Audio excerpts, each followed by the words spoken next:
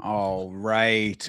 Good evening, ladies and gentlemen. Thinker St. James here alongside my good friend Chase Parton. This is MMA on Film, and it brings me great pleasure to welcome you to our review of 1988's Bloodsport. Chase, how are you, brother? I am really good. Obviously, if you guys were here last night. You know that we are pulling a double one out here. So we are doing good, and I'm very excited to talk about this one. I'm having a really good time, and it's been burning me, to talk about this film. I'm excited. Absolutely. Same here. I am very much looking forward to hearing your thoughts on this one. Obviously, an iconic film. This is a little bit different than the films that we've reviewed before in the tone and type of film and all these kinds of things. So, very excited for this one. Of course, if you are new to MMA on Film, we review films and media that is related to mixed martial arts in some way. Let us know what you want for us to do on the series coming up here. Like, comment, subscribe to all the YouTube stuff if you enjoy what we are doing with this series. And of course, yamashow.com for all of your Yama merch. That being said, Chase, do you want to just jump right into this thing? I'm excited. I'm ready to go. I am very excited, but I want to just first, we'll shout out our two friends that are here right now, Bleeding Edge and Hydra. Of course, this film, I think we're ready. Actually, now I think we're ready. Yeah. I love it. Thank you guys for hanging out with us for this one, of Oh, actually, course. no, I remember. Yes. So you guys make sure you drop your recommendations for the next movies. I know you said that, but the point is, Bloomis is our guy, and he had recommended this movie. This was way long ago for us to go ahead and review this, so it is wrong for us not to mention that he gave us the recommendation. It took us more than 3 months, guys. I had one comment ago. It was 3 months from Bloomis, but I know he had been recommended from before that comment. We we will lock into it eventually. It just takes a little time. Obviously, we got a lot going on. So drop the recommendations and just know it's going on a list and we will eventually get to them. Absolutely. And the list just keeps growing and growing, and we want to do it all. So definitely let us know. We'll keep orders. People have things that they want that are more pressing. We've got a couple of films that are going to be new releases that we're going to be going over. We want to do everything that you guys want to see. So definitely let us know. Absolutely. But All right. now we can get into it. I was going Yes. to say, with that all being said, this is Bloodsport. Bloodsport is a 1988 martial arts film directed by Newt Arnold and written by Christopher Cosby, Mel Friedman, and Sheldon Lettich. Chase, what did you know about the film Bloodsport coming into this viewing? I did not know anything, honestly. I had never seen it. I mean, I had seen clips and references, of course, but I didn't really know this movie specifically was those clips kind of deal. Bloodsport was the clips that I had seen before. I just knew Jean-Claude Van Damme is just kind of one of those action stars that people I they just I don't know, like, I didn't really know of him growing up, like, I was an Arnold and a Stallone kinda kid, but this guy just slipped through the cracks, and I'm kind of upset now that I see the movie, to be fair. Well, I think that Bloodsport is kind of one of those movies that became such a cultural touch point after it like gained popularity because it bombed on initial release. It was not very popular when it first got released. It had to grow a fan base over time. And then once it had that, it just kind of became ubiquitous. It's just like even if you'd never seen it, you recognized certain imagery from it, maybe a line or two, these kinds of things. So that was actually my experience with it. I had seen parts of it throughout my youth in pieces here and there. It'd be on the TV at somebody's house, that kind of thing. Dad would be watching it in the living room while I'm playing with the kid kind of thing. So I was familiar with it, but I'd never seen the whole thing as a kid. I was always aware of it just culturally is kind of how I would say, I don't really think that I had seen many other Jean-Claude Van Damme films as well. So that's kind of like what you're saying. It's like, I don't think that he was one that was like a a huge icon as much as those other people that you mentioned were in my life growing up with action films. And then I finally, it actually took a while. Like I always sort of knew the gist of it, but never like went deeper than that. I was just kind of like aware, and that was about it. It took a while for me to actually sit down and watch the whole thing. It was only about a year ago that I decided to watch Bloodsport in its entirety, full through. So this was my second full on viewing of it for this MMA on film. What I think is interesting is you had told me, that you recommend watching these movies a second time, watching them a second time after you take notes, just kind of, rebrief yourself and, you start picking up on stuff. What I would like to say is this movie, I totally understand why it was something that did not do good initially, but grew on people over time is because that second watch, you they have a lot of dots that just were already there, and then they don't really get connected, but like the characters have always been there, kind of deal. You see a lot of characters, and the second watch really does like I think this movie does kind of shine when you can watch it a couple times and like it is the same movie and there's not crazy amounts happening, but it's fun and entertaining, and I think it's good, man. I like it. That's a big reason why I'm very interested to hear your thoughts in general throughout all of this, is because it's a different era and style of film than what you get made nowadays. I mean, like it is a very simple story. The characters are somewhat one dimensional, I would say. There's really not many twists and turns throughout this, but the core of what you get out of it is something that you can latch onto so strongly that it's like even if you don't think it's that great, you can rewatch it over and over. This is a movie that I could just have on in the background at all times if I wanted to, like just have it on repeat, just playing, and you just kind of catch it at any moment, and you're right back into it. Yeah, no, I had a really good time with this. I'm very happy that Bloomis recommended this. I would love to say that Bloomis is cooking with the recommendations. He had obviously recommended Warrior, and then now we're on to this one. And this was definitely more of an entertaining experience than that one, I would love to admit. Absolutely. And I'm sure that there are plenty of things to comment on. So without further ado, let's get into the review here. So this thing starts off, Bloodsport, with the Canon logo. This was released by Canon Group. Canon is a big name, or was a big name, in the B movie and horror world. So it was awesome to see this associated with the classic. Canon is responsible for releasing a lot of the now late Chuck Norris's biggest films. So RIP to the legend Chuck Norris. And thank you, Canon Group, for those films and this film. Yeah, absolutely. I mean, you can definitely see there was a demographic they were making films for. So shout out because here we are. Now we're giving more light on them. What is it, 60 years later, whatever it is. Yeah, I mean it's in the ballpark for sure, and yeah, Canon is responsible for a lot of those. You're exactly right. They found a niche. They were, like I said, big in the B movie realm, in that world, and it's like there was obviously a demand for it. They filled the demand, and we got classics out of it. So good deal there.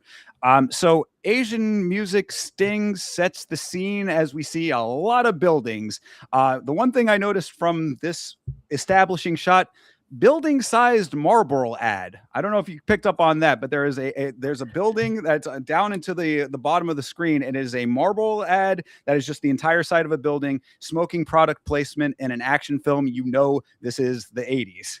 The note that I had initially, I'm going to read it out loud. You guys are going to know instantly how little I know about this film. You're talking about, cue the music. I'm sitting here saying, here's an opening shot of New York City.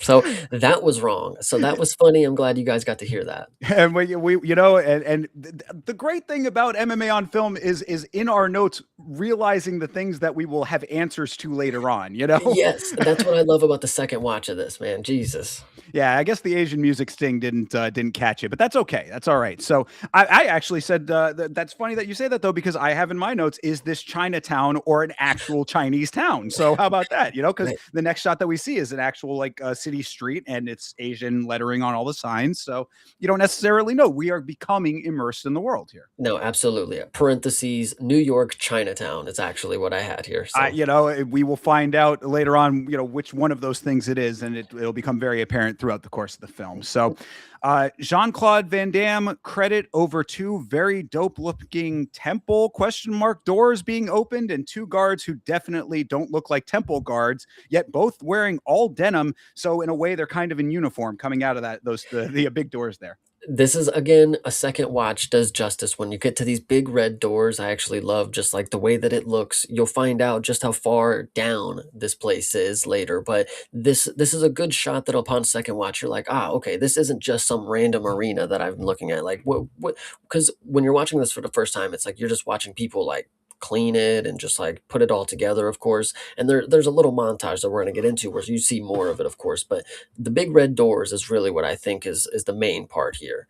Oh, We never see absolutely. them open, I don't think. I think they're just always open. Like it's kind of Yeah, either that or it's like just right at the end of them opening. Either way, but the two guards come out, guards, quote unquote. But that's the funny thing to me. If they are guards, the only uniform that would let you know that is the fact they are both in the Canadian tuxedo. They are wearing denim on denim, flanking the door. And I was like, maybe you want to spruce that up a little bit, but maybe they're trying to make it a little more incognito. I don't know. Either way, you got two guys in denim, and they are on either sides of the door. But the door looks very dope, and it certainly gives you the impression that something bigger is coming. yeah, absolutely. And you get a lot of anyway, so the scene opens up where you just get a quick montage. You get a lot of people showcasing skills is what I would say you get here. So you get a Korean man, and the reason I know he's Korean, he's got a bandana that says it's got the flag. It doesn't say it. It's just the flag of Korea. It basically does say Korea. I'm sorry, but Right. Korean man kicking ice and elbowing. He's actually doing some major work here on these big old ice blocks. Where did they get those? I have no idea how they made big old ice blocks like that. You also get a white man, English guy, just breaking boards. He's doing like jumping knees through these boards. It's pretty impressive, when you wonder what he's training for, of course. This one, the next one, is the real interesting one. Now, I have it down as African guy. I obviously don't know if this is what he was, but whatever the case may be, he was climbing trees and grabbing stuff. I don't know how this related to martial arts, but hey, I will let you guys know the callback, it's paid off. So Well, I mean, that guy and several minor details here. You got to understand, people. This is a movie straight out of the 80s. Times were a little bit different. There are going to be a couple of things that are questionable by today's standards, perhaps. This character is certainly one of them that you're referencing there, Chase. Yes, this is an African gentleman, presumably, who has the characteristics and what we will come to find the fighting style of a monkey. And I, I'm putting that out there just to say, I mean, right? I mean, that's I I'm called him not Tarzan because I was gonna put monkey-like fighting style, but we'll just go with Tarzan. I think is because that's kind of what I got from it. fair enough, but I do think that they're trying to imitate like a monkey style, which I think is like like a kung fu variation. So I mean, I guess like it's hard to say without it just being yes, this is blatant racism. But To be fair, even if it was blatant racism, the monkey fighting style, we will talk about it later. It was decently portrayed, I guess. I mean, oh, I we'll can't get wait to into talk it. about it when we get to that. Absolutely. Yeah, that's one of the more entertaining parts here. But yeah, I mean, look, you have crane style, manta style, monkey style. This guy, again, if you interpret it as you will, but we're presenting the facts as they are. But so yes, we start off. We do have a couple of shots of the inside. Like you said, this is a montage, so a couple of things are getting hit at us very quickly. That this film does that a lot. I mean, we talk about this montage, several montages in this movie, so just be prepared for like rapid fire information for a couple of those. But what I said about the inside of the venue before we get into like the more populated version, it's being set up and stuff. This is the goated fighting view venue right here. I said, we watch RWS at Roger Domnern Stadium. This is the proto of that, because could you imagine seeing an actual fight in this environment? This is so perfect. No, I love it. I would love to be there with the money in hand, being able to gamble with those guys because they're into it, and I could be front and center, and sitting next to, FBI agents and people across from any other lands, whatever you want to say. I say I'll tip the hand on it. There is a very large percentage of this movie that is dedicated to shots of people gambling and reaction shots of the female love interest. Those are Yeah. two things you're going to be hearing a lot of going throughout all of this. But that's for a while here. We get Bloodsport. We get the very plain logo reveal, Bloodsport in red, same font as all the other credits. Very minimalist vibes there with that. And then it's people setting up all this stuff, as you said. You've got this is Bolo Young, the man with the Korean flag on his headband. He's a well-known actor in these kung fu movies, these martial arts films. He is goated. He is jacked as fuck, and he is kicking and breaking blocks of ice with his feet and elbows and stuff. This dude is going at it and making them explode. That's crazy. Then, as you said, also the guy, the white dude breaking the boards. The thing about that was really funny to me was his little helper guy. Did you notice him? The butler. Yes, he's got like a butler or somebody who's just there to kind of like be like, ah, yes, you're very good at breaking boards with your knees. Exactly. So I thought that was really fun. This is just a multi-person montage that continues. A shout out to the awesome score for this. The music in this film is iconic for sure, and we'll get to some of the music as we go through. But yeah, we got all of these different various styles, and of course, this the man with the monkey style in the tree breaking coconuts. It doesn't get much more interesting than that, I suppose. No, that one is really good. There's one that I like even more, but we're not there yet because there's some more stuff going on. Well, We get one last thing though, oh, go real ahead. quick. Sorry, one last thing with the dude in the tree, the monkey dude. It is what I got to be accurate with how I'm describing this. The thing that was crazy though is that did you notice he jumps in one direction and then clearly comes in on the other direction? That this is one of these continuity issues that this film has several of. But he runs, he jumps, it cuts to him with his hands flying outward in the direction that he ran, and then he's dropping in on the branch clearly from a different direction. So it's like, why couldn't you make those line up? It's the I first part of the movie. It's one of the first things you see. that actually goes to a point that I'm glad you brought up because again, this was my first viewing experience of this movie. I was really thrown off when I was like, oh, okay, this is breaking ice, breaking boards. Why is he climbing a tree? What was that about? Why does he look like? Anyway, go on. But anyway, it gets even better because Yes. you get more fighting. Yeah, I think there's actually specifically fighting around a bonfire. This one is really fun. So you get like these like white guys who are like they look like hobos. They're like praising like one. It's kind of weird. Like it was a weird setup for a fight, but the dude was whooping butt. So either way, people were cheering. Yeah, I And wanted to then say it was go ahead. capoeira that one, but like, or it was the Brazilians, but it's like you're right. Some of them looked white. They had torches. It was very strange. I said capoeira question mark kicks made it look kind of plausible, maybe. That guy, we'll talk about him later because yes, I think it's key to note that they're trying to portray specific fight styles for some of the main people that are in the tournament that we will Right. find out. A lot of other people are just random kung fu versus random karate versus kick guy versus punch guy. Yeah, like NPC action movie martial arts. Yeah. Yes. So I did have in the notes that this is a crazy intro because they're just throwing everything at you, but you do get a sense as like, if of course I know this is a fighting movie. It's like, okay, these are guys from all over the world. Like they're training. You get that very quickly. Like they actually did a very good job of establishing what's going on. Who is it? It's everybody across the world, different styles, different training methods. And then we keep going, of course. Well, yeah, And and I was going to say that you're right. This is one of that point right there is kind of an overarching point as to why I think that this is a quality film in general. Because the criticism is this is a very plain story. However, it does not have to be ridiculously complex if it is presented in a digestible and understandable and satisfying way. And just what you're saying, I think, does that. Because yeah, you're like, imagine again, you got to also keep this in historical context. Imagine this is all pre UFC, this is all pre MMA to like a modern sensibility. So this is like your exposure to all of these styles potentially if you're the average film goer who's not a martial arts fan or a person who is interested in that world, like a subscriber of Black Belt magazine kind of thing. You're getting this for the first time, so it's like it is a lot of information to be thrown at you, but it makes a lot of sense for what you're gonna get going forward. yeah, absolutely. So we're getting a lot of these fighting styles thrown at you, and then we get it's not it breaks the montage. Of course, we get more of the montage, but we break the montage to somebody hitting a heavy bag, and this is where I was like, okay, here's your traditional boxer, and I would love to say I was very wrong about that. So we'll go ahead and introduce. I believe they introduce him right here. He says his name. Yes, I don't think I had it Yes. in the notes, but This is Jackson. This is yes. Ray Jackson is the name of the character. You might know this performer if you're a little bit of the age. This is the same dude. His name is Donald Gibb, the actor. He is most iconically known as Ogre from Revenge of the Nerds. So if you hear me referring to him as Ogre throughout any of this, that's the reason why. Because yes, Ray Jackson is his name. Jackson, they refer to him often, but I will always consider him Ogre from Revenge of the Nerds. So again, it'll probably slip in there every once in a while. But yes, he's beating the heavy bag.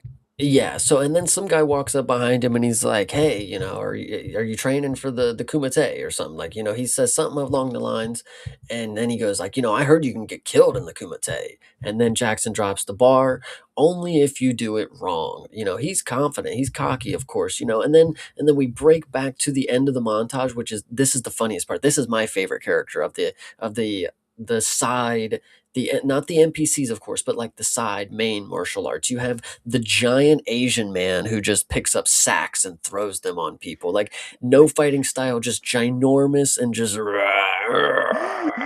Large villager dude in loincloth hoists a very large sack that looks like a he looks like the home run sandbag from Super Smash Brothers Melee, and he throws it into a couple of other guys, then laughs at them. Like what, dude, like, thanks, man. Like I said in question mark, is this training? It's yeah. like it doesn't even really track. But one thing I wanted to mention with Jackson's intro as well, as you said, the guy comes up, are you going to Hong Kong? You can die in the Kumite. Yeah, only if you fuck up. He punches the heavy bag. This is a very noticeable thing in this film that if you dwell on it, you're going to have a bad time, or you'll at least laugh at it and maybe find some joy in it. But the dubbing is kung fu style dubbing, but they are speaking English in the movie, which makes it almost more eerie and uncanny. It makes it almost harder to follow along because, like in like a common martial arts film, and Hong Kong one where they're speaking another language, you kind of understand that the mouth is not going to match up. In this, you expect the mouth to match up, but the audio and the dialogue always sounds just slightly off, and then you see their mouth move in different ways sometimes. So it's an odd juxtaposition of that. I definitely have it in the notes, not right here because this scene's a little too quick, of course, but I notice it this scene after. Yeah, there's dubbing all over. There's a lot of parts, and I'll bring it up just as a general note when it comes to this as well.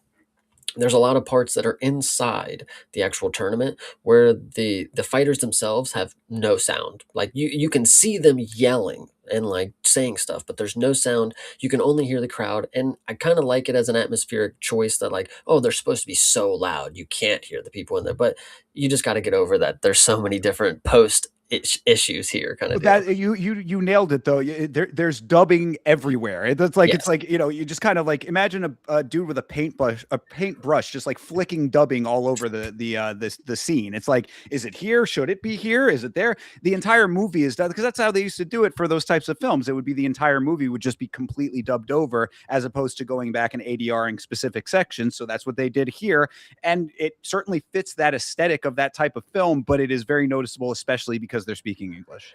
But what I will say, again, general point, it doesn't throw you off. The movie is entertaining enough that none of this matters because it's a stupid fucking movie, guys. You just like, I don't know. You got That's to you're imagine they don't even speak the language anymore. So brother. You're exactly right. All of these things melt away. They all become part of the fun of it. It's like that's again why I think that this succeeds as a fun and worthwhile experience is because all of them together create their own world building, so to speak, that immerses you in it. The things that are goofy, you laugh along with. The things that are compelling, you're compelled by. Like it hits all of the beats if you let it. yeah, So absolutely. So, yeah, the big Asian man throws the big old bag of stuff on the two dudes, and then they sweep off the mat. That's the ending shot here. Is like they're closing the door, sweeping the mat. We're getting ready for fights, and I love that it's like after the big Asian man, they had to break it for Jackson, and then come back to the big Asian man, and it's like, all right, that's about it on the training session. You got everything on there. You got the man climbing the tree.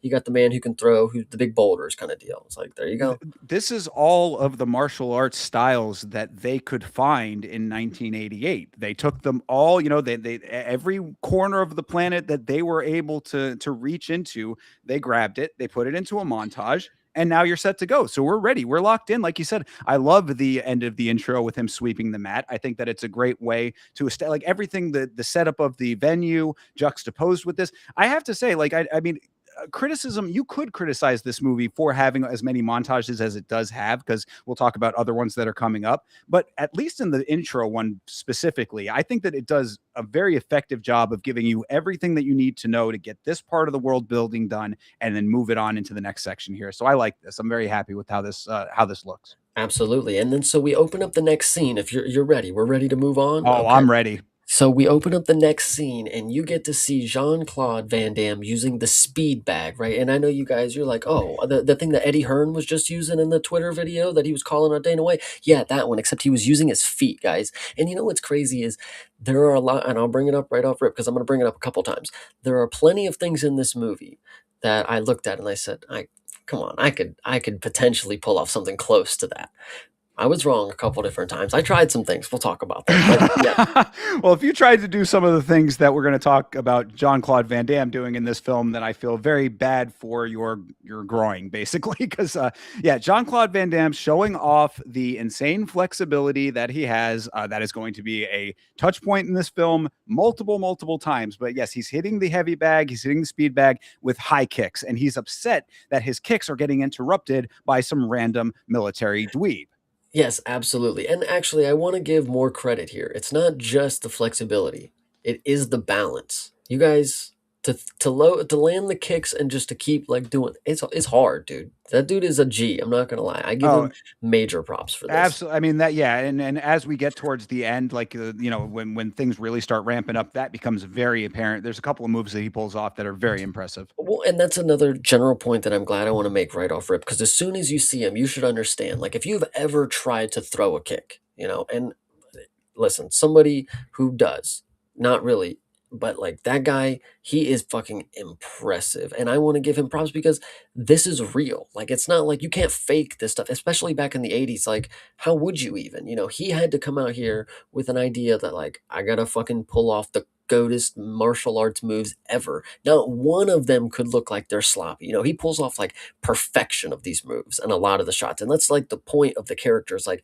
he's so good at what he does. Like he's perfect. Like and it looks really fucking clean a lot of the times. Well, he has to be that perfect because they set his character up to be Mr. Perfect throughout all of this film. And this scene actually starts getting you the impression of that. So, what we're leading into here, the military guy is interrupting him because the colonel wants to see him. The colonel knows that Jean Claude Van Damme is going to Hong Kong.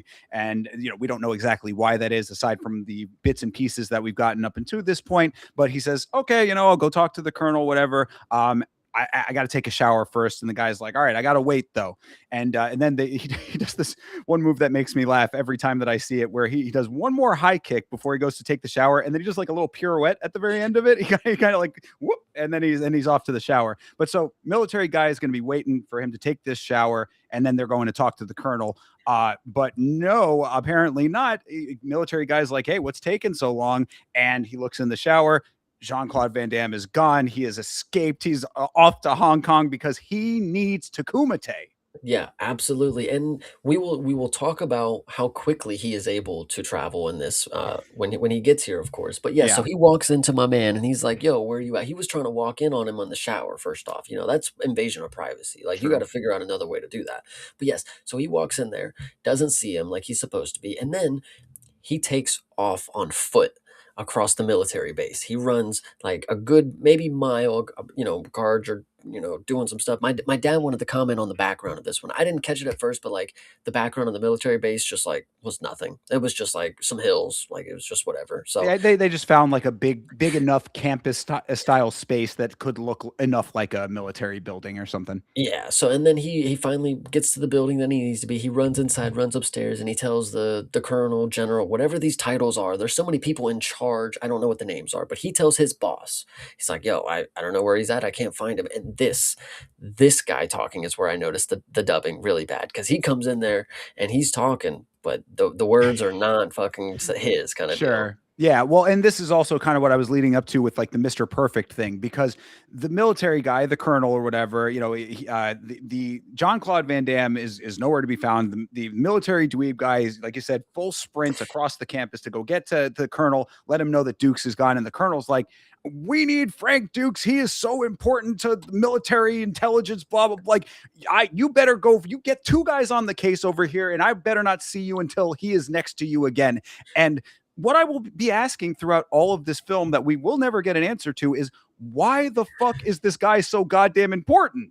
That was my question. I was gonna ask if you even knew, like, what is his position here? Is he literally, because I have him wrote down when I said he tells the boss that he can't find Cap. That's the way I wrote it. I'm like, is he is he like their Captain America? Like seriously, is he just their super soldier that they got kind of deal? Quite literally what they are making him out to be. And I think I'm going to be able to enlighten you after we get to the trivia section as to some of the reasons why this is set up the way that it is. But you just got to go with it. Frank Dukes is the most important person on the planet. As far he is a military asset over here to the United States military.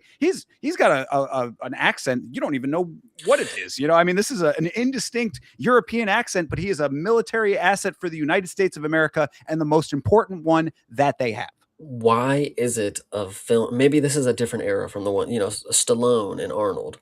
Why is having an indescriptive accent an action movie star staple kind of Oh, deal? brother, Val I said Kilmer is another one too, maybe? Naval's American, but I mean, either way, though, what I say about that, I do have that later on in the notes that this is a bygone era of action films in general. The action star who is jacked as fuck from another country in America, just saving the world on our behalf, like that. We don't get that anymore, and I think that it is an unfortunate evolution of culture that is really denying us greatness. To be perfectly honest.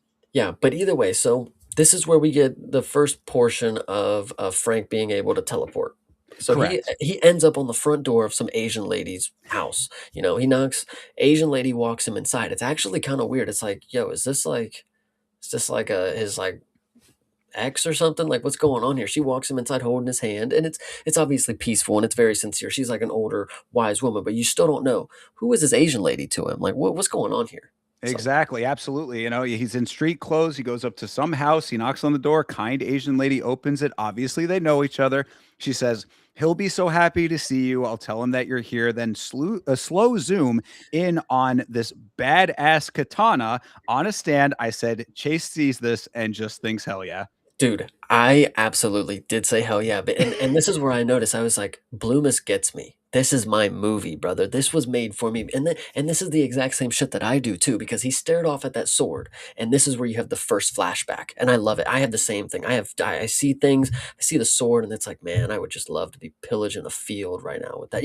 Anyway, it's love to see him have a flashback when he stares off at the sword. And he's a young kid. There's two kids breaking into a house. They're looking inside at this. They're like, look at that sword, which this is really funny because they use the same house and they establish two different things, and they just use the same like area of the house. You don't see anything more of the house. You just see the window, you see where the sword is, and you potentially see a little bit of the background of it, but that's and it. and everything exactly the same. I mean, this house has not changed a speck of dust in as many years as this flashback is taking place to. Yes, absolutely. And so the kids break into the house and they're like, "Come on, are you scared, Frank?" And he's like, "I'm not scared." And this kid who's acting out as young Frank is awful. Oh, He's the worst. absolutely the worst. Absolutely. Not only is he just a terrible actor, but he looks nothing like Jean-Claude Van Damme. So it really begs the question why they chose this kid to be young Frank. And they have to have him try to do somewhat of the accent too, which is even more brutal. But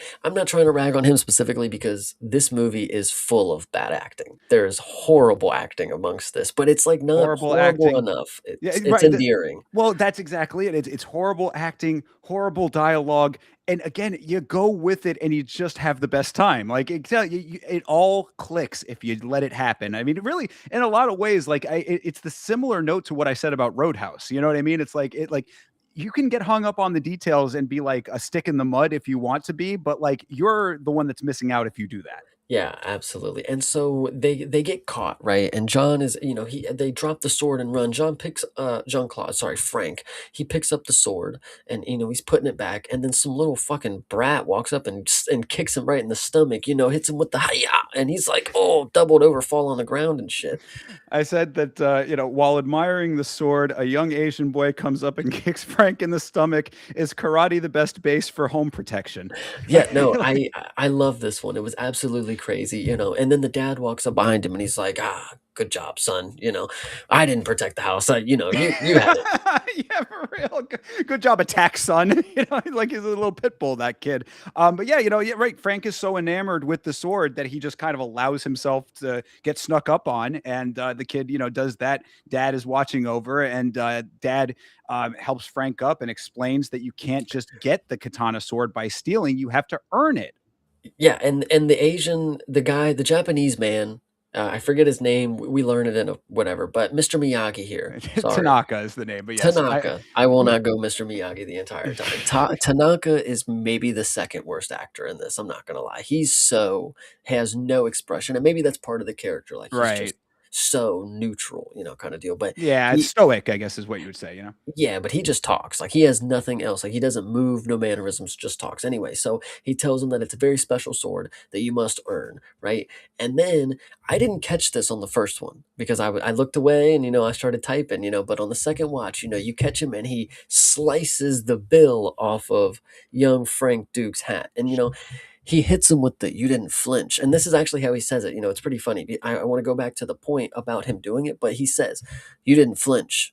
You got warrior spirit." So he says Yeah, just like that. But also, he didn't even hit him with an attack that you have time to flinch. Like, if somebody just swipes your hat, it's like, what the fuck just happened? Like there's no for sure. flinching Yeah. happening. Yeah, absolutely. Yeah, and it really, like, to me was I put a bunch of question marks after that note because I was like, how does that signal the fighting spirit? This is just a general note to me. I have never understood why flinching was the thing that is a tell of a person not being like hard. Because to me, it's like if you're a flinch to me is like I'm getting ready to strike you back. So like I've never really gotten that as like the masculine element of that. But like here, really doubly don't understand it because like it's like yeah, how does not flinching to a sword being flying at your face? Like, are you supposed to tank the sword damage if it's going to hit you? Yes, you were just supposed to get your head chopped off, like Apparently so, and that's what a real man would do. So absolutely, yeah, and absolutely, indeed. yeah, so he hits him with the "you aren't gonna call the cops on me," and he's like, "No, we're gonna make a deal. I think you can train my son, basically." Well, So and this is where again, 80s film. This is back when things were a little bit more innocent in that regard because I was like, nowadays older man making a deal with a kid who broke into the house, and then what's going to happen coming up in the next scene when he when he goes to meet Frank's parents and kick the story to them as to like, hey, I'm going to be like taking your son to come and learn the martial science, he calls it. I'm like, this has some weird overtones in current lens. You know what I mean? If you look through the current eye at this, you could infer some things that are not what are actually going on in this story. yeah, I said, so he says deal question mark, and then I said Asia man's now talking to the parents. It's kind of weird, but we'll go with it in this world. You got to go with it. And really, I liked the Asian dude's explanation because he really appealed to the shared immigrant story. He's like, you came over here to do, I think, what, like grow wine or grow vineyards kind of thing. I came over here to work in a fish hatchery. We both have the spirit of I guess entrepreneurship, whatever. He had a whole little spiel that was like really selling it to these parents. And I was like, if he wanted to fuck this kid. I mean, he'd be in it. I Yeah, mean, he's doing the job. yeah, he's doing a lot. He's doing way better than anybody should be at selling the idea that your kid's gonna live with me now. I said that I'm very glad that the rest of this scene did not take place on an island. Yeah, absolutely. Jesus, no pizza involved. Yeah, indeed. So anyway, I mean, on the up and up, this dude is kicking the story to him, and they're going with it. Now Frank is getting his ever loving ass kicked in training. I mean, this is just like the most brutal training of all time. Frank just on this mat, constantly being beaten first by the son and then by the father. That's what's crazy is like this is the most brutal portion of his life. He's getting beat up by an 11-year-old every single day, and then not only beaten up, but getting mentally degraded by being called a round eye by this kid. Oh Jesus yes, Christ. gotta love it. Yeah, why don't you quit? Round eye, says the little racist Asian son. It's like, good lord, this dude is being flip flopped all over on a giant oversized mattress out in the middle of the backyard, and this kid is really trying to break him. And I'm like, dude, credit to him, I guess, because there'll be a line, we'll come back to this later on, that like kind of explains, it's a good like catch-all way to explain all of like why everybody's motive, like what everybody's motivation for being involved in this stuff is. Well, I'll say it when we get to it, but like this is the scene here where you're like, where is the value? Like, do you really need the sword that bad? Like, was the sword that cool? Yeah, no, the sword probably was that cool, dude. I mean, to be fair, I could take 2 days of this and I'd be like, maybe not." But the sword for him, dude, he obviously is more dedicated than me. So yes, we see the kid, he's definitely whooping his ass, making him quit, calling him racial slurs, and then, and then he's like, "Dude, why are you doing this? Like what is the reasoning for this?" And he's like, Shut your face. You're here to train my son. You don't fucking ask questions." And I was sitting here thinking like, God, like father, like son, these guys are fucking assholes, man. Old Japanese men and kids, Yeah, Gosh. absolutely. I mean, Frank is like, if you just want me to be a punching bag, that's not going to happen over here. So it's like, the older Asian dude is like, okay, I guess I got to like actually like train him a little bit more. And then it cuts to Frank coming to the rescue of the son, like out in like a school setting. He's getting his ass kicked by a couple of like, school bully kind of kids. So Frank helps him up. Obviously Frank is looking past this little very racist Asian boy's racist ways. So it's like they form a little bit more of a bond. And then the son, kind of at random, just says to Frank, "Someday I'll fight in the Kumite and make my father proud." And it's like, I mean, you could have said thank you. That also could have been a thing that you said in that instance. You realize how low the budget is when you see this shot of these kids because it is dead ass just on like the side of the street or whatever. There's just a little road. You got three little kids in the background. You got a kid on the ground, and then you got him picking him up. And how slowly it's acted out is like they don't have any cues to it. It's like, "Hey, thanks, man. I'm gonna be in the Kumite." It's like it's like, all right. That's actually one of the things that makes it so entertaining is sometimes the choppiness of the way things are delivered. We'll talk about it a little bit later on. There's something that the female lead says later on down the line. The delivery is just fucking hilarious. There's a bunch of hilarious deliveries, but that's certainly among them for sure. And then so this is where the flashback inside of the flashback ends. We go back to the original flashback now, and we are at the wake of the young son. Obviously these 13-year-old bullies had gotten to him. They had just ruined his fucking life, and he's no longer with us. So we are now here with Frank and the Japanese man, and we are just waiting to see what is next. There's no more training, is what he's telling Mr. Frank here, but there's so much more to teach, is what he's telling me. That and then now the Japanese man is talking about a family that he had also out over in Japan. He lost his family in Hiroshima, is what I have down. Is that what he actually says? Oh yeah, well, this is like you said. This is a cut that almost is like we're getting exposition dumps like in random spurts at this point. So yes, this is another kind of like abrupt one. But yeah, we're sitting in front of a shrine and we find out it's to the son. The son at some point passes away. Dad says there's no more training. He came to America because the war took his first family. They died in Hiroshima. So again, we're getting rapid fire Yeah. information here. Now that his son is dead, the training has to stop. But Frank is not having that. He says, "Teach me. I want to learn. I need, I'm trying to honor you with this. No, you're not Japanese. You are not a Tanaka." But then Frank lays out the case for mixed martial arts. He says, quote, "It was you who told me to use any technique that works, to never limit myself to one style, and to keep an open mind," he says. And I was like, yo, he really just hit the Mark Kerr on us real quick. No, absolutely. I loved it. And what I also would like to say about the story about his family back in Hiroshima is like that could have just not been in the movie. The movie could have just been an hour and 29 minutes. It's Yeah, fine. it's one of those things where it's like you choose certain things, other things, this and that. I guess you needed to have a reason for Frank to be the one to go to the Kumite instead of the son. But yeah, you're right that specific detail was like a little superfluous, but whatever. Again, building the relationship, I guess, also building the idea that this dude has now taken L after L, so to speak, in his life. It's like, now I'm just going to give up. But Frank is like, no, I'm going to carry on for you, even if you've already gone through all this adversity, I guess. I, I Sells it, like sells it twice. I like how he gives up so easy. So, no, you're not Japanese. He's like, but martial arts. He's like, all right, let's go. I Fuck it. mean, dude, you know, the last great hope, the great white hope, quite literally right now. So, you know, we're back to training again, and Frank is getting tossed repeatedly. This old man has all the answers. Frank has none of them. He's on his back so much you'd think that he was training jujitsu, or that that might be something that he should get into. But nope, it is all striking, and it's a lot of Frank not getting it. Well, this one is actually a fun one because and we gotta get into it one more time because I think it's a crucial note to make because, again, I've never seen this movie until now. So, yes, he's getting thrown around a lot, and this is where I actually had the note.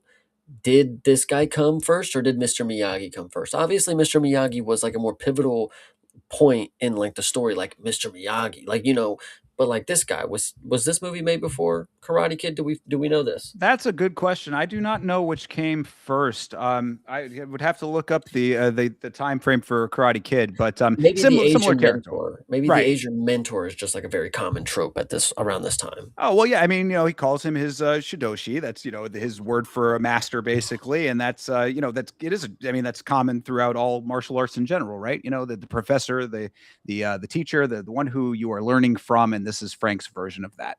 Hell yeah. So yes, he's getting flipped a lot. You're right. He's learning a lot of judo, but not the good portions of it, just the getting the ass whipped part of it. And then he's getting hit with sticks. This is another fun part. He has the kendo sticks and he's just smacking him about. He's dual wielding them, by the way. He's going akimbo. It's crazy. This dude just hitting him with sticks so often and with such force, you know, yeah, just tossing around, hitting with the sticks. He's dodging him blindfolded for a minute. Wouldn't it would have been great if he had tossed him blindfolded as well, but he didn't do that. It does the toss of him from a seated position right after that. So it's like he's just getting his ass whipped in all various different ways. And we're also setting up this superhuman element that Frank has, which is the ability to sense things coming at him that we really don't even necessarily see all that much aside from this from the old man. But like, this is going to be very pivotal to the story later on.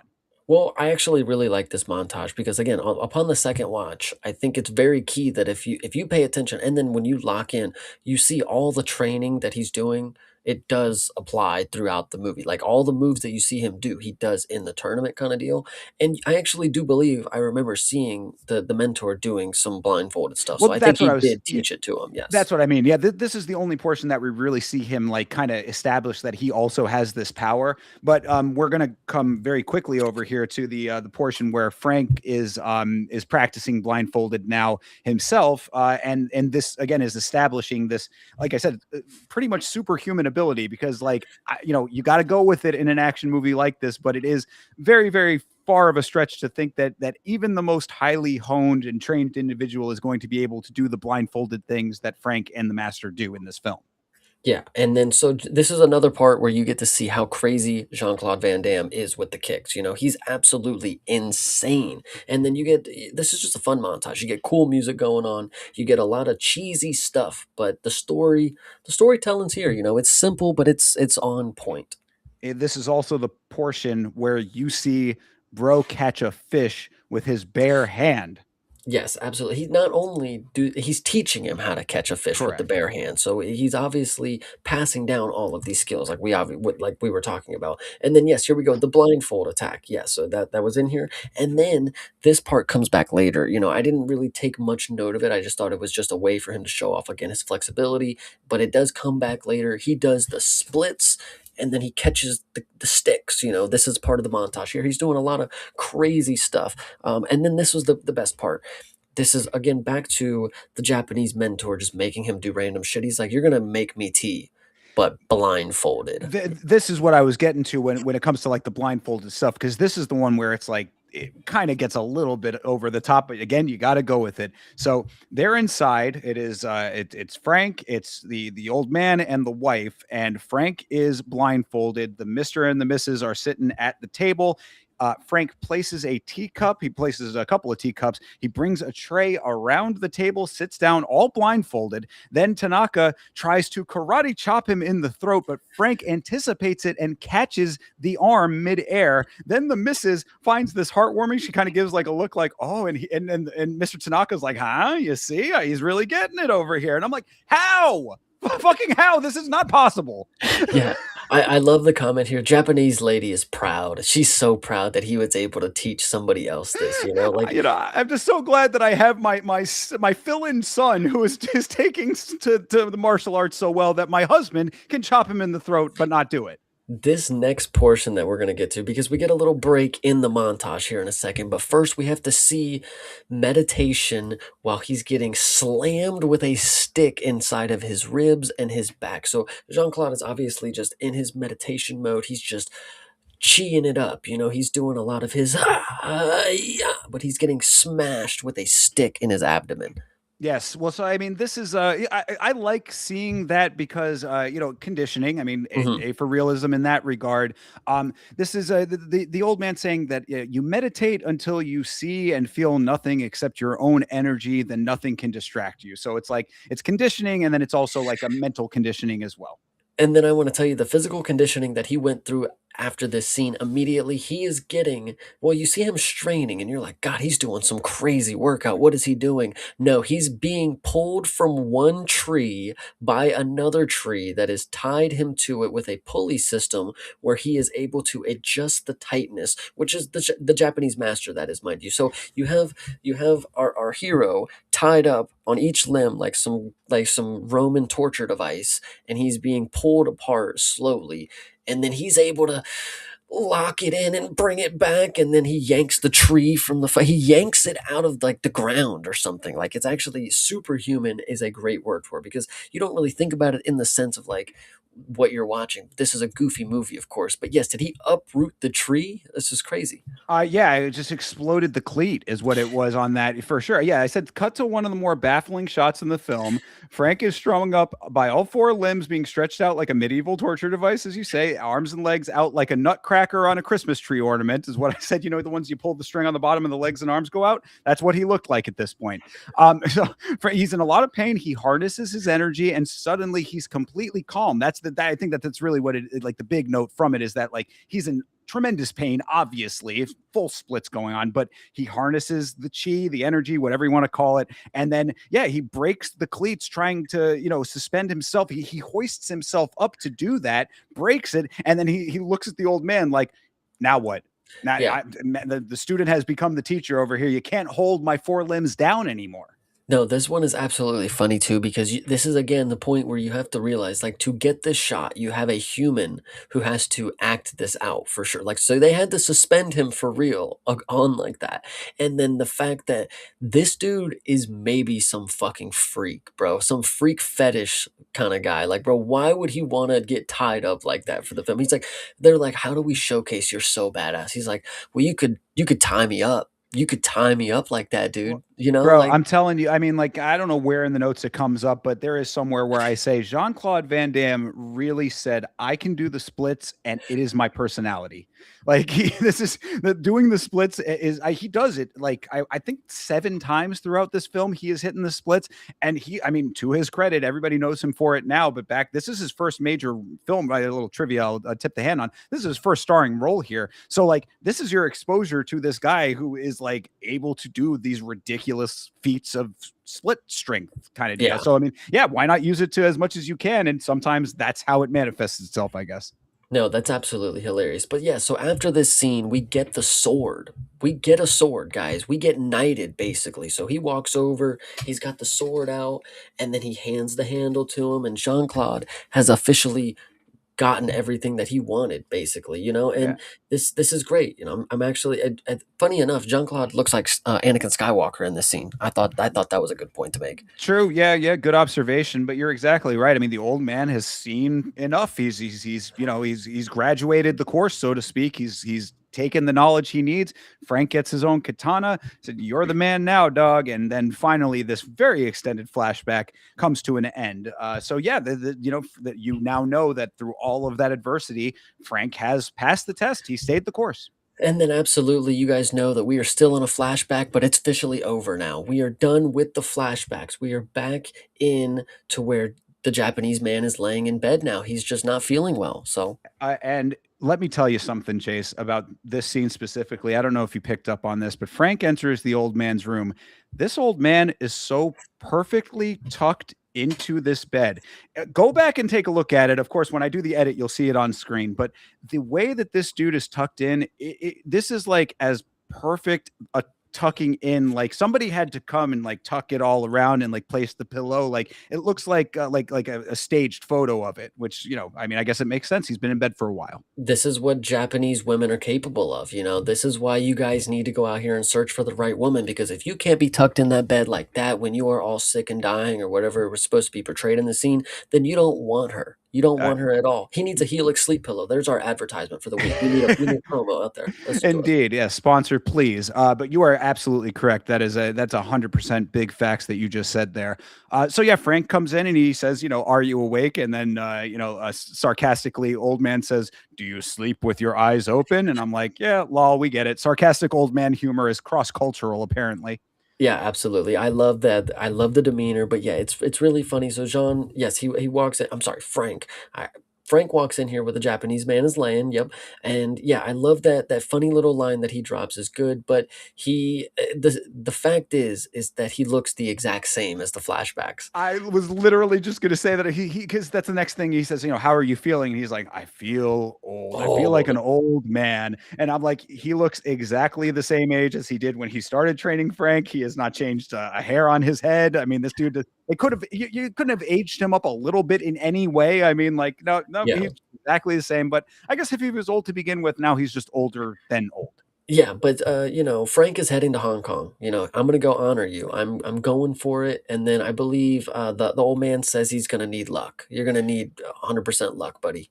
Well, he says he drops this line that again, if going back to our previous conversation about how him and Frank got linked up, he said, "I poured all of my knowledge into you," and I said, "I'm very glad that it was just knowledge that was poured into Frank at a young age there." But Yeah. but yeah, so I mean, he says when you fight, in the Kumite, my spirit fights with you. You're going to need it, because the Kumite is the real deal. So yeah, that's about it. Frank is off to the Kumite, to doing the travels. It's gonna be another a time travel situation. I did say though, I said that there is an alternate reality out there, Chase, an alternate world. This is a thinker movie idea. You can take this one for free. There's an alternate version of reality where this film has the son come back from the dead and he also enters the Kumite, and it's a new martial arts action horror film called The Zombite. Oh, wow, interesting. No, but that actually would have been a good plot twist, rather than the zombified plot twist, of course, but him coming back would have been really interesting. I didn't even think that that was a possibility, but that would have been really cool for him to be, Yeah, like not one of the actually dead. villains. Yeah, I didn't even think about that. Yeah, he could have just, for whatever reason, he wasn't actually dead. Yeah, interesting twist there too. But I like the zombie 13-year-olds version. fake their deaths, I mean, that's just a hard reality. Absolutely. I mean, the plot twist of the century could have been right there. But either way, zombies aside, we do a jump cut to Hong Kong, and Frank is now on a double decker bus? Question mark.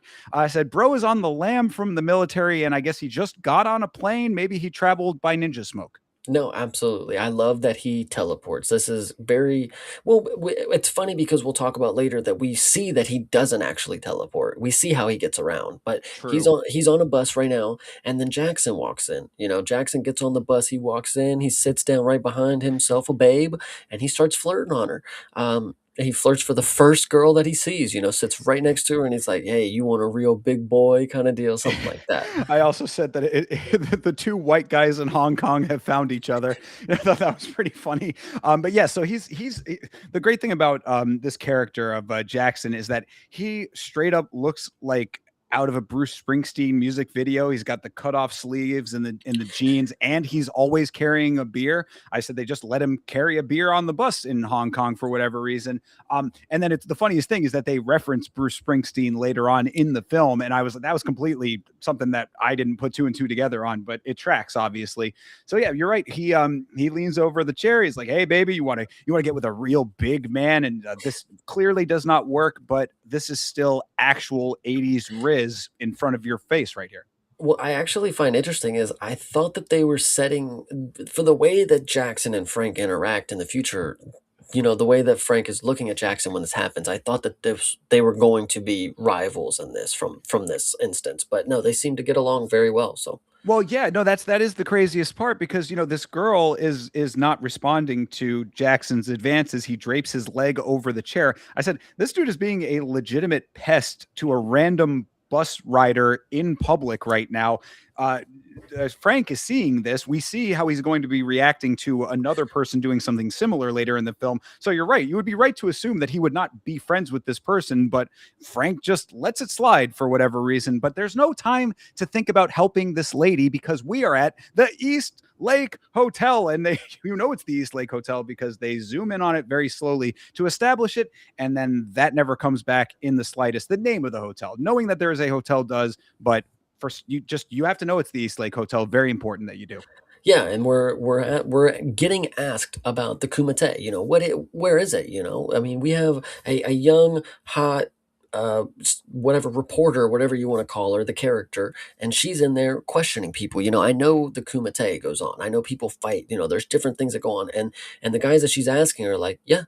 The crazy stuff goes on and out here, it's just interesting. It's weird that you know about that because and then they get interrupted and they're like, hey, we gotta leave. And she's like, god damn, I never get the story around here. Yeah, she's hunting for a scoop. So when we're introduced to this character, nice 80s fashion. This is again something that you would not see in current times, but we get the camera and it runs up this lady's leg, like kind of like you're sizing her up. That would, I guess, just not fly anymore because we're not supposed to ogle in that way. But we're going from leg up on this blonde lady. This is Leah Ayres is the name of this actress, and yes, she's questioning people in the bar. She's like, "You're here for the Kumite," and I'm like, "Excuse me, miss, did you assume my itinerary? Like, just because I'm dressed in a silk kimono, what are you inferring here? But yeah, she's talking to these pair of guys. She's asking them, like what's going on here with that, and they're not having any of this or whatever. So I just thought I was like, is she randomly asking people in this bar if they are fighting in the Kumite? Is she just going up to random people to try to get the story? Yeah, no, she's definitely just questioning every single person that she knows or has ever seen that looks like they might potentially be in a gi. She's following. It's like they got a gi under that coat, and she just goes after them. Yeah, absolutely. But these guys are onto it. They're not tipping the hand. She's trying to get that info out. She actually at one point says she's like, I could give you some information about your opponents, and I was like, Kumite is rigged at Cash Patel. Well, and we'll talk about this later, of course. But so we go to Jackson, who's playing an arcade machine. I don't know if this is a popular game that I'm supposed to know, but he's playing some fighting game on the arcade machine. So Karate Champ. The game is Karate Champ by Data East. Indeed, old school arcade machine game there. So karate in the film, karate in the game. and I love this interaction because if we wouldn't have got the interaction on the bus, again, that just kind of seemed like we could have just had a scene of John or Frank showing up to the hotel or whatever. We didn't have to get the scene of them on the bus. Another one that feels like it ruined the way that the story ends up kind of deal because they get to the arcade machine and Frank walks by and he's eyeing it. He's like, man, that's a pretty good score. He's thinking in his mind like, man, I could beat that, of course. And Jackson reads his mind. He looks back and he's like, what, you think you could do better? Huh? You gonna offer some competition? And Frank's like, well, hell yeah, fuck, I'll play a fucking arcade machine, whatever. I ain't got nothing to do. And then I love this. This is the subtleness of sometimes a lot of the characters mumble underneath their breath right when the scene is like about to or like transition kind of deal. Mhm. So Frank pulls out the quarter and he's like, I don't want to take your money. And like, and then he puts his quarter in. Yeah, So it's yeah. funny. Absolutely. And yeah, so right, he's they're this is a little like meet cute of these two characters here who are going to become fast friends, of course. But yeah, Frank, he's of course our hero, instantly a god gamer, just starches, bro. Just Yes. gets on the sticks and is immediately humbling this guy that he's playing with Jackson over here. He's like that, so that all happens, and then Jackson says, if you like real fighting, you can watch me fight at the Kumite. And at this point, Frank, Ogre, the old man, his son, a random white lady, and a pair of monks at the bar, and potentially everybody in the intro montage know about this tournament. This is the least secret fighting tournament on the planet. Absolutely. Crazy stuff happens in Hong Kong, man. Different stuff is going on. But yeah, so he tells him that he's here for the kumite, and then you get to hear Frank's accent. I am also here for the kumite. Like perfect. Where does that even come from? Like I have no idea, but Yeah. love to hear it. And then they play again. Obviously, Frank whoops him again on the arcade machine, and Jackson's like, "Aren't you too old for fucking? Or aren't you too young for combat?" And then Frank hits him back with, "Aren't you too old for arcade machines or video games or some shit Yeah. like that?" Are you a little old for video games? I said, damn, beat him and roasted him in the same sesh, bro. Yeah, and then I actually do like this scene. Jackson established himself as a funny character kind of deal. I really Right. like this. Yeah, no, I mean Jackson ends up being like a kind of, I guess, the comic relief to an extent, but like he serves multiple purposes within the story, and like he's likable and very fun in the film, which makes him somebody that is compelling in that regard. Because like you based on what you've seen out of him, he is just a big oafish kind of oversized guy, so you don't necessarily have the impression that he's going to fare very well in the fighting aspect. Maybe, I mean, like once you start seeing what the other people are doing, it becomes kind of clear, but like he still ends up serving a vital role to the overall story. So I think that the character works very well.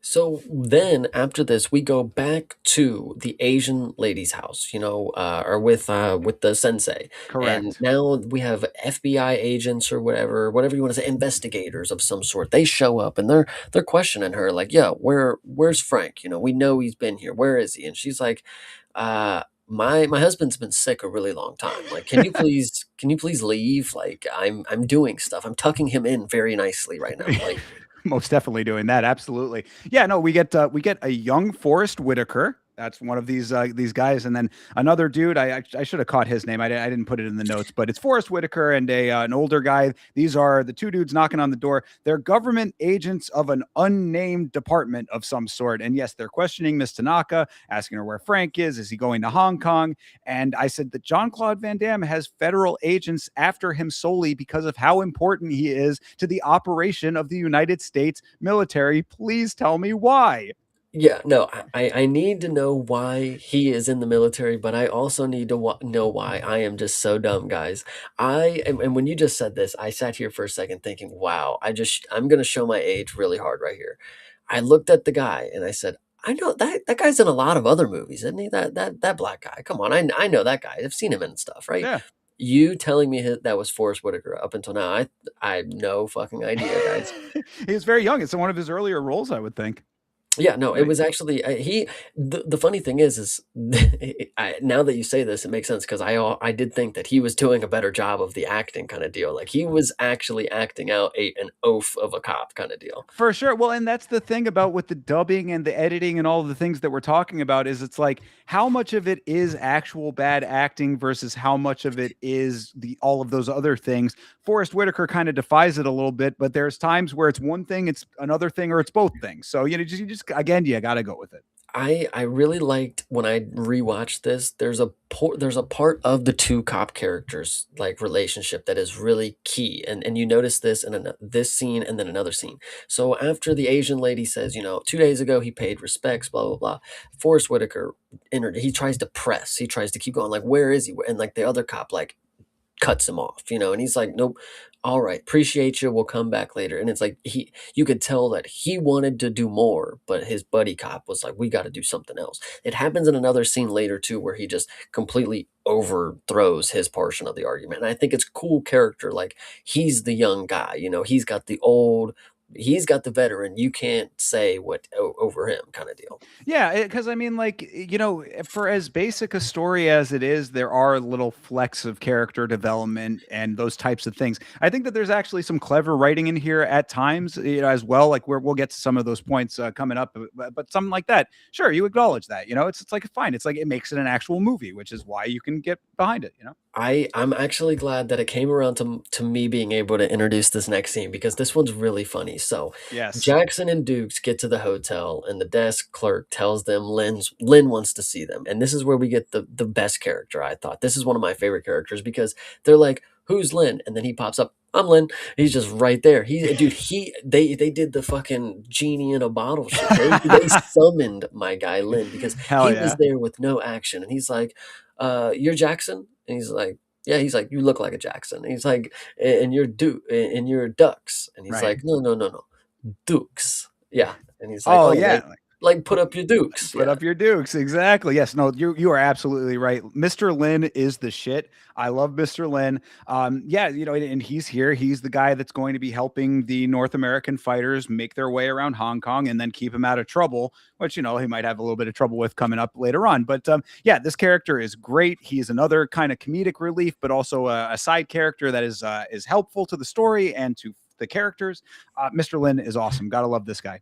This is our short round, of course. If you guys are Indiana Jones fans, this is the short round character that is he's gonna be our sidekick for a little bit. Definitely that, and also I don't know if you noticed, but Mr. Lin has swag. No, This dude's style is on point for '80s Asian dude. I liked it. yeah, and it's funny because he obviously is very good at speaking English, so they gave him hella exposition to drop. Because this next scene is him just, like, walking around, and he's telling them, like, "Yeah, obviously, we got the shop over there, we got 2 people stabbed over there, but you guys gotta keep a low profile because, up there, that's where they have the" and he's just going on, he's just rambling anyway, so he takes him over to where they have this entrance way, and you don't know what they're hiding, of course, but you have a group of guys who look like, these guys could decently rough you up if you tried, but Lynn walks up and he tells them what the deal is. And then you get this iconic line, "Okay, USA."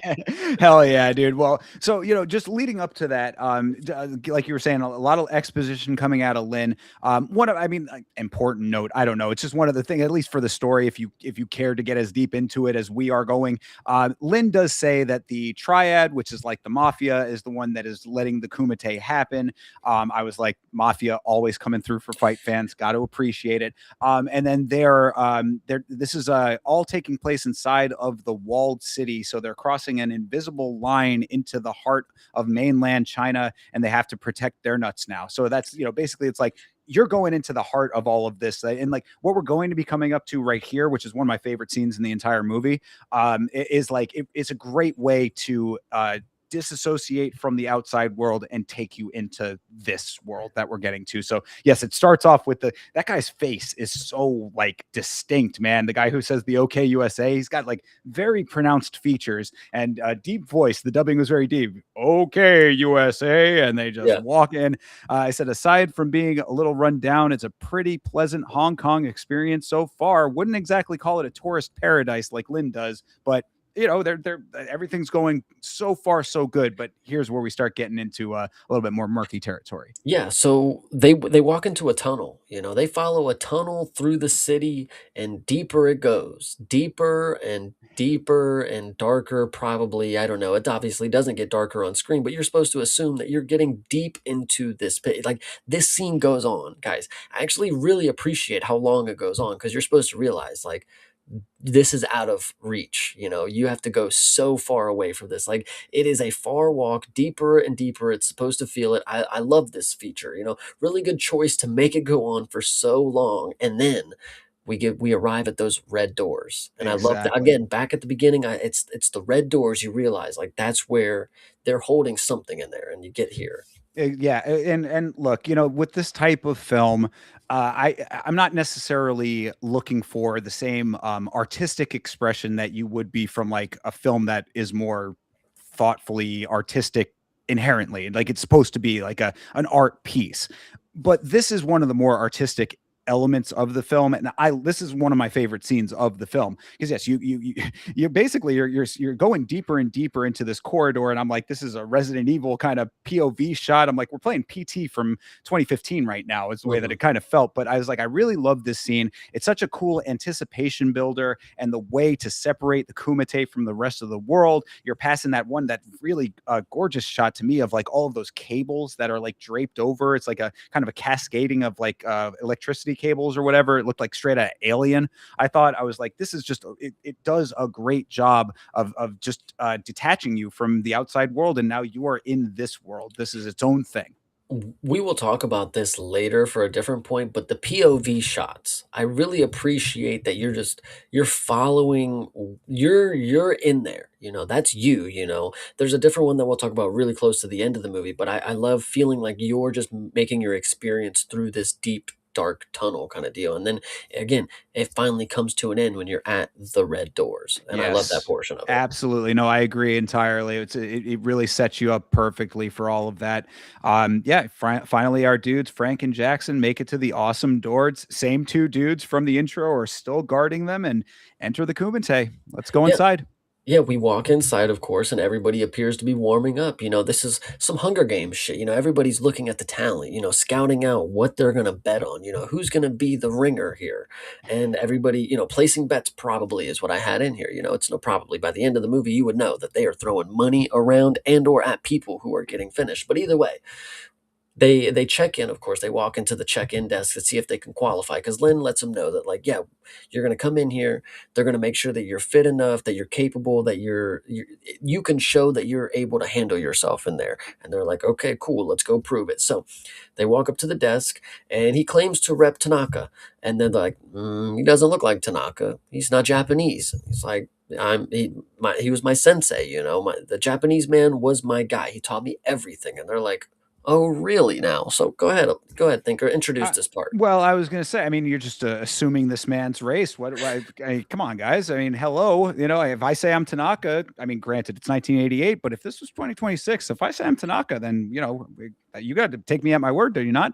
Look at But Lonnie Kavanaugh, guys. He's Chinese. bingo, exactly. Also, my thing with this was that I was like, shouldn't they have known he was coming? Like, it's like they say, like, yeah, you're not, you don't look like Tanaka. It's like, well, is my name not on the thing? But either way, so we get, but so all of that, like you said, we got all these people hanging out before this portion here and everything. Yeah, you're going to qualify all that. There at one point in all of those people, the odds makers and everybody, there's this one pimp ass bookie who has like two chicks with him, and they're like pretending to care about what he's doing. I always love that in movies because I always wonder what that conversation is like. Like what he's like, take a look at this money line right here. Like this is how you really make the money. It's like I don't think that there's anything that women care less about than sports gambling. Like even if they like sports gambling is probably about the least thing that they would ever care about. So I always love little details like that. What are those conversations like?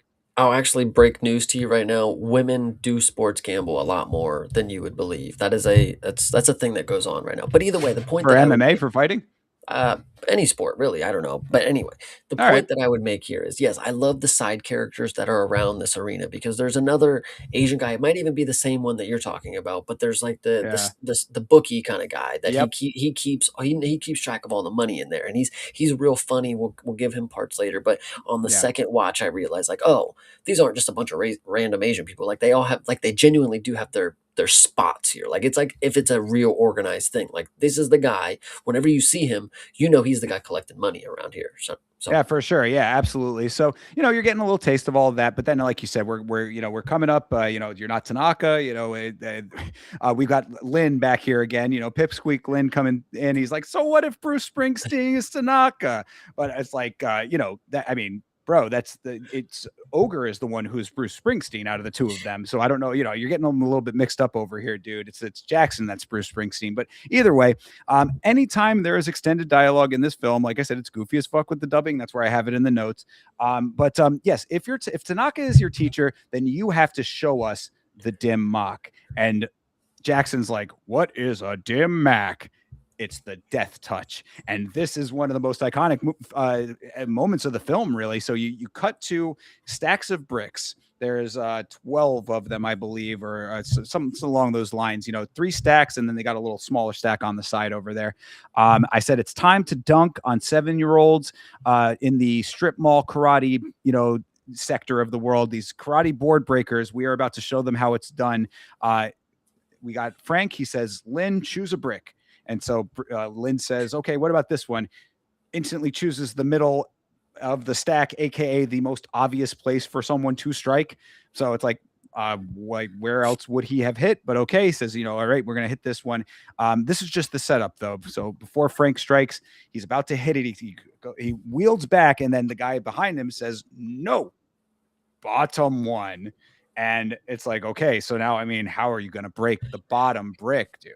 yeah, no, this is a really good scene too, because yes, obviously, it's really funny for him to be like, all right, Lynn, pick one. And he's like, how about that one? And it's literally not like, it's just the one right in front of him kind of deal. It's really Yeah. funny. But then, so he raises back, and you get the hold up. No.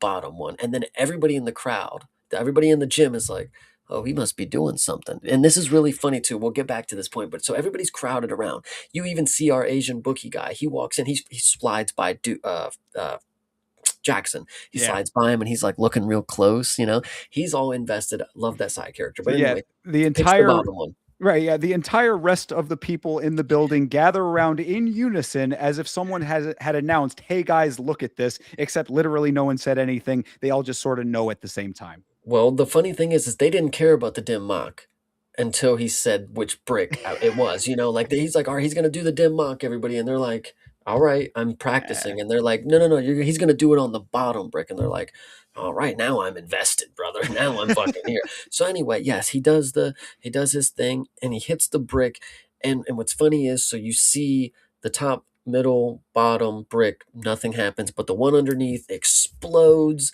and what is awesome about this is I told you everybody gathered around. Everybody was ready to see him bust a move out. And he did it in an amazing fashion. He busted the bottom brick that was not even possible to hit through all the other ones. And nobody gave a shit. Nobody in the crowd gave a shit. They all just turned away and went back to the thing. Like you guys are the one that gathered around like it was some crazy feat. And he did the craziest thing you've ever seen. And nobody gave a shit. It was well, crazy to me. I mean, the other competitors did give the look of like, oh shit, this guy might be a problem kind of thing. But you're right. I mean, in the grand scheme of things, when you see something, when he says explode, people, I mean, this brick literally combusts in a way that is like. Like an outward, it's like shotguns out. You know what I mean? It's Yeah. like bam, an IED level of explosion on this brick. You got mystical, chimey music that swells up to let us know that this is something crazy that's about to happen. Palm strike hits it, and that thing just goes kablooey. So I mean, like, yeah, what I wanted to know was what would have happened if he had asked for the second to last brick instead. Could he have had timed the energy blast to go off at that level? But we don't need to know. Wispy Beard and Mustache are the two guys in the silk kimonos. These are the dudes The that commissions. yeah, the commission guys. Basically, I said that Wispy Beard and Mustache is also a banger buddy cop TV show title, and these two could play those characters. But either way, they see what they needed to see out of the dim mock demonstration. The invitation is honored, but Bolo Young, who was our Korean guy, is waiting for from some elevated position to deliver one of the most iconic lines of this film. He says, "Very good, but brick not hit back." I said, "Cold, brother. That's cold." Yeah, it was definitely good. I really like the way that they're bringing our Korean king. They're building him up. You know, we saw him at the beginning. He was the first fighter that we saw, kind of deal. And then here he is. You know, good job. It don't mean nothing yet. So that it was definitely good. And then so after this, we go back to the military base. The military base. You know, and we're showing pictures of dukes to the generals. You know, we're at the Korean military base. I'm not Korean. From fucking the Uh, Hong Kong. yeah, Hong Uh, Kong. Yeah. we're at the military base there. We're showing pictures of dukes to the generals, and like, hey, we're looking for this guy. You know, we need to find him right now, and we're not going to stop. You know, we're going to look for Frank Dukes because we're going to stop him from competing in the Kumite. Brother, I know I've said it several times at this point, but this has just been like I can't not repeat it. I said we're at the military building here. This motherfucker Forrest Whitaker and his old buddy really flew all the way from America to Hong Kong to find Frank Dukes. What the fuck skills could this guy have to warrant this level of determination to retrieve one soldier who has skipped town for 3 days? Like Yeah, this is he's on furlough right now. But like it's just he is so important that they cannot risk him in this life or death competition. So Forrest Whitaker and Pal are on the hunt. They're at the military base. They're talking to the inspector. They say, Frank's here. He's fighting in the Kumite, and we're here to stop it. I said, secret fighting tournament. Remember, all just keep that in mind always. Secret fighting tournament. And I said, B, colonialism fucking with combat sports. This is colonialism. Even Trump wouldn't appreciate this. I think this one is a pretty funny scene because like they're walking down a hallway and they're like trying to show him pictures and he doesn't give him any time of day. You know, he's like, yeah, you know, a lot of people are here. You know, he might be around. I'm not too sure. And they're like, no, we're gonna stop him from competing in the Kumite. And he's like, come to my office.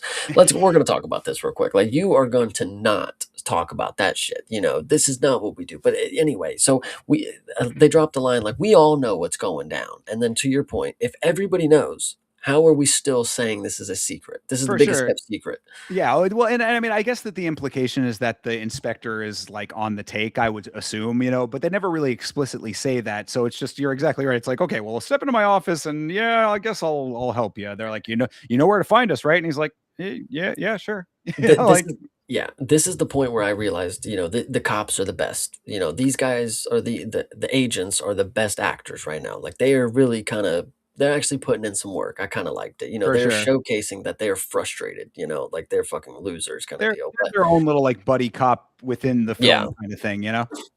for sure. No, this one was definitely good. So after this, they end it with like, where to find us, and he's like, yeah, I know how to get a hold of you. And they're like, Right, you right. motherfucker. Anyway, so we Yeah. go back to the reporter lady, and she's, in the hotel lobby. She's once again trying to get the scoop. She's looking at our friends, and they're in the headdress, and she's asking them like, what's going on in the Kumite? I need answers. And go ahead. Well, no, I was going to say she's getting aggressively hit on by a Saudi dude question mark. So I said, sadly, a for realism there perhaps. But I said the Saudi dude is actually Asian though. Maybe I think that there might be certain Asian cultures that wear that specific style of headdress. It's like the one that's it's got like the band around like the around the head, but it's like a cloth as well. Mhm. That kind of like gets held into place. Either way, she's getting hit on. The guy says, "You're coming back to my room for an interview," and she's like, "I ain't about that," And so like this guy is being a little bit aggressive with her. So obviously our hero Frank has to come to the rescue. She's not having it. So yeah, dude wields up. He's about to hit this lady off of some perceived disrespect that she's given to him. But Frank is coming in to stop it, even though this Saudi dude slowly winds up the hand. So it was pretty easy for Frank to catch this one. But he's like, he's one of his friends, as he catches the hand, says, "Oh, he's the American shithead who chicks with bricks," is what I said. No, no, tricks. He does tricks with bricks. It was a little hard to understand that guy. Yeah, absolutely. So, Frank grabs the hand, and I love this scene that's coming up here because he's like, "Look, are you up for? Do you gamble? Are you up for gambling?" And what I love here is like, would he be? Is looking at the headdress. I don't. Do they gamble in this religion? I don't know. But either way, he took a shot in the dark. You like to gamble, and he's like, what you got? And he's like, if I can grab this quarter out of your hand, I get the girl. And she hits him with the, what in the world do you think I am? Worth a quarter, huh? I am not no pretty little stuck up. And then she turns around to walk away. And no, that's not happening. No, you're playing the little game, woman. You are going to go home with either of the persons who leave with the quarter. So we get the quarter placed in our villain's hand here, and he's locked in. He's ready to this is gonna be easy for him. You silly American, ha ha ha ha. And then Frank, you know, the way that you're supposed to see it is that nothing happens, right? You see him close his hand and nothing happens. But obviously we know that Frank is that's just that good. We saw him catch fish with his bare hands. So Frank hits him with I love this Yeah, little points to it. I guess I can't point with there we go. And yeah. it was really funny because he's laughing and he opens his hand and it's a different coin now. So he not only swiped the coin, but he traded the coin off, which is very, very good for this scene. And the girl, obviously, she was mad before, but she's smitten now. Obviously, she's into our boy Frank. I love to see it. Yeah, so you're exactly right. Does the coin trick? He basically says, like Jackson at one point, it's like, hey, I guess we're gonna have to start the Kumite early here because they think they're gonna fight. But Frank very wisely says, if we fight, we're gonna get disqualified. So let's do it this way. Do you like to gamble? Does that thing? And yeah, this girl is looking at it like, I mean, you're gambling over me. It's like, Miss, you are being gambled over right now. You have to accept this. And ultimately she does. So yes, Frank pulls this very cool trick off with the coin. Replaces the coin with a different coin. I said it's Jean-Cat Van Damme with the cat-like reflexes here. But so yeah, Jean-Claude Van Damme's human gamble pays off. He's walking with the blonde chick now, all smiley. We've cut to a different scene at this point. So they're now by the harbor here. They're just having like a little leisurely walk, and this is one of the more funny scenes to me, unintentionally, I would assume, because Jean-Claude Van Damme's aw shucks acting is very funny because Jean-Claude Van Damme is just frankly not a very great actor. He is about as okay of an actor as you get.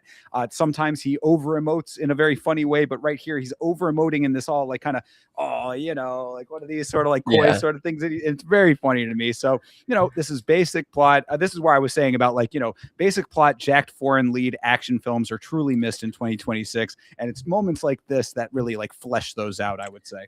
Yeah, because, they're walking on the pier, and this scene is very funny because it just starts, they're just on the pier, nothing happens there. He gets the quarter, and then they're on the pier talking, and she still wants a story, "Why won't anybody tell me about the Kumite?" And he's like, "Look, I can't tell you nothing about the Kumite. Like, I'm sorry, but, you look very good today. I don't know if you knew this." And I'm like, "Man, Mac Daddy for sure. Those legs do go all the way up, sir, I tell you." That's yeah, because he had asked what the other guy said about the Kumite tour, and she was like, he told me I had nice legs, and he's like, well, he was right about that. I Yeah. was like, bam, you got it, brother. Good job. But yeah, so he goes into a little bit of the backstory about the secret underground fighting tournament. Again, secret underground fighting tournament, by the way, people. This is the line I wanted to point out though, because it's very quick, but it's I think it's kind of important. He says the Kumite is for the fighters. It's not for the people who read newspapers. She's wanting the story. She wants to write about it. He's saying it's for the fighters. It's not for them. And I was like, it's a great line because it really explains the mindset of the people who would willingly put themselves into this ridiculous situation for seemingly no reason. The person who illustrates this the most to me is Jackson. What is Jackson doing in the Kumite? Yeah, I mean, he's just somebody who appreciates martial arts and he wants to showcase that he's the biggest and the baddest, and that's ego. Some I people yeah, are like that. It has to be because he doesn't particularly have any discernible martial art that he does. He's just a dude Correct. who's big and he smacks the heavy bag around. So, yeah, you're right. I guess it is just for the fuck of it, for the love of the game, people, and that's why I love that line because it's like it sums up. It's like all these guys doing that. I mean, this is a life or death tournament. We're going to come to find out here in a little while, and these guys just do it to be the best. Which hats off to them, I suppose. And then obviously because this is a mix, a martial arts film, we have to get our classic cockfighting line. Yeah. Human cockfighting for the win. Yeah, no, so that one is absolutely great bar that she drops, and then, he finally says, "All right, fine, I'll tell you about the Kumite, but we gotta have dinner tomorrow." And I'm like, "All right, good for him, get her back the next day. That's what you gotta do." True, absolutely, yes. John Claude Van Damme agrees to spill the beans on the condition that she has dinner with him. If he'd lost that gamble earlier, she might have been sexually assaulted.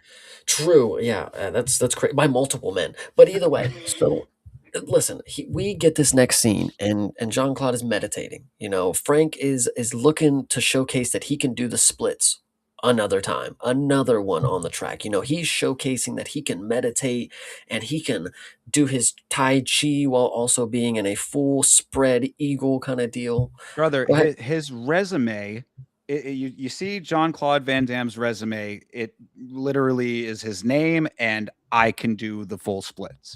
Yeah. No, it's multiple instances of the split. So it's like splits, but like on chairs, splits on ground, splits while catching things, like so love it. Tie my arms and legs up, I'm good to go. So yes, he's on chairs, he's in front of like the radiator in the hotel room, he's meditating. Jackson enters and we have this little comedic scene where he's like trying to get his attention while he's doing these full splits. I said he's really trying to talk to him, but he's too deep in meditation. He keeps talking and Frank just keeps meditating. So that just kind of goes on for a little minute there. And then we see the chancellor or whatever, I call him Mr. Kumite. He's flanked by Wispy Beard and Mustache, and dudes are doing the dancing and the torches are burning. So it's Kumite time. I mean, we had the he had said, yeah, are you ready and all that stuff, and that's Yes. about it from that. Well, no, there's actually a really funny line that he drops here. He's Ah. like, "Dude, you got to stop doing that. You might want to have kids one day." When he's doing his True. the Van Damme stretch, of course. He's like, "Dude, that hurts me just looking at it, man." What also is another funny thing about that scene is he walks in, right? So he's already on the ground, right? He walks in and then he puts both of his shoes on the bed just to get down low enough to look him in the face. It's like, what are you accomplishing? Like, why would you put both of your dirty shoes on his bed? Obviously it's a hotel, but like, people got clean this, bro. Like, damn.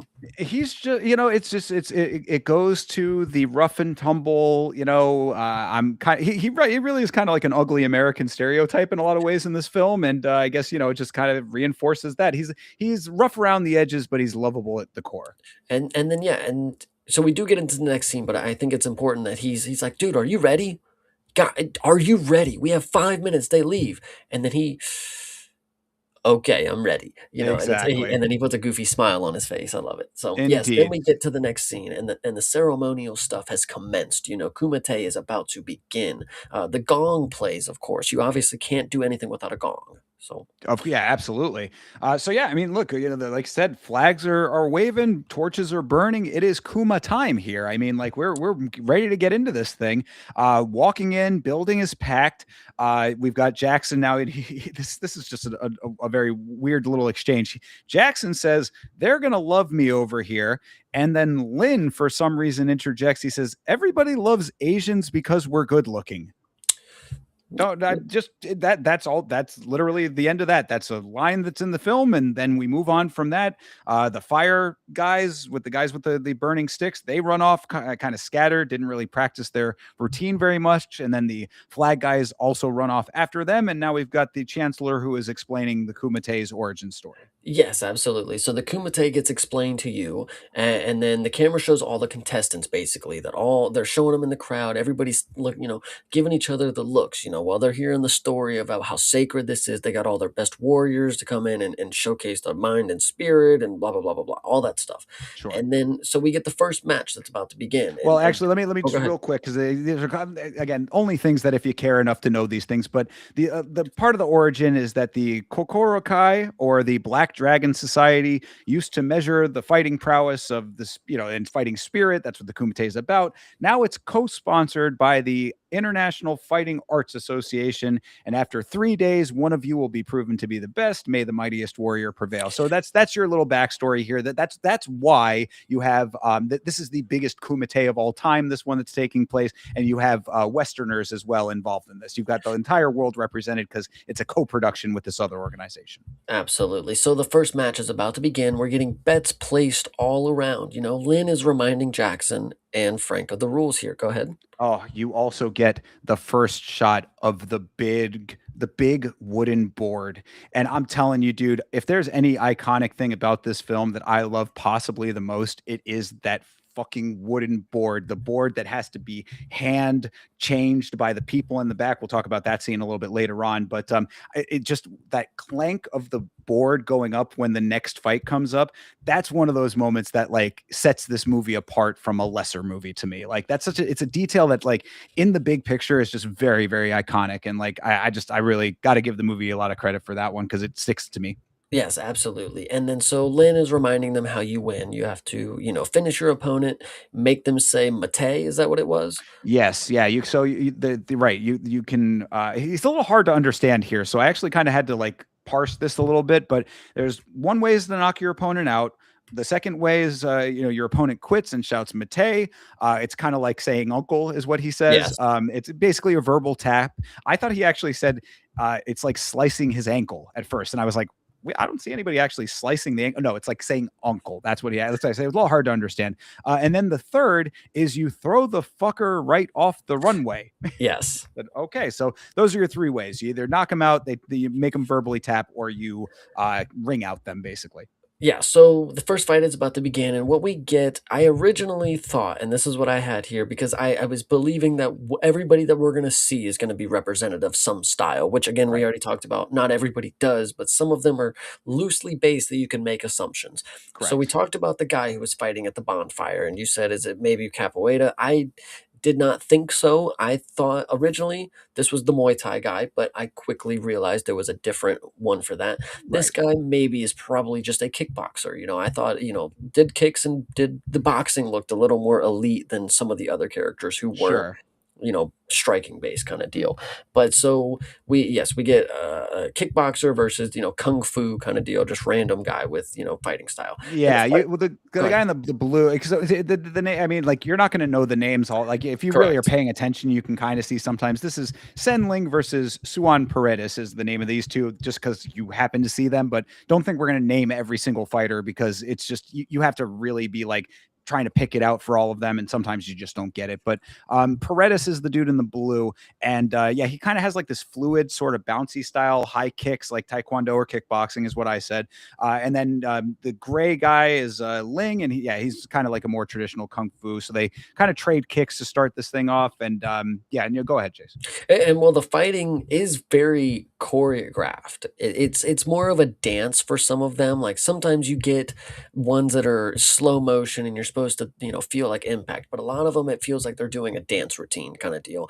And it's not bad. I mean, it's a good representation of the moves, but there's just no real impact when it comes to them. And it looks like they've, planned this out very, very considerably. For sure. Yeah, that is a very good note overarching for the actual combat in this film is that and we'll talk about like how we judge it as an MMA film later on, but like the idea that like you're actually going to be seeing like the actual styles fully represented, it kind of you have to sort of put that out of your head because it's like you get a cursory representation of these styles without actually digging too deep into it, which in a way is kind of unfortunate. But when you know that this is the type of movie that you're getting, and it's kind of like based in the like more traditional Hong Kong kung fu style of filmmaking, it kind of tracks and it's a little bit okay. But like, I guess if there was any criticism that as a mixed martial arts fan that I would have of this film, it would be nicer to have seen like actual like a little bit more representation there, but you get enough of it. I think it's fine. I'd like it's definitely not a criticism where I'm like, oh, it takes me completely out of it or anything like that. Yeah, 100%. I thought it was actually very fun. It's kind of a breath of fresh air compared to what you would see for action films now. To see them actually have to act it out, in a way that's not only believable but showcasing martial arts. I think it's very key that this could have looked way worse kind of deal. This look could have looked bad. Yeah, and like you said, it's choreographed for sure, but there's its own beauty in the Mm. choreography of that. That's why martial arts films of the traditional style were as popular as they were. It wasn't actually combat. It's its own version of things. Absolutely. So we got the guy who's the kickboxer kind of deal, and he's obliterating the guy who's in the gi, of course.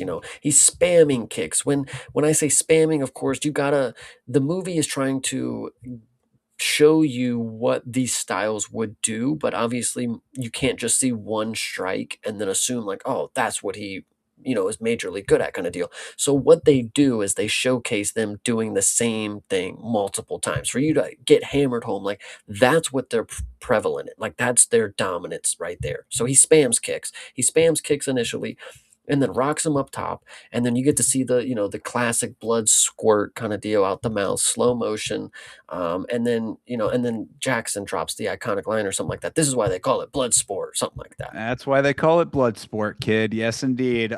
Yeah. So I mean, this continues on. Gray side ends up landing a couple. They trade a few. Then Blue combos into a fucking Street Fighter 2 Tiger spinning uppercut for the KO. I thought that was kind of a cool move to throw in there. He really does the full on spin with the uppercut and pulls it off. I mean, it actually looks pretty good.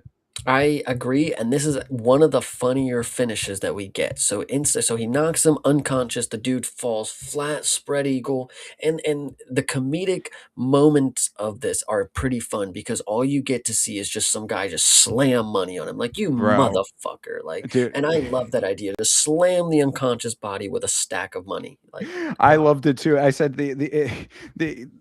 not only that. So yes, the gray he's out on the sand. Bunch of people just throw money at him. Some dude kicks sand on his lifeless body. I said the only thing worse would have been if somebody had literally just stood over him booing in his dead face. Like it was like such disrespect to this guy in round 1. I mean, this is round 1 of the tournament and already this is the level that you're getting from the bystanders and the onlookers here. Yeah, and then so this next part is actually pretty funny too because Jackson gets up and he's all excited. Oh, it's my turn. I'm ready to go. It's his turn to. He's gonna show Frank how it's done. Show Frank Frankie how it's done. I'm pretty sure it's exactly how he True. drops it.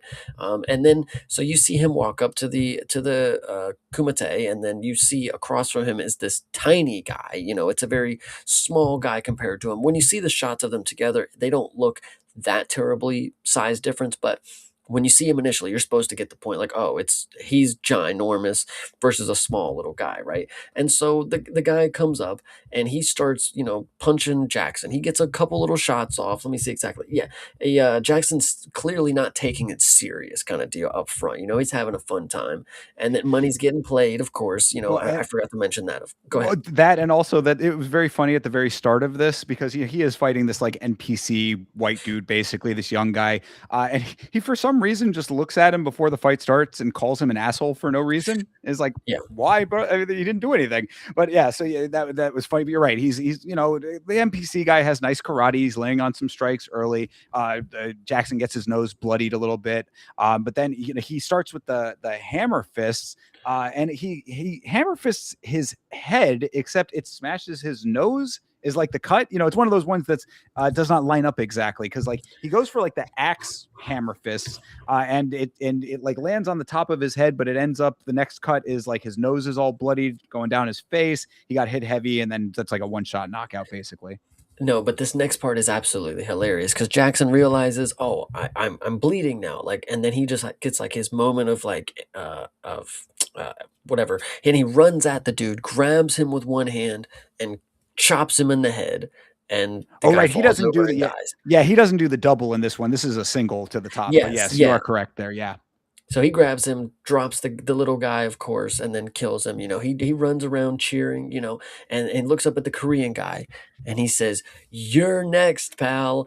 And the Korean guy just kind of chuckles at him, just That was fun. Yeah, he randomly points to Bolo Young to what we'll find out is Chong Li, but yeah, so he points to him and tells him he's going to kill him, and his facial expression is great. Bolo Young has some really good facial expressions in this movie, but at this point he just kind of looks at him like, yeah, like, oh, okay, I guess. But yeah, I said the reactions are great. After that, after he's like, what? He's like, what? And then he sort of like smiles, then immediately goes into this death stare. Like it's kind of like, yeah, like he just like instantly changes himself. I was like, this is what I knew. I was like, this movie fucking rules, dude. Like this, yeah. it's just fun. It's just the way that they're reacting is fun. It's great. So yeah, Jackson calls out to Frank. He's so happy. He has to remember to bow. He has to like, okay, got it. Yeah, got to get the bow in there. And then he runs off. Referee tells the custodian guy to clean up the little blood splatter there. And I was like, why else would the custodian have been standing right next to him? Because if you knew that if you see the shot in the framing of this, it's the referee and the guy is standing directly next to him. And then the ref has to turn to him and be like, hey, clean that. It's like, well, yeah, why else would he be standing there?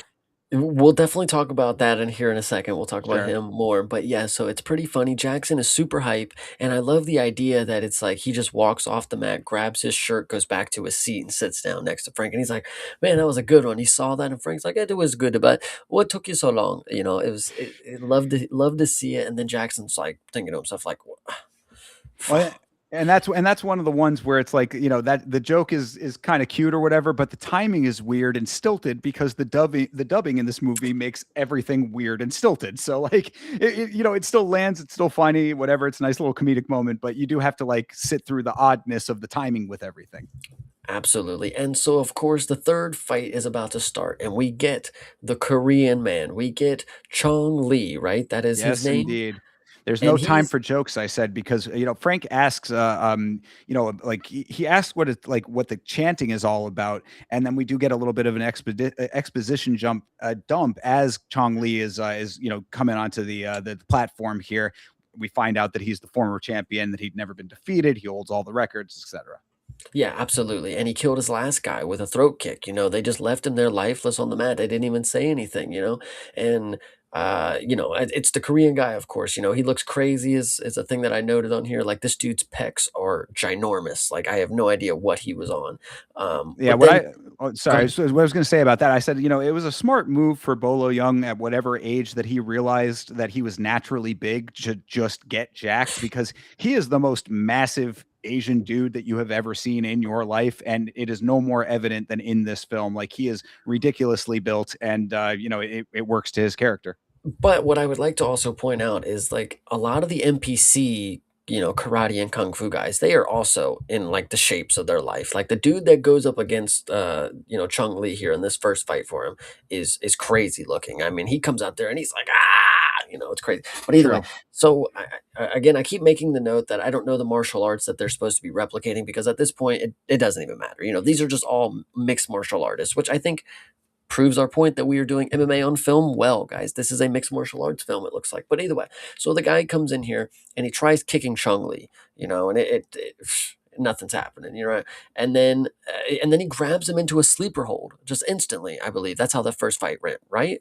Hold please. Yeah, so yeah, he kicks. Bolo hits him with the palm strike to the solar plexus. He gives him Well, yes, that's after he puts him in the sleeper hold, and then he drops him down. Then he grabs him by the head and then does the strike. Which is what I find pretty funny, is because he set a new world record, but it took like kind of very long for him to finish it. It was kind of weird. Yeah, it holds for a weird kind of like the whole pacing is a little strange. Yeah, 'cause the way that I have it written out is that Bro kicks, Bolo hits him with the palm strike to the solar plexus. Bro tries to punch, Bolo kicks him in the stomach right into the standing rear naked. Yeah, that's what you say. Standing rear naked choke here. He doesn't lock the arms up, but guy just sort of flutters down lifeless anyway, and that's when Bolo Young, aka Chong Li, smiles and waves to the crowd while standing holding him by his neck. I said, "What a showman!" But oh shit, then he snaps his neck and just tosses him off the platform. So it's like, damn, shit just got real at that point.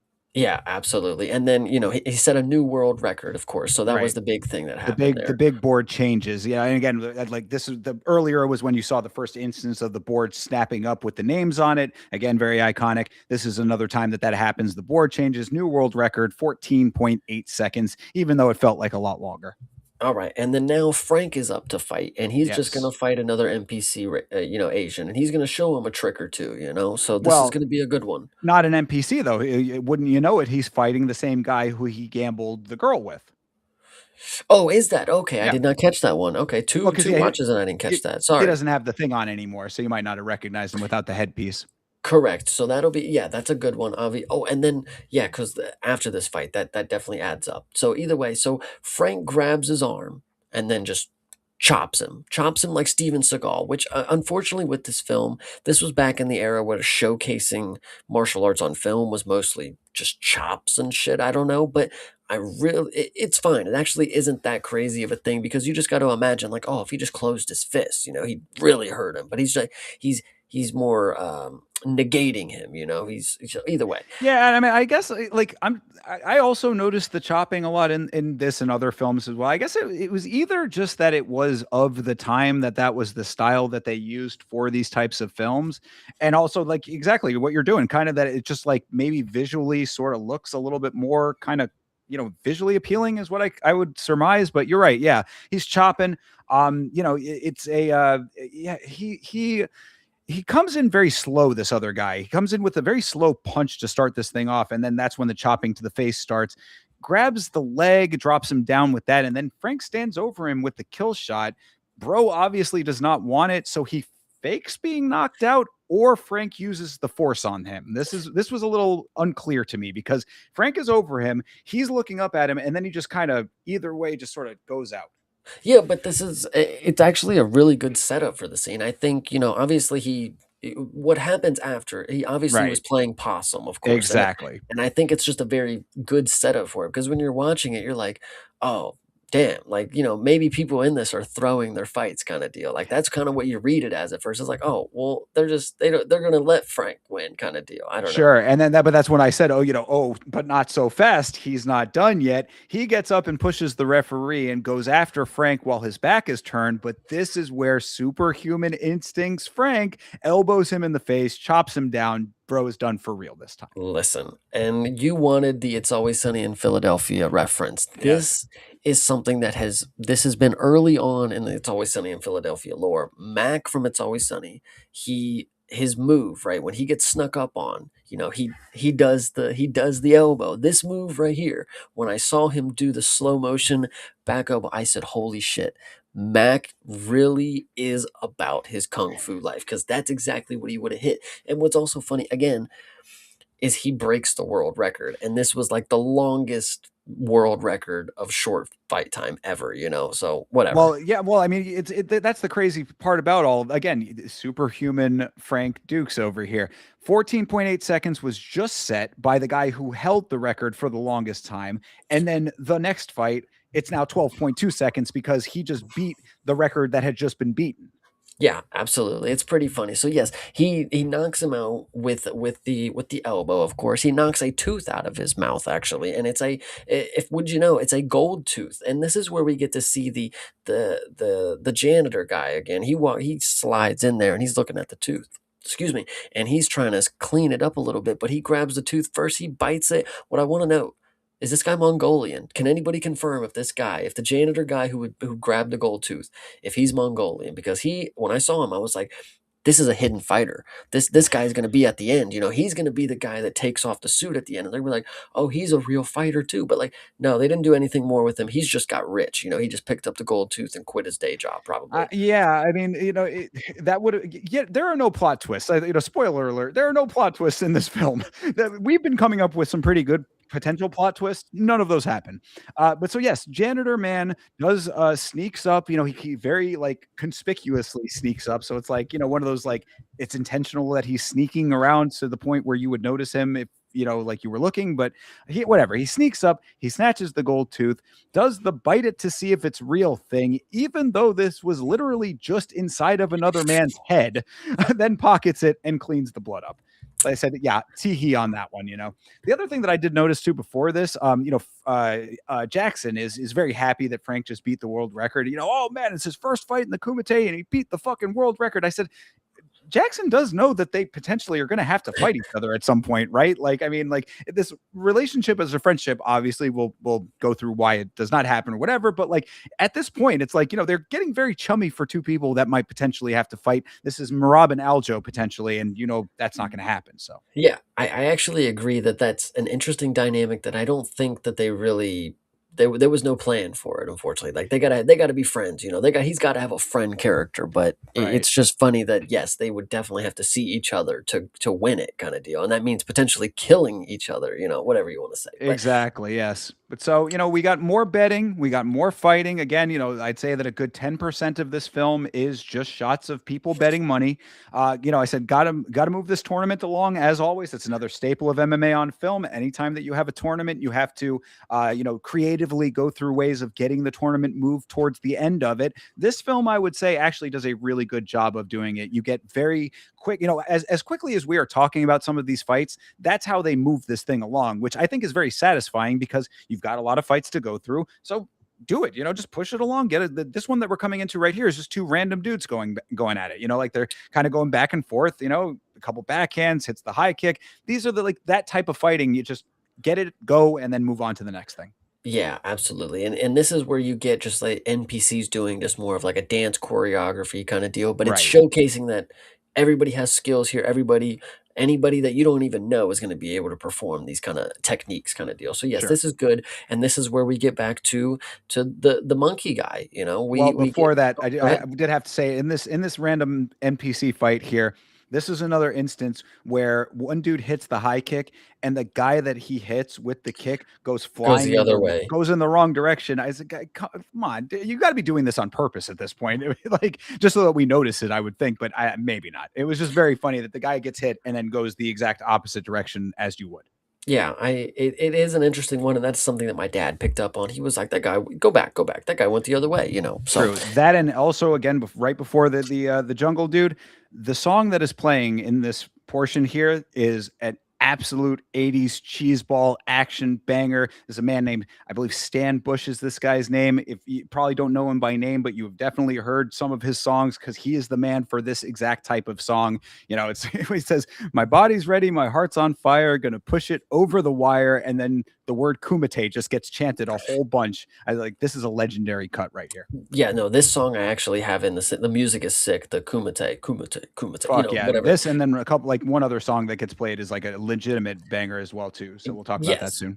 But either way, so we get the monkey guy, Yeah. he was climbing trees in the montage, and now he's just rolling around, he's having a style that he rolls around, he jumps and kicks and goes between people's legs, and he does like a little leg sweep kind of deal. And this one, I thought this was potentially the closest to what I would say they tried to go for capoeira, I guess, but That is the interesting like kind of rub with that, because you're right. This probably is about as close as you would get to capoeira based on what he does, but he never actually does like capoeira. So it's sort of just really what I say about this is the most impractical fighting style ever presented. Like there is never an instance where the way that this dude is conducting himself would be effective in an actual fight.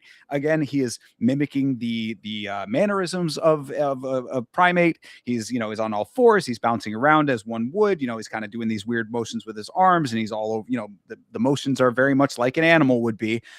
It starts off with him landing a knee, so you know that he has some actual martial arts base to what he is doing, but really what it is an excuse for acrobatics. Even though they are very ridiculous and far from anything that would be effective in competition.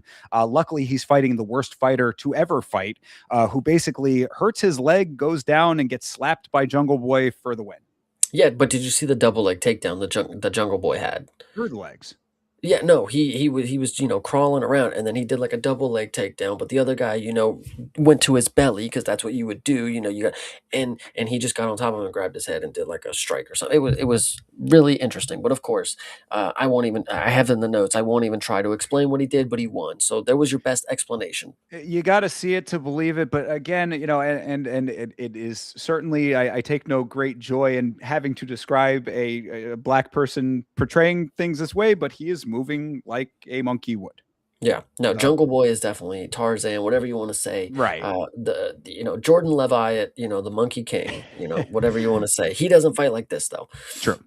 Yeah, but either way, so we get another Asian NPC fight, and it looks fun and it looks decently good, but it's choreographed a little too much. It looks too clean, is what I would say that some of these look. But at the end of the day, it's not a problem. It's just adding to the atmosphere that like there's just so many fights. There's so many people here. There's people all over the place. Most of them are Asian, but there are people from all over the world. Yeah, for sure. And this is Asian versus Asian with tattoos. So at There least you you have go. one a differentiator there. I said one of the more, yeah, exactly, one of the more straight kung fu matches in the film. Just a few cool filler moves on both sides. Tattoo Asian dude gets knocked down by a hammer fist to the back. Ref doesn't say anything about it, before we cut. So I was like, what the point? What is the point of a referee in the kumite if people can die? I guess it is just so that they can signal that they are dead. That question is going to be asked a little later, of course. Why is the referee there if there is no enforcement of any type of policies anyway? But either way, so the next fight, we get the actual Muay Thai guy. This is the true Muay Thai embodiment here, and the guy doesn't necessarily look like a Thai guy. I don't know where he's from, but ma- he does fine enough. Like he actually sells the idea enough that I think is very plausible for him to be there. He actually looks really funny when he's there because he's just kind of Yeah, yeah. He has that like kind of he like does the hands out with that, yeah. So yeah, I said that it's white guy versus white guy, but it seems like maybe ethnic of some sort on Middle it. Eastern of Yeah, something. perhaps, a shade off of white, perhaps. But yeah, this fight starts out with a backflip. So I was like, okay, one of those guys is flip guy now. So flip guy kicks high, shirtless dude just shrugs it off and spams low kicks till he drops to his knees, then smashes Yes. him in the face with multiple knees to the downed opponent. I said one championship sees this and they think hell yeah. No, and well, actually, we'll get into that specifically. So when he wins this fight, he's happy, he just won, but he goes back over to the guy, he picks him up and slams him down one more time. And my point is, I'm like, damn, it's so dishonorable. And the Muay Thai guys specifically, like they're so honorable when it comes to combat sports. It felt so out of place. I don't know. Yeah, no, I agree. Absolutely. I said that I was like, why did he do that exactly? I said, I guess you just got to show how bad of dudes these bad dudes are. But like, you're very right about that being specifically the Muay Thai guy, because like of all of the martial arts where respect is like highly, highly coveted and praised, I mean, that certainly is one that would fit that bill. So yeah, I don't get that one either exactly. But again, these are the toughest, roughest, most rumble tumble guys in the world. So even in Muay Thai, I guess they just have to be bad. But then, so in this montage, you get a very funny part where Jackson is throwing this Asian man out of the little pit, which is really funny. He just straight Uncle Phil's this guy right into the sand off of the platform, then hits the do one of those, the rub the dirt off the palms motion. The guy he throws looks like Zhao Long, actually. Really? Oh, he might have had a Zhao Long might be older than he appears, guys. You don't that, know. that was a second viewing that I picked up on that one, but yes. So yeah, that happens. And then yeah, now we're back with Chong Li, who hits another palm strike to the solar plexus, dropping a dude with Chase Parton's mustache, actually. Yeah, absolutely. And he kills him. He kills everybody, by the way. It's not like he saves somebody. He's like, oh, that guy was nice to me on the street. No, anybody who goes up against Chung Li, he's just gonna palm strike you right in the nose or the neck or the chest. He's gonna, Kalima, he's gonna do that move to you. Whatever it is, he's got it. But then this is great. Yeah. The giant Asian guy is back. And he He's just snaps a dude in half like he's fucking Bane for versus Batman. very much so. Yeah, I said this guy is one of my favorites of the film. This dude. What I said about him is that I don't know if they were trying to have like a sumo representation because he's not sumo build. Like he's just a very He's large. Andre the Giant. Like, Bingo, exactly. You're absolutely right. Like that's the version of the body type. He's not like short and squat big. He's tall and big. So yeah, so it's like I don't know if that's really what they were going for, but he is just a very large Asian dude who was not Bolo Young, and he hits the tiny white guy with the WWE backbreaker move, a la Bane. Exactly. yeah, no, it's absolutely crazy. And this is where I had the note where the music is sick, the kumate, kumate. It was great. But anyway, so then we Yeah. go back to the Muay Thai guy. He catches the guy with an elbow. We get a kung fu backhand. I always love just a backhand strike because like why are you limiting yourself to this movement, brother? Your arm can bend the other way inside, Yeah, whatever. I had a note here, and I guess this is as apropos a point to say this as any time, but I just said, based on what we have seen in this film so far, I said, you walk into the action movie store, and the clerk says, what would you like in your action movie? And you say, I want explosions, I want titties, and I want fight scenes. And then the clerk says, well, I can't do explosions, and I can also not do titties, but how about this? Triple the action scenes. Yes. That's this movie. It is just you are so chock full, jam packed with action scenes as far as the fighting goes that like you're transfixed on it because you really are immersed. Like it gets to the point where you're like, okay, I'm so in the repetition of this now. I'm following the tournament. Like like it's almost to the point where like the other parts of the movie sort of just break it up to give you a break from it so that you are ready to come back to it later.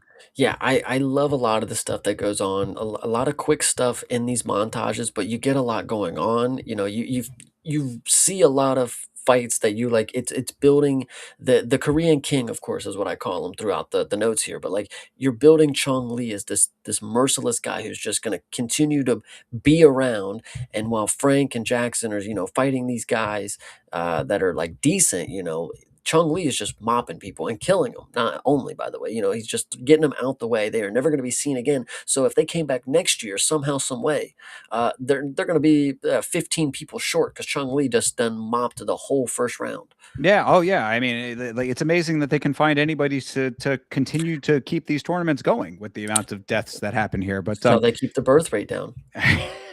bingo. Yeah. So yeah, you were right though. A couple more shots of Asian dudes hitting each other. I said nice up and over elbow from one, and then it's Frank is holding a high kick. He's kicking a dude in the face with it repeatedly before hitting him with a crescent kick to finish him off. So you got Frank really spamming these kicks up high, which he is very, very good at.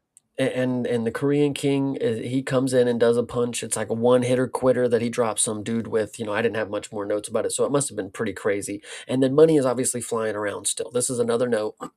if you thought there was ads for gambling now, they had them back in the movies back in the day. This is what you would watch, and you'd be like, "I gotta do that. That looks fun." Like, I literally at some point in here I said, "Man, they're just like us," like betting lines open and they are right there spamming the cash. But yeah, so you're right. I mean, finally, this was another montage that we were in with all of these scenes here, but finally the montage ends and we get another little comedic relief scene here to break things up. We cut to an eating scene, so we were looking at food on the table, and I said, I cannot tell if this food looks amazingly delicious or absolutely disgusting, but we'll this find out soon that that's it. It's one of the two.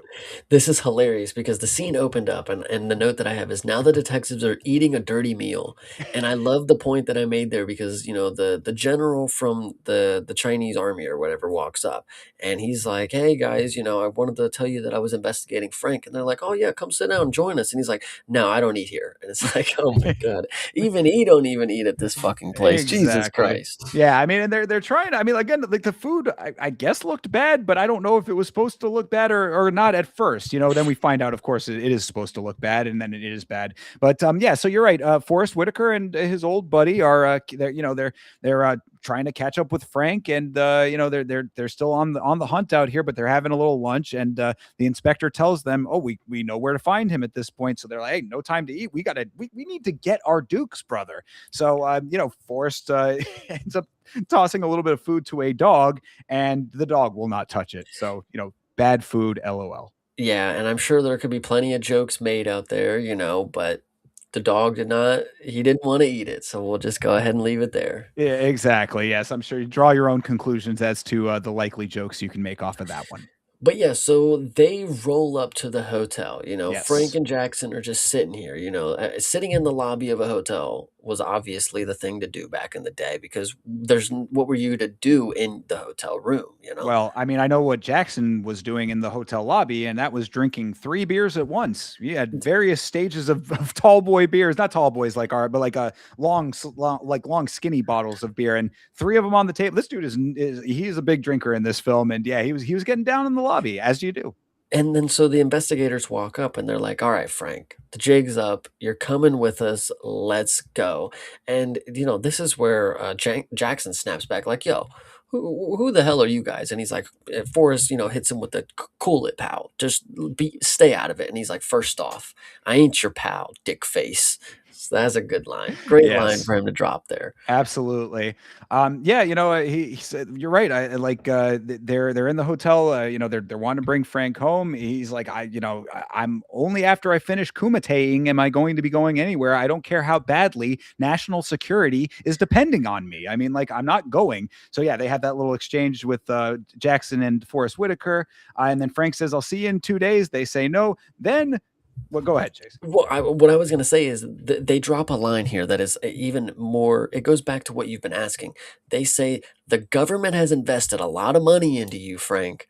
Why? What investing in what? His nutrition? Is he Ilia Like, Right. Jesus Christ, We guys." never we will never find out the answer to this, but he is the most important man to the vital survival of our great nation.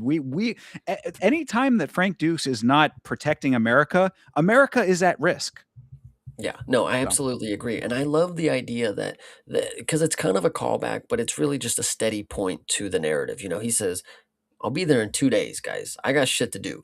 2 days, I'll be at that airport," and obviously, as time goes on, it changes, but, like, 2 days, I'll be at that airport kinda well, deal. no dice on that one though, and they mean business this time. These two federal agents because they pull out the stun guns. I said, really? Okay, this guy with Frank Dukes is so fucking important. They're going to incapacitate him to get him back to serving his country. I find it funny that I've never seen a movie this old, I guess, that has used a taser in film because I did not know that's what they used to look like. When again, I was watching it with my dad, and when they pull it out, he goes, "Oh, they got the old tasers in this one." I was like, "Damn, that was old for you, brother." Like, Jesus fucking Christ. They are massive. These things. They're like big and boxy. It's like how did they even pull it out of their suit jacket, you know? Like, it is Yeah. ridiculously large. It's hard to think that that there was like a holster for those, you know, because just how bulky they are. But yes, both of them simultaneously pulling out these very massive stun guns here. So yeah, I mean they're willing to use these. They're ready to go with these things. Yeah, well, I actually think it's funny because going back to the point again, I have in the notes, they pull out some random weapon. Like, that's the point that I have is like, man, times have really changed. And also, like, until later you find out that it's a stun gun. At this point, I was like, damn, they just pulled out some fucking alien tech on him. Like, bro, he must really be the shit if they pulled out the shrink ray on him. Like, Jesus Well, Christ. you know, again, it will come up a little bit later on, but in my mind at this point too, I was like, what are like they can't hurt the guy because they're trying to get him back for national security purposes. So this is kind of an odd game they're playing in general. You know what I The, mean? the freeze ray, like, For real, exactly. They need the Star Trek one that just like it shoots out the laser handcuffs. You know. yeah, but either way, so Jackson is definitely tired of listening to this. He sees that they have a fucking magical item pointed at his boy Frank. So what he does, he tackles both of them. He grabs both guys and tackles them. And as a signal to like Frank, go run as fast as you can. Frank hops over the couch. It's kind of a very action movie story. Now this montage Well, is no. absolute. Oh wait, go ahead. Okay, sorry. The line that Forrest Whitaker says before this next part was baffling to me. He says, and I quote, "You want to shit in a box? Stay put." He's talking to Jackson. Jackson just tackled him, and yeah, that's the line. You want to shit in a box? Stay put. And I was like, you want to? Is that a reference to prison? Is that what that is, or what? Why would he be shitting inside of a box? Chase, enlighten me. I did not catch this one. I don't know why he would say that, but I know that Jackson did not move, so maybe he did want to shit in a box. I did not. I guess he knew better than to shit in a box. I suppose. I just said fucking what, but again, no time to dwell on these things because yes, Chase, literal foot chase scene. The great thing I love about this too, and I'll let you go after this, but just the fact that Frank is wearing this bright yellow jacket, so you always know where he is. So it's very important so you can keep eyes on him. But you've got this beacon of Frank in this very yellow jacket with these two goobers running behind him. And then the song is the best part about this. But you go ahead, Chase. It's not the song that's the best part. It's the idea that he's so good. He's so good at everything that he does. He can evade the investigators, not to just outrun them and get away. No, he could get away, but you know what's even more, I could just get exercise by just running around with you guys for a little bit. He knows he has nothing to do in the city. There's nothing for him to do. He's got a date later, but he's like, I got 2 hours to kill. I mean, I might as well get my exercise, run through the city, run through the market, hop on some boats a little bit. And it's funny that he is toying with them. When he jumps over the guardrail and posts up and then he waits for the bus to run by and then he starts running away laughing. I'm like, this is something that you don't see in movies anymore. Like, he genuinely having a good time just wasting their time. You're nailing every point so perfectly. Yes, he is literally toying with them. What I said is that he is so happy-go-lucky in this. It's like it really is just he is making his own fun, as you said. It's like I time to kill. I will run through the city, and these two goons will follow me, and I'll run around the car. I said it's comical as fuck. He's just toying with them, really. Just romping through Hong Kong is really what it is. But again, I must reiterate that the song that is playing here throughout all of this is a song called "Steal the Night." This song is, and I'm not even memeing on this one. This is just a legitimately good song. So if you have a chance, look up "Steal the Night" from Bloodsport. It is a really quality song. But anyway, it's almost incongruous to what's happening because of how goofy all of this chasing is. Like you said, he's running in front of the bus, he's over the fence, he's running around the car, now he's running past fruit carts, he's running across the boats on the canal, just anywhere that you can imagine. He's running these until finally the grand culmination of this thing is the feds can't keep their balance on the boats. They get caught up with some guys who are eating lunch on a boat or something like that. They trip up, they both fall in the water. Frank is on a rickshaw, he waves to them, and there you have it. Yep, and then that scene ends. That's all you got to know about him running through the city. That's how he gets his exercise, guys. He just goes on a little foot chase. He's over here, he's over there, he's everywhere. Is there anything that Frank Dukes can't do, Chase? No, because you'll soon find out that he makes his date with his reporter lady, and if you wanna know what he can't do, I mean, listen, he toasts the wine and he's just like Ilya is what I actually had in the thing with the wine, he might as well be. He's actually telling her a lot about the Kumite, he spills the beans, she knows everything at this point, we don't get to hear it from him. Thankfully, that's a good that's a good choice by the director not to have him, elaborate one more time on screen because we already got a lot of exposition, but just presumably, she knows everything now. He caught her up to speed. They had a glass of wine, they talked about it. So, Well, love yeah, it. there is a couple of little pieces of information that she reveals in this because yeah, they clink the glasses. They're kind of sitting there in silence for a little moment, I guess, just to establish that they're starting to have a chemistry here. And then she's like, all of those fighters in one event sounds kind of wild, and Frank gets like oddly defensive about that, and he's like, you have to see it to believe it. And then so she's like, she still wants to see the Kumite, and Frank is like, there's a strict no press rules. She wants Frank to break those rules, and then she's like, "Oh, your feds have been like running all over the place looking for you, this kind of thing." They really want to, she really wants to get into the Kumite. I'd really like to get to know you as well. And she's like, "After all, we've got all night." So it's like this chick is so dead set on getting into the Kumite, she is willing to sleep her way into it. This is a level of dedication to journalism that you just don't see anymore. Journalistic integrity, where is it gone? Reporters used to be different. Sleeping your way to the top used to be the method. Now people are acting so above the game, like, geez, have some shame, really. But either way, no, I have that point as well. She asked about the agents, and then she wants to get to know him, and I have in quotations, she wants to get in the Kumite. Like, that's all she wants, brother. She don't want to get to know you. No, she wants in the Kumite. But Well, I mean, it obviously she's willing to go that extra mile because we cut to the next morning and Blondie is waking up and we get some Jean Claude Van Ass in our faces. That's not necessarily necessary, but he's getting ready to go. Goes back to pillow talk her a little bit here. what is funny about this scene, of course, yes, you get to see him pull his underwear up, is that he has like the traditional tidy whitey cut of the trunks on, but also when he pulls them on, he like adjusts them so they're not like giving him a wedgie kind of deal, which is kind of funny. Like, he went through the extra effort to make sure they fit properly. Of course, they weren't Sure. gonna bug him through the day. So love to see that. And then I also pointed he's got to gay it all up. Like, why'd you have to do the butt shot, dude? Like, what was going on here? Well, I mean, one thing that I think the producers, in my research for the trivia, one thing the producer said is that Jean Claude Van Damme appeals to the men and to the women. So, I mean, I guess something for everybody in this film in that regard. But my favorite part here, so it goes back to this little pillow talking, and he says basically, "I gotta go," and she's like, I know you gotta go," and he's like, "As far as the Kumite goes, though, I can't help you." And she's like, "Oh well, I'll get over it." And I'm like, "Wait a second, what?" She gave he gave her the Jean Claude Van Dyck and a whole lot of nothing. That's basically what she got out of this. This is a really good point in the story, though. This is really good for character development. In any other sense, she manipulates him. They sleep together. He gives her what she wants.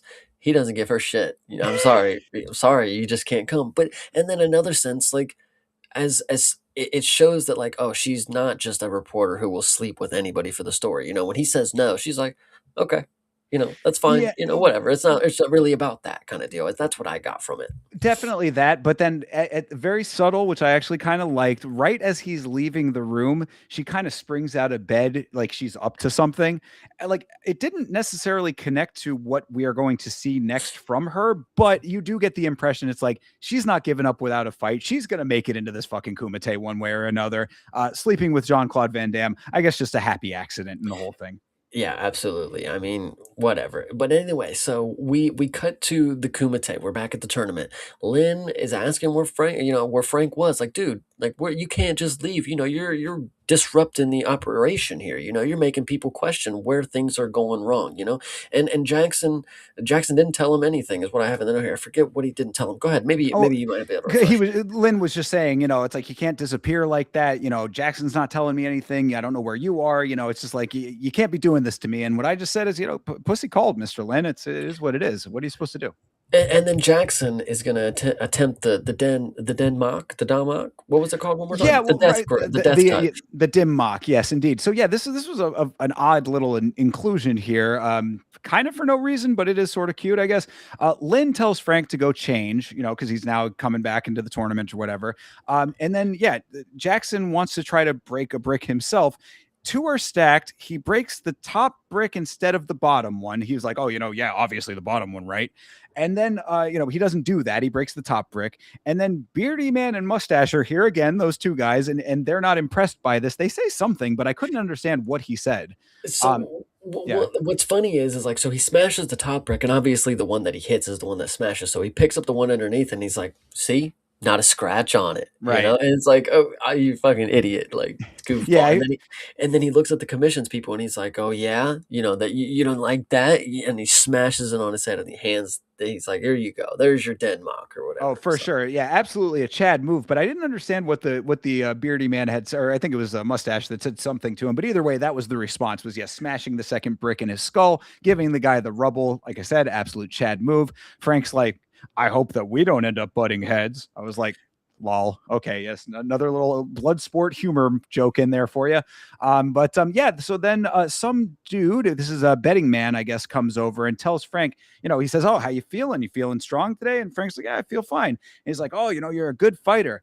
And then he walks away, and who should be with that guy but Blondie? And she is dressed like she is going to a gala affair. She is dressed to the nines to watch the Kumite. I guess they're implying that she's supposed to be an escort, is what I was kind of getting from that.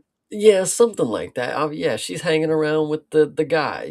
She's got her pimp for the night, whatever you would say. I said the mad lad, the mad lass, I guess in this case, did it. She made it into the Kumite, and then she says, "This isn't the first time I've had to go undercover for a story." And I said, "I guess after long last, she found a dude who was going to the Kumite and seduced him too. I've never seen a woman so interested in watching fights before, fighter or otherwise."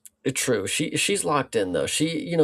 Uh, she looked good. I'll give it to her. Not the worst person for this role because obviously she's in we talk about the acting level. She's in the middle of being able to act her ass off, but also like she's just kind of the whiny, annoying woman in the thing. Well, So and really, I mean, like the overarching note at the end of this film for this character is that she basically is a Kumite Karen at the end of the day. She really inserts herself into this story any way that she can and will only continue to do that as we continue on in the story. So yes, we end up going to the next fight here. This is Toon Wing Sum versus Paco is the fight that we cut to, and Paco is the Paco Muay Thai guy. Paco is the Muay Thai guy. Exactly. He's got a loose Muay Thai style. He's got an open stance, while Sum is in the wide karate stance. Paco crushing with low kicks to overhand, which somehow cuts Sum's cheek? Question mark. I thought that was an interesting thing there. But Blondie is watching in amazement, and this is the beginning, people. When I tell you that 10% of this film is reaction shots from her, this is the beginning and it does not stop. Anytime that anything big, any big action of any kind happens, you cut to her and she's either going, "Oh," or "Ooh," or she's emoting in some way, and there's probably, I'd say, a good 25 to 30 of these reactions. Well, what's good to note about this is they don't only show her reaction, they also occasionally, not as much, but they'll show Lynn's reaction as well. So he True. often gets in there and you'll see him go, "Yeah." Oh yeah, yeah, and it's like this is the thing is it's like if you have think about the setting that we're in. We're in a very small arena, if you want to call it an arena, but more like just like a rec center is the size of it. It's a temple basically. So you only have so many things that you really can show for reactions anyway. So I think if you have the people chanting and betting and gambling, you have her, you've got Lynn, and the other fighters, there's your variety. So it kind of makes sense. I'm not even really trying to meme on it all that hard. It's just funny because she's like kind of an outlier as the one woman that you see of all of this. And so like, when she's emoting, it's just like, okay, we know that she's watching. Let's, we go to something else, I guess, but it's always just kind of keeps it moving along and gives you that avatar to be like, oh, this is how I should feel reacting to what's going on. No, absolutely. So yes, we're back to our Muay Thai guy Paco, is I think is what it was, right? Right. And so he's low kicking our guy, drops him with a punch, and then they kick each other in like the midsection or something like that. But then Paco gets the clinch and just knees this dude to death, is what it seems. Just elbows him over the top, and yeah, that was about the it for Paco's entrance right there. We're back to Frank after that. Yeah, Paco, nice knees and elbows in the tie clinch. I was like, at least they showed a tie clinch. I thought that was True. nice. Finishes some with elbows and he splats out. So you're right. Right back to Frank next, and he's against a karate guy. Limber legged kickboxing is back. High kicks on deck. Bro catches a kick and Frank does a jump off switch kick to knock him out. Bolo Young is impressed. No, absolutely. This is great. He's definitely feeling himself. If you noticed in his style, he keeps like bending his legs like backwards. It's kind of, I don't know. It's just a Yeah. little goofy. It looks like, but he does a lot of different styles. And obviously it's not one specific style that you'd be like, oh, he's doing Muay Thai or he's doing this. But like he definitely makes it look like he's attempting to fight differently for a lot of the people in the matchups, kind of deal. He doesn't have the same style for every opponent. Oh, yeah, and that's just a kind of a note that I would have as to why the martial arts in this film are effective in general is that for like in your traditional kung fu movies, there is a level of sameness at times, but I really think that with the variety of the types of styles that they do show and the nature of the tournament in this environment and in this story, they actually like really squeeze a lot of juice out of these berries, basically. You know what I mean? Like you've got like exactly what you said. You get a lot out of Frank, you get a lot out of all these other characters. They give a good amount of visual variety to these action scenes, which keeps you engaged. So good high marks on that. Absolutely. And then so we get back to the kickboxer from the beginning, the one that was dancing around the bonfire fighting. Well, Um, yeah, just to but wrap up Frank's though, this is the time when they both go for high throw for the kicks. spin kick. Yeah, they Yeah, well, jump. Yeah. right, exactly. They both do these like overlapping kicks. They both continue to miss. Then they both jump in the air, and only Frank lands. I said that Dukes is Dutch for plot armor. True. I mean, yeah, I did have that in the notes, but yeah, they just kept throwing the same kick over and over again, spinning with each other, and then they jumped in the air, and it just looked like Frank's legs were longer. I guess is how that works.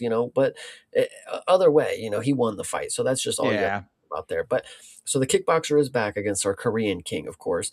He tees off on him for a little bit, and Chong Li shakes it off. And then what does he do? He locks in, of course, and then he low kicks the what did I have here? Inside low kick or something. Then he lifts his leg over him and then punches him kind of deal. And this is actually a callback later that we get to with Frank, but we'll talk about that later. But this move right here, hard to explain. yeah. So basically, the way that I interpreted it, it was that Paredes is the guy that Chong Li is fighting here. The dude from earlier that was in blue that did the spinning uppercut. He goes for a punch. Lee catches the punch, then he puts his leg over his arm, over Paredes's arm, and then knocks him down with that. Like it's like an upward inside short range kick over the arm. And exactly as complicated or as confusing as that sounds to describe is as like you have to kind of see it. And obviously I'll put a screen grab of it in the edit, but like it is an odd move and very much a move that could only be effective in an action movie. Yeah, I said, wow, genius for whatever move that was that he just did. But anyway, so the kickboxer is done for, obviously. He's on the ground and he gets another finishing blow via a leg break, bone sticking out, of course. And the crowd is just chanting his name loudly. Crowd is going crazy, for Chong Li. They love his viciousness around here.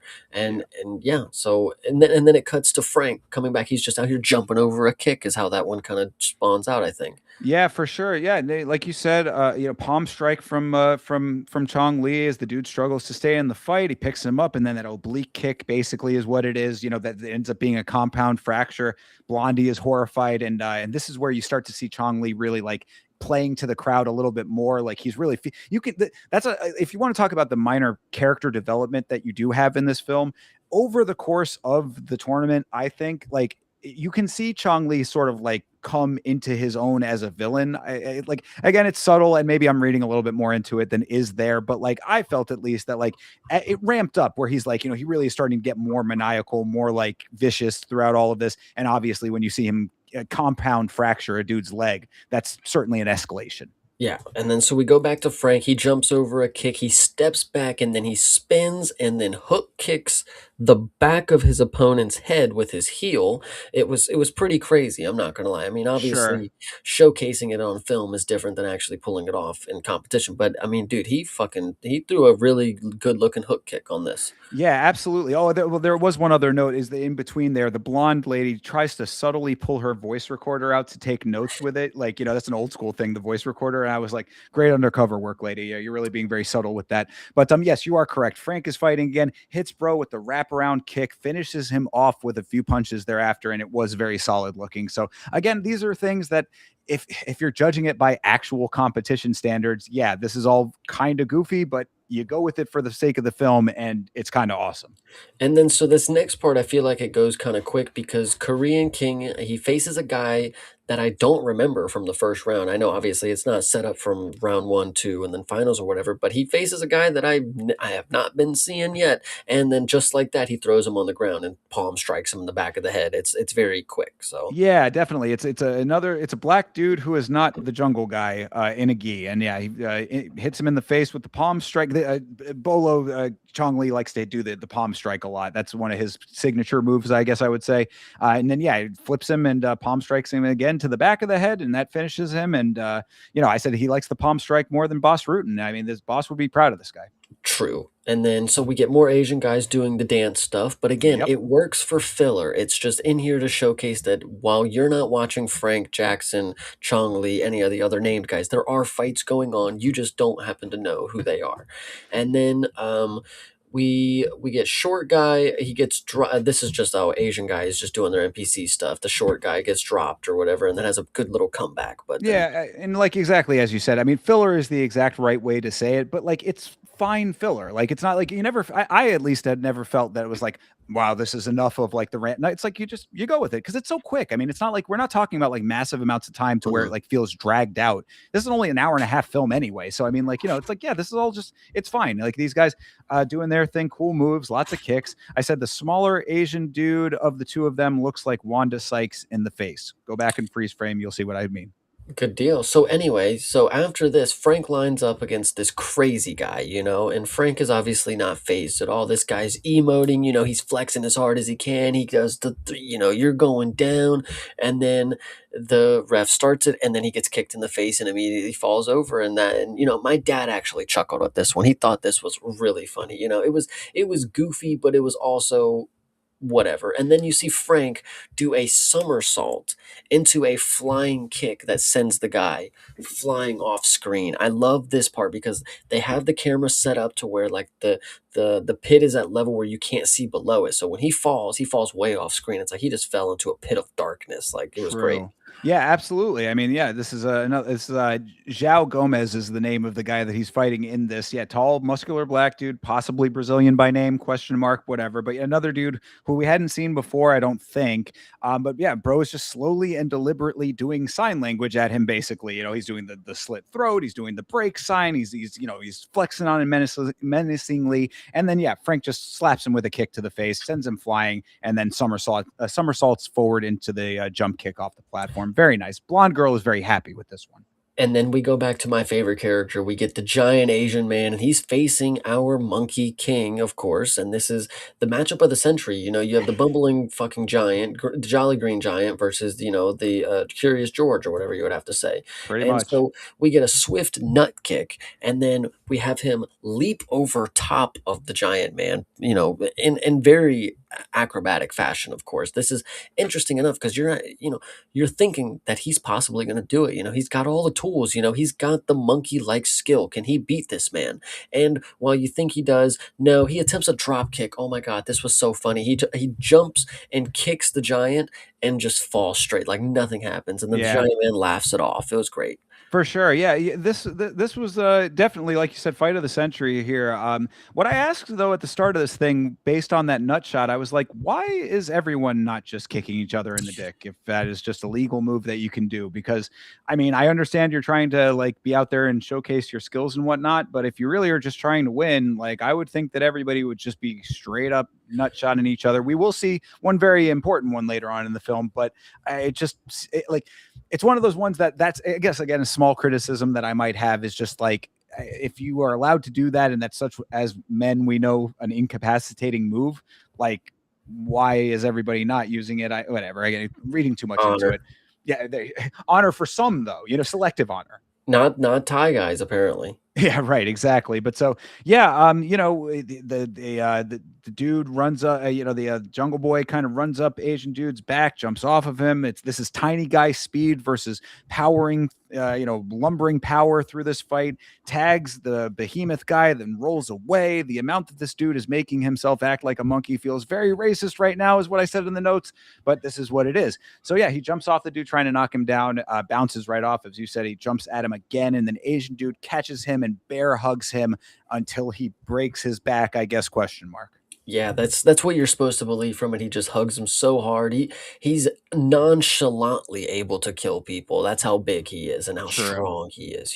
And so he jumps in his arms, obviously snaps him in half, and then you cut to the Korean king killing another NPC. I mean, it was a flying knee this time, by the way. I don't know if you caught that. So he Sure. he mixed it up, no palm strike, and then quickly back to the giant. He's now going against Frank. So this Right. is interesting. Go ahead. Well, yeah, no, I was just going to say that for Chong Li at this point, he's gotten to the round of the tournament where he has to make the kills interesting for himself. So, like, he does get this. I think it was a white dude that he was fighting in this one. He grabs the dude's arm and like gestures to the crowd, holds it up, and I've got something up my sleeve, and then he jump knees him, and I was like, yeah, cool. I mean, it's a cool move, and so if your goal was to make it interesting for yourself and the crowd, then you certainly achieved that. But you're right. Back to Frank, huge Asian guy. They're going at it now. The guy who just killed Jungle Boy over here. This is Pumola is the large Asian man's name. We finally find out if you're paying attention to the large board. Frank kicks him in the chest, then whips a kick to his face. Asian dude catches it and drags Frank, sending him into the signature splits one more time. Asian dude dips into a hammer fist, but Frank catches him with a side punch, I guess, is the note that I had. The crucial point that you have to note here, of course, because this is what sex appeal is about. So in the fight, he gets yanked by his shirt across the pit, and then he takes off the top of the gi. This is where you see him go full shirtless for the end of the movie here, kind of deal. And then yes, he gets drugged by the kick into the splits position, which I'm glad they did this because I would have never understood how that was applicable or what you were training for. But if they wouldn't have done that, I wouldn't have understood. But I saw that and I was like, that's what the training was for. And even Sure. and what's funny too, if you actually watch, you might have to go back and rewatch this. As soon as he's done with that, he kind of like gestures like, my groin hurts a little bit, kind of Sure. deal. Yeah, most definitely. There's that, and then there's also going to be one later on, like in the finale, that like makes it also apparent why the splits are important. But yes, this is definitely a first introduction to that in actual competition. So good deal there. Yeah. So Frank kicks both of his arms. The large Asian dude, he like kicks one arm, then the other arm, then gets both of his arms caught and he gets pulled into his own bear hug. Yes. Frank is in the bear hug now. So Frank goes pride rules and headbutts him twice. Then he focuses his energy, puts on the craziest face. Jean-Claude Van Damme pulls off some of the most exaggerated facial expressions in the world in this film. This is one of the more exaggerated ones. Then this is a crazy moment in this film to me, though, because he hits bro with what appears to be the dim mock, right? That's what we were supposed to believe. So what I said at this point, he focuses his energy, he hits him with the dim mock. Was this not supposed to be the thing that broke the bricks earlier? Because dude just tanks it. Like he does, you can see he's affected by it. I will say that. But with the dim mock, this is supposed to be the death touch here. So I mean, like what would have been appropriate was the death touch, and then he falls and dies. I mean, that what you would think would happen, but he tanks all of that. So Frank goes back into the splits one more time and uppercuts his nuts. So what I think is funny about this is like, yes, so it stops, he slows down and he hits him with the strike right in the belly. And you can see the guy, he's kind of like, and he's like walking forward. And like, I thought we were going to get the, like, he walks up and then he falls over as he walks Right. up kind of deal. But no, you're right, dude. We get the Johnny Cage move. If anybody out there is a Mortal Kombat fan, I swear to you guys, I didn't know this was a real thing that was based off of something. I thought that they just made that for the video game. I didn't know that Jean-Claude Van Damme had in his arsenal the drop splits uppercut to the dick move. And it's absolutely it's genius. I mean, there's one more that we'll talk about that's a little more genius, but when it comes to combat, I mean, talk about misdirection.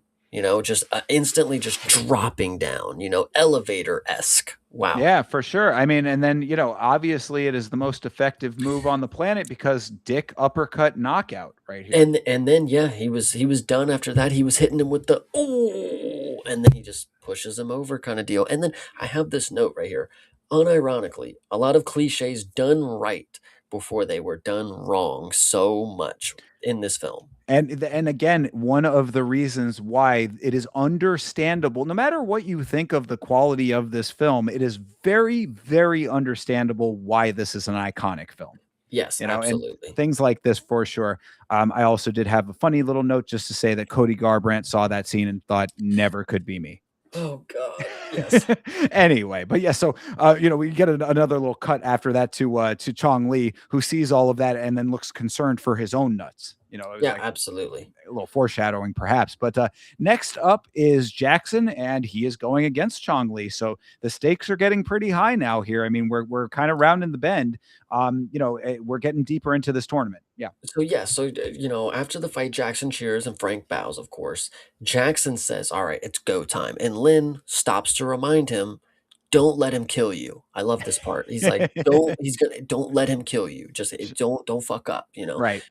And then, Frank tells him, you got to go for the gut. He's soft there. Go for the gut. He's soft there. And Jackson obviously just blows him off. He's like, dude, I have this point. He's an idiot because he says, "What are you talking about? Mate, what? He just said, punch him in the stomach. He's soft. What are you asking? What are you talking about? Oh You're, yeah.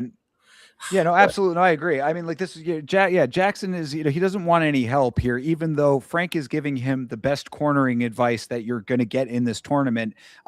He's like, I got it under control. You sound like my mother, he says. And I was like, well, mom must have been Trevor Whitman then, because I mean, this is good cornering that you're getting in that you're just, blowing off right now. So do it your way, I guess, Jackson.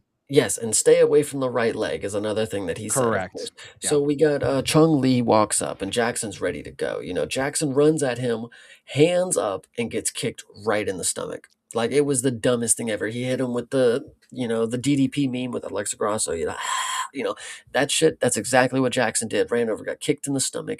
And then, to be fair, he throws a spinning back fist that lands. Like it was actually a pretty decent move. I mean, he got a pretty decent strike, but the overhand club move that didn't land this time, brother. You got to try a little harder. It's not just some twink. So the Korean king. He throws some kicks and those get caught. Some elbows, he gets he gets a couple punches off on Jackson, and then Jackson drops the Korean and walks away. He cheering, Jackson, That Jackson, and having a that's great when time. he hits the axe handle strikes that I was Boom. talking about there. He's got both hands kind of pressed together and then drops it down like that. And he does that like 2 times to the top of the head there. So yeah, you're right. Jackson is now celebrating like he thought he won the fight essentially. But this is somewhat interesting here because he showboats for a while. Cut to Frank saying, keep going, keep going. You would think that this would have been the time that he would have the jump got on him by Chong Li. Like, oh, he's celebrating so much that the showboating ends up coming back to bite him, but it really doesn't actually work that way because this is one of the funnier moments in the film to me. Chong Li is, he's kind of recovering from the shots. He's on the ground. He's on, he's on a knee. He wipes the blood from his mouth. He tastes it. And I swear to you, Chase, if you go back and freeze frame this, I'll put it up on the screen in the edit. He hits a Bill Cosby impression in this moment. I look at his face, go back and check this out. He's doing it. He hits it and he does the, like one of those, like The pudding pops. pudding pops. He really does it right there. But so, I guess it's more to signal that he's about to come back and shit's about to really go down. But so, like I said, you would think that he would like get the jump on him, but that's not really how it goes down. Lee just kind of gets up, he jump kicks at that point, but Jackson's ready for it. So it's like, it's not like he like overtook him, but like the fight just restarts, is what I'm trying Mhm. to say. Yeah, yeah. Chung Lee gets up and just kicks Jackson to death, basically. He kicks him down to the mat, kicks him while he's trying to get up, and then obviously delivers one last stomp to the back of his head, which it looked pretty brutal. And what's funny is a lot of people that I talked to this movie about, they all remember that, oh yeah, that's the movie where the guy, his buddy dies, right? They they all they all thought. They all thought. But hey, Jackson gets stomped to death here, and that's just how it is for right now. Even I though the mean, next scene will obviously figure out that that's different, but of course, yeah, I got a Mandela effect perhaps off of that, but yeah, so you're right. I mean, what you get the impression of based on the sound effects is that he got kicked in the throat, is what it sounds like. He's kind of gurgling at that point. He sort of grabs his throat, like if you're really looking close, but the kick looks like it lands on the body. So I mean, like it was another one of those weird kind of not exactly matching up things. But yeah, so he's down.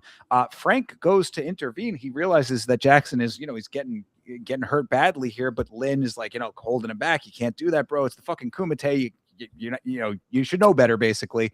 So Lynn holds him back. Frank's like, stop, and Lee curb stomps Jackson basically at that point for the knockout. So Lee is playing to the crowd. Jackson he takes Jackson's bandana and then he's dangling it over Frank, who is at the side of the platform. This is obviously a taunting kind of situation here. You see how bad of a guy Chong Lee is. Frank gets up onto the platform to check on Jackson, and Lee keeps gesturing with the bandana menacingly. He kind of does one of these where he like grabs it and goes, like that. yeah, yeah, Yeah. absolutely. Yeah, no, and then so obviously the next scene we're in a hospital. Nurse is walking up. Lynn and the doctor are here to check on Jackson. Lucky you have a head like a rock was dropped into this one. I love it that just like being a dumb person with nothing in your head that benefits you. When you get your head stomped in. So shout out For to sure. Jackson. Definitely that. Also, shout out to the doctor in this scene, who is literally, if you watch, like, because you're not supposed to be paying attention to him, but if you watch, the doctor is just sort of patting Ray with his stethoscope at random places. He's just kind of like, oh, here, here, here. It's like, I mean, I'm sure that you probably heard his heartbeat at some point with the stethoscope by now, but whatever.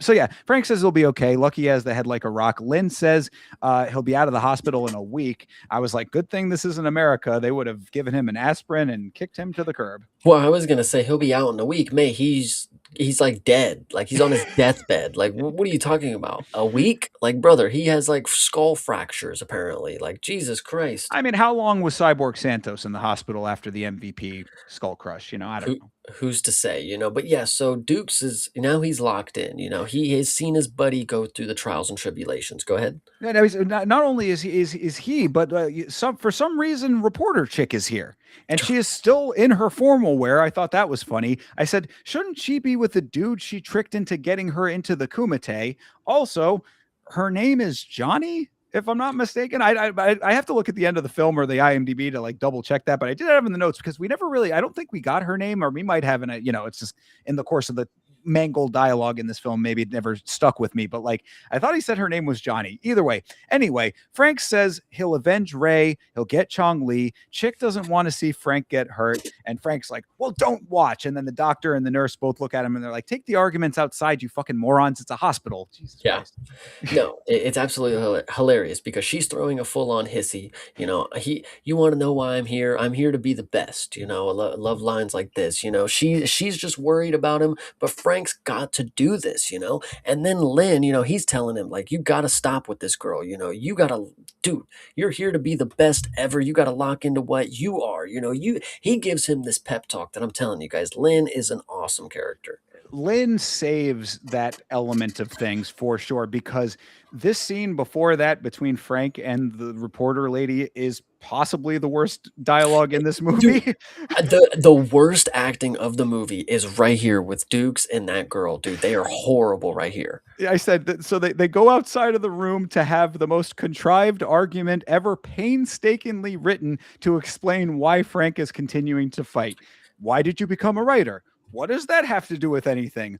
Well, tell me why. Just answer the question. My dad was the writer. I was a good writer. I thought it was the thing to do. Do you want to be the best writer you can be for yourself and for your dad? Well, yes, of course I do. Well, now you get it. That's what I'm trying to do too. And then the blondie delivers a really, really funny version of this take again because of the dubbing. She says, "I don't want to see you end up like Jackson or worse."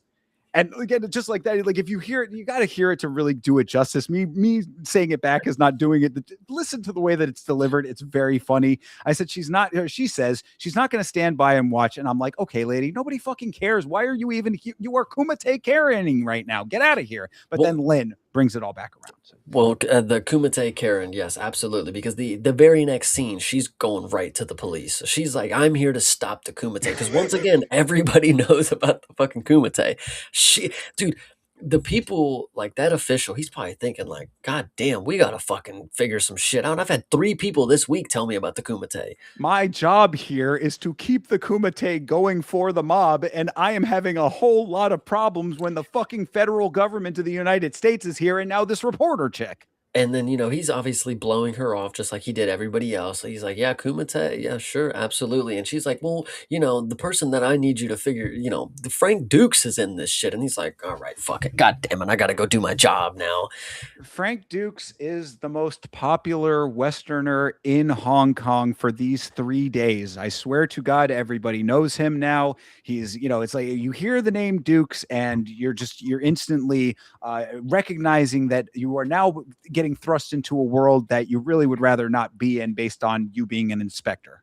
Absolutely. And this next scene that we're gonna get is awesome because you gotta cue the 80s, late night music, of course, because we're on a bus. Frank is he's just out here having an emotional moment. He's having flashbacks, he's looking in the mirror, he's seeing Chong Lee's reflection. Holy shit, this dude, I don't know how quickly PTSD sets in. But brother, he's having flashbacks early on after traumatic incidents. Well, and also, like you referenced that earlier in the movie that there was the scene where he kind of had like the Luke Skywalker Obi-Wan kind of thing going there. This is like Empire Strikes Back with the cave where it's like the Darth Vader helmet for a second there, and then it flashes. It's not actually that. Yeah, because he sees Chong Li in the reflection of the window, but he's not actually there. Frank is in turmoil. This is a very introspective bus ride that he is on. He's looking out the window. He's contemplating all of the stuff that's happened so far. And the funniest thing to me, and the reason that I really laugh at this scene, is that this song is telling the story in the song. This song, it sounds like a South Park parody of a song from a movie like this, if that makes sense to you. It's like actually really what it reminds me the most of is one of my all-time favorite films, Basketball, has a song in the movie that is very literally explaining what is happening during the scene. That's basically this, because the lyrics of the song are like, I was your friend and I let you down and said I would always be there for you, kind of thing. It was like one of those. It's like he's literally like saying, raised in the hospital, basically. So yeah, this song has a lot to like do with how funny this all is, but it's very emotional. Frank is very conflicted in all of this. This introspection goes on for a while. And then yeah, it ends with him on the top of a skyscraper doing the splits meditation move. And you question, why is he up there? Why is he doing the splits? But you have no questions. That's just the movie. He's just there. What I will say about the about because it goes from him and it's the side of the face shot, it's the profile shot, and he's looking off into the distance, very like he's really deep in thought, and then you get hit with what you just described. What I will say though is that this is a very beautiful aerial view of Hong Kong to start off with. But then you slowly pan over and it's Frank on the pedestal in the full split yet again, overlooking the city, doing his kata. And I said, the director must have thought, we need to make sure that we get a shot of every muscle on this man's body flexing at some point in the movie. Here is 28% of those shots. Yes, absolutely. But anyway, so Frank, he's now traversing back through the tunnels. We talked about how long and deep and dark, pause, the tunnels are when it came to Frank walking down them, and the agents stop him. They're at the end of the hallway and they're like, "Frank, you're not competing in the Kumite, buddy. We got the police chief in on it now. You're fine. The jig is up." And this is where you get a hilarious scene where Frank moseys on down this hallway, no pep in his step at all, but he's combating people with his duffel bag is the first one, Yeah. and which is really funny. And then the second one is even funnier because he kicks this guy into a doorway, but he kicks him, and then with his ability to pull his foot back and then do another kick, he closes the door on them. Very nice. Yes, absolutely. Because yeah, because the inspector has this is one of those like in a traditional kung fu movie, this would be like when the guys one by one try to like attack, but it's not in a circular pattern, it's in a corridor. So what you get is guys coming out of random doorways. Two guys, Two two guys guys, mind you. specifically. Yeah. So it's like we don't know the construction of the walled city besides this corridor here, but were the guards just waiting in those whatever those hallways were? It's like they're waiting for the inspector to give the signal and then one by one come out and then get hit by Frank to not actually apprehend him. Yeah, so obviously he dismantles these guy by walking slowly as possible, doing the combat as precise as possible, and he walks right up to the police chief and the FBI agents or whatever you want to say, and they pull out their tasers again on him, and they're like, "Dude, you're coming with us. It is time to go." And they toss him some handcuffs, and he's almost surrounded. But the problem is there's only three of them, and then two extra guys, so four total armed people, I guess, have come to the aid to the situation. So two guys come to his left. He's about surrounded, not really.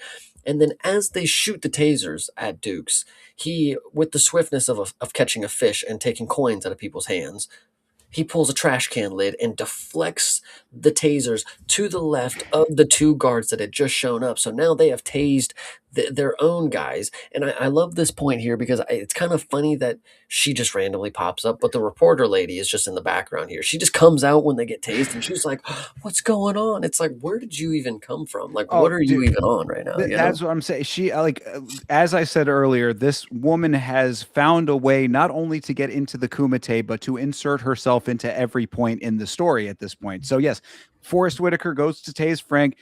Frank pulls the trash can lid, deflects the tasers into the oncoming officers. I'm like, that's an interesting note there. Inspector goes to pull his gun, an actual gun this time, but he's like, of course he can't shoot Frank. Frank is too high of a value to the U.S. government. So the older federal agent guy is like, you can't shoot him. So it's like, all right. So now we're kind of at a little bit of a stalemate. So the feds just basically give up. They're just like, all right, Frank, you win. We'll see you tomorrow at the airport. And I was like, what in the actual fuck? But A, for realism, I guess, ineffectual government wasting money and accomplishing nothing.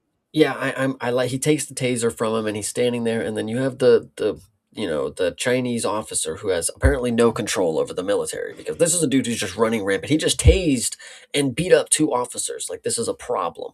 But he's just like standing there and he's just like, "All right, I'm gonna go check on those guys." And then the officers, like you said, they just do nothing. They just let him walk away, which you're supposed to symbolize that like in their mind is like, well, there's nothing we can do. Like even if we wanted to like try to grab him, it's like he just took out all these officers on his way here kind of deal, you know? It's an immovable object, brother. The unstoppable force kind of thing. You're going to be at a stalemate if you keep trying to play this game. So Forrest Whitaker just asks, and again, yeah, you're right. The reporter girl is with the feds now, just kind of hanging out there. Forrest Whitaker asks his buddies, like, now what? What are we going to do? Well, obviously, what we're going to do is go watch some fights. We're gonna hang out in the Kumite. I mean, Jesus, if you can't beat them, join them, I suppose. I love, again, this goes back to the first call out where he says, I'll be at the airport in 2 days. I love how he just tells him, like, I'm going to go to the Kumite. I'll be at the airport tomorrow, and they're like, what are we going to do now? And it's like, yeah, I guess we're just gonna go watch fights. I guess that's just really what it comes down to. And this next scene that comes up is one of the funnier moments in the movie. So Yeah. Lynn opens up stalling the commissions. He's like, "No, he's on his way, guys. Why can't we wait anymore? Like, what are you talking about? Why are we not able to wait for Frank Dukes? He's the main event guy. Like, what are you talking about?" And then so the bookie guy, the guy who's keeping all the bets, he walks up and he's like, "Wow, no Frank Dukes? Well, we can wait. Come on." And he slides him some money in his jacket. And then as that happens, Frank Dukes walks right in the door and he looks at him and he takes his money right back out of the dude's shirt. And it's just such a great, funny moment, dude. Yeah, that was the one that I had in the notes. I was like, that was a genuine laugh out of me. Like, some of the comedy is corny in the movie. Obviously, it's not it's more chuckle than laugh. That actually got a legitimate laugh out of me. I thought that was really funny. No, yeah, absolutely. I love it. And then Duke's my man. I love he's just so happy. I love it, Yeah, I mean, Frank is like you said, he's the main event. He's the guy. This is about to be the culmination of everything. You can't have the Kumite complete without Frank Dukes. If he is in the building right now, we are good to go. And then so the reporter walks in. She walks in with the agents. She thinks she's so slick that she's like sneaking in here, whatever. The point is, every time she has come in here when she's not supposed to be, she sits right in the front fucking row. That isn't I, that the craziest part? The FBI agents, all of these American people now are just in the front row watching the Kumite, but nobody's supposed to know about it. I just was that was my note. It was just it's like the feds and the reporter girl show up at the Kumite. Reporters are not allowed in, but apparently federal agents can get in no problem. So True. all the cat's out of the bag at this point. People, the secret of the Kumite is out. It's you just why not open the doors to the temple at this point? Just let the public in. Absolutely. So we get a new bout is about to begin. We got Frank versus the Muay Thai guy. Yeah, Paco. Yep. Paco, indeed, yeah. And so the crowd is ready. You obviously, this is a fun time. Money is flying, and this is maybe by far one of the dumbest things that Frank Dukes could be credited to when it comes to martial arts, because you have your Muay Thai guy, and he just walks up and he's like, hmm, Yeah, hmm. yeah, puts the fists out like I guess as if for a fist bump, and Frank is I kind of I like, think that's what I read it as on the second one. Oh, Thinker just disappeared oh, on there he is. these. We Sorry, disappeared. Oh, yeah. yeah, we lost you for just a quick second. You're back. Go ahead. In the second watch, that's what I read it as. It's like, oh yeah, come on, like we're cool. Fist bump, and then he low kicks him and then elbows him over top. It was definitely a fun little moment, of course. Dukes is dazed, but he's getting up. Muay Thai guy yells something, but we can't hear it because post editing, you're supposed to believe that the crowd is just so loud, but like you can see his mouth moving and he's like yelling kind of deal. So the fact they cut all that out is like maybe it was a choice and maybe it just didn't work with the story. Maybe they had some underlying story that they were trying to go with. I don't know. Yeah, it could have been. I mean, either way, I think the impression that you kind of get out of this is that it was a fake glove touch, essentially, with that little bit, kind of a dirty, dirty move, but winning by any means necessary is still winning, I guess, is the impression that you're supposed to get from that. But yeah, the overhand really messes Frank up. He stays down for a minute. His eyes are wide. He's trying to get his wits back. Paco tries to advance. Frank scissor trips him to Yes. get back to his feet. Frank evades with some very slow striking. Frank evades some very slow striking, and does a sideways inside leg kick on Bro, sending him down again. They start to trade low kicks. Frank eggs him on at this point, beckoning him to kick him in the side. He's like, "Hey, kick me over here," kind of thing, which he does, and Frank tanks it. Frank kicks him back, and now they're trading body kicks back and forth. Frank turns up the kicks, hits two, and then the high kick, then a roundhouse kick to drop Paco for the win. Yeah, I wrote he was, Dukes is just spamming the X button on this one. He's just spamming kicks. You'll hear that a couple different times. He just throws the same kick like seven different times. And there's one point specifically where I don't know if they were just you were supposed to just understand the impact of it, so they played it three different times. But I'm pretty sure they showed the same kick four times in a row, and it was just the same angle, just like maybe zoomed in a little more. I don't know. But either way, Yeah, so sure, yes, sure. the brutal body kicks, of course, Jean Claude Van Damme being able to just, spam these kicks in a way that he was able to get the better one. Spin kick to finish it off. And the agents, they're in the front row and they're in awe. They're like, this is why he's the American treasure, of course. Obviously, we're seeing him right now. And then, the crowd and the reporter lady go crazy. I think we see Lan another time in this shot, of course. And then the Korean King looks at Dukes and just smiles. Oh, So they're staring each other down at this point too. Frank has maxed out revenge brain, but then he trades looks with the reporter girl and everything's okay. So I was like, obviously that must have been good. I mean, like, she cast a little bit of a spell on him, good cut'll do it. yeah, and then so the next fight we get the Chong Li back Korean King versus another NPC who I guess has been winning this entire time that we Yeah, haven't been able to see. Chuan Ip Mung is the name of this dude fighting Chong Li. This is a pretty even matchup to start, even though, like you said, it's I guess just somebody that maybe we hadn't seen as much of, or maybe his scenes got cut. But either way, they start off pretty even. They're both throwing kicks and punches. I said, at this point in the competition, it should be somewhat even if, Chong Li is obviously going to overtake. But like, yeah, you want to have the competition not just be completely just annihilating people if they're this far into it. So appropriate, I said, for this. But they're both throwing kicks and punches back and forth. Chong Li is confident as ever, smacking Bro around and taking shots. He gets his ears clapped at one point. The Boxed his bong ears. That's the boxed his I have ears. that in the note, man. That's great. I love that one. Absolutely. But so, yeah, I mean, Chong Li overtakes him, punches and whips him to the ground, then hits him with the people's elbow. Oh, wait. It's that, and it's also simultaneous elbow to face and to balls, and one final direct headshot. This is absolutely awesome. I love this one. Yes, so he grabs the hair, unfair, yanks his head back, and throat punches him. Now the guy's on the ground, and then yeah, he does a whole elbow drop kind of deal, and then hits him with the. Yeah, hell I yeah. love it. I love this one. Very, very original, to be honest. You don't get to see anything like this in the UFC these days. We need to go back to the Pride rules. But either way, Hell yeah.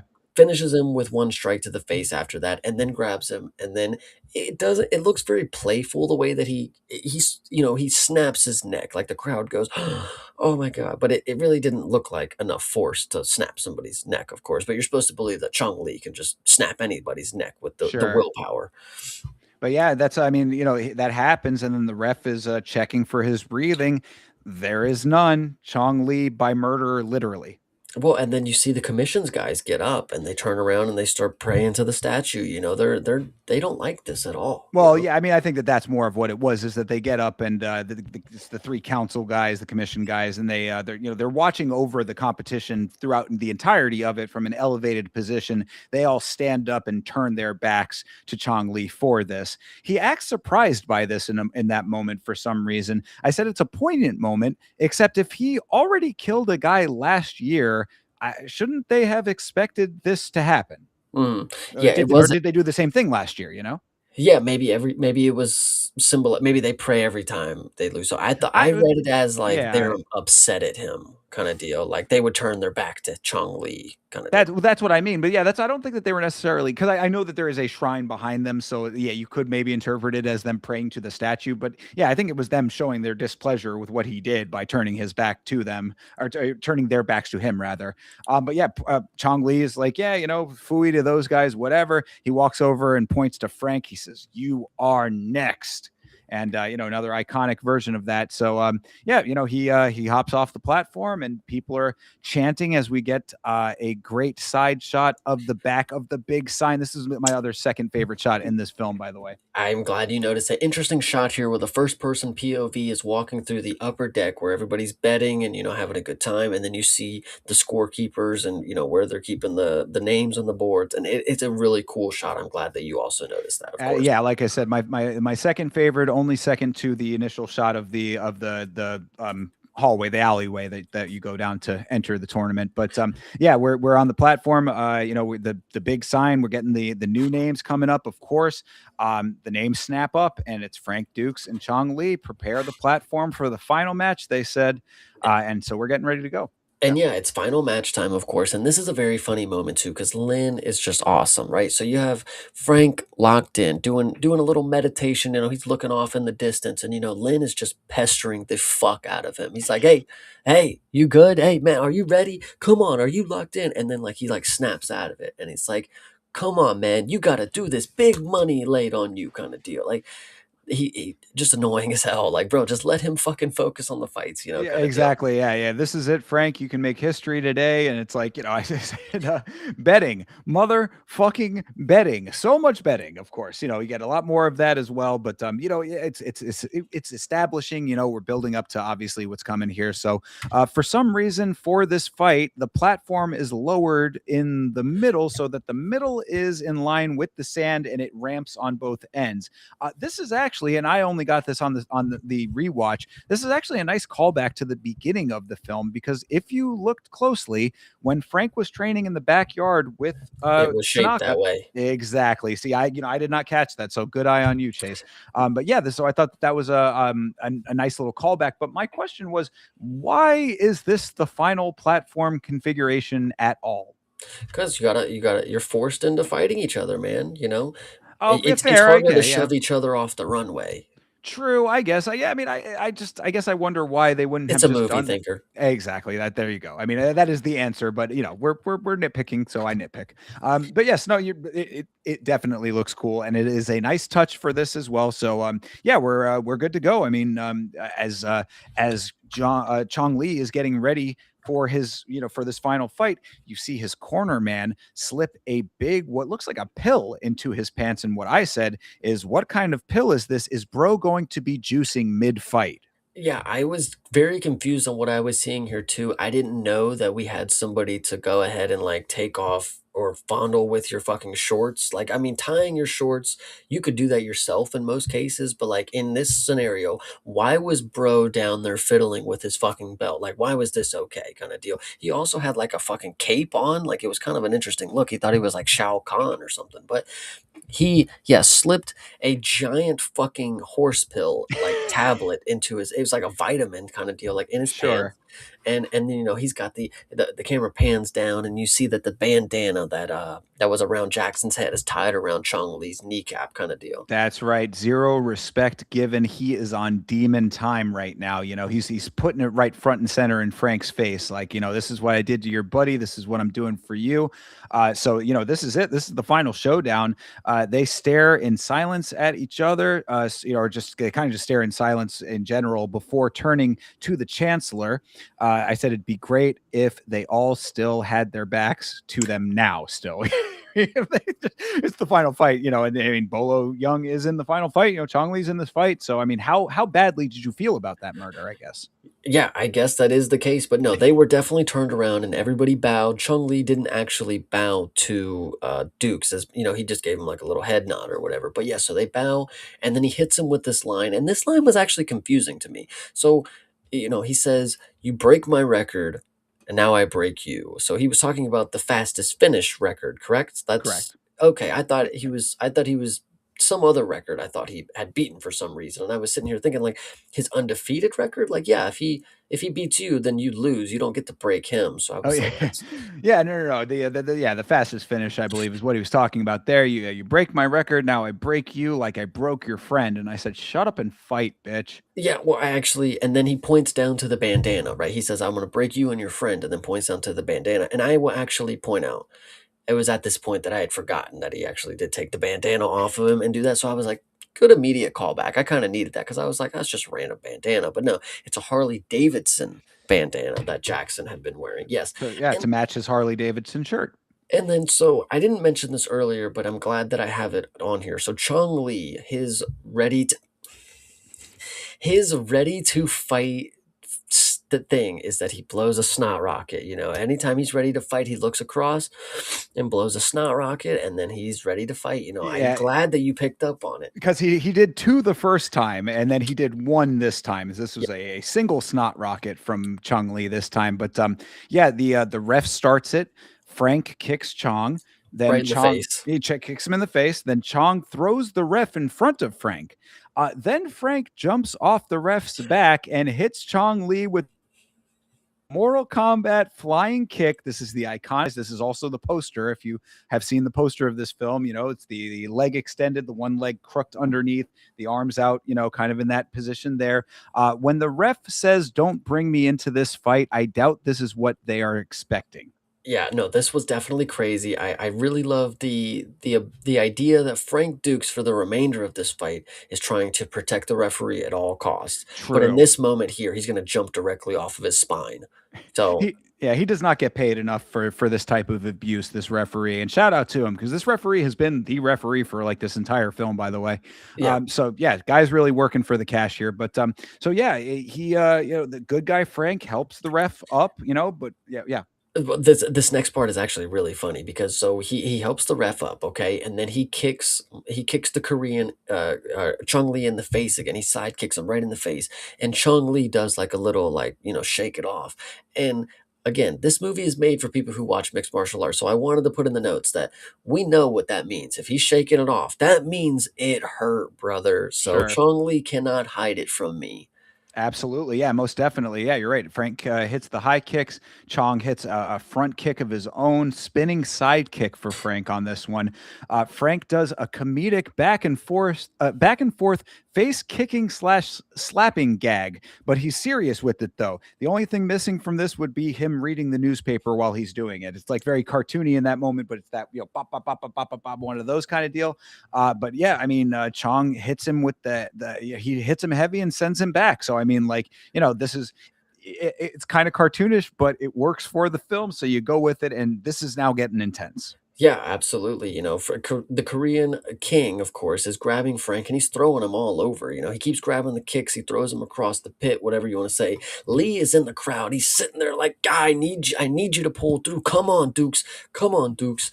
And then, of course, we get thrown across the fucking pit. The crowd is chanting Chong Lee. Everybody's going crazy for Chong Lee.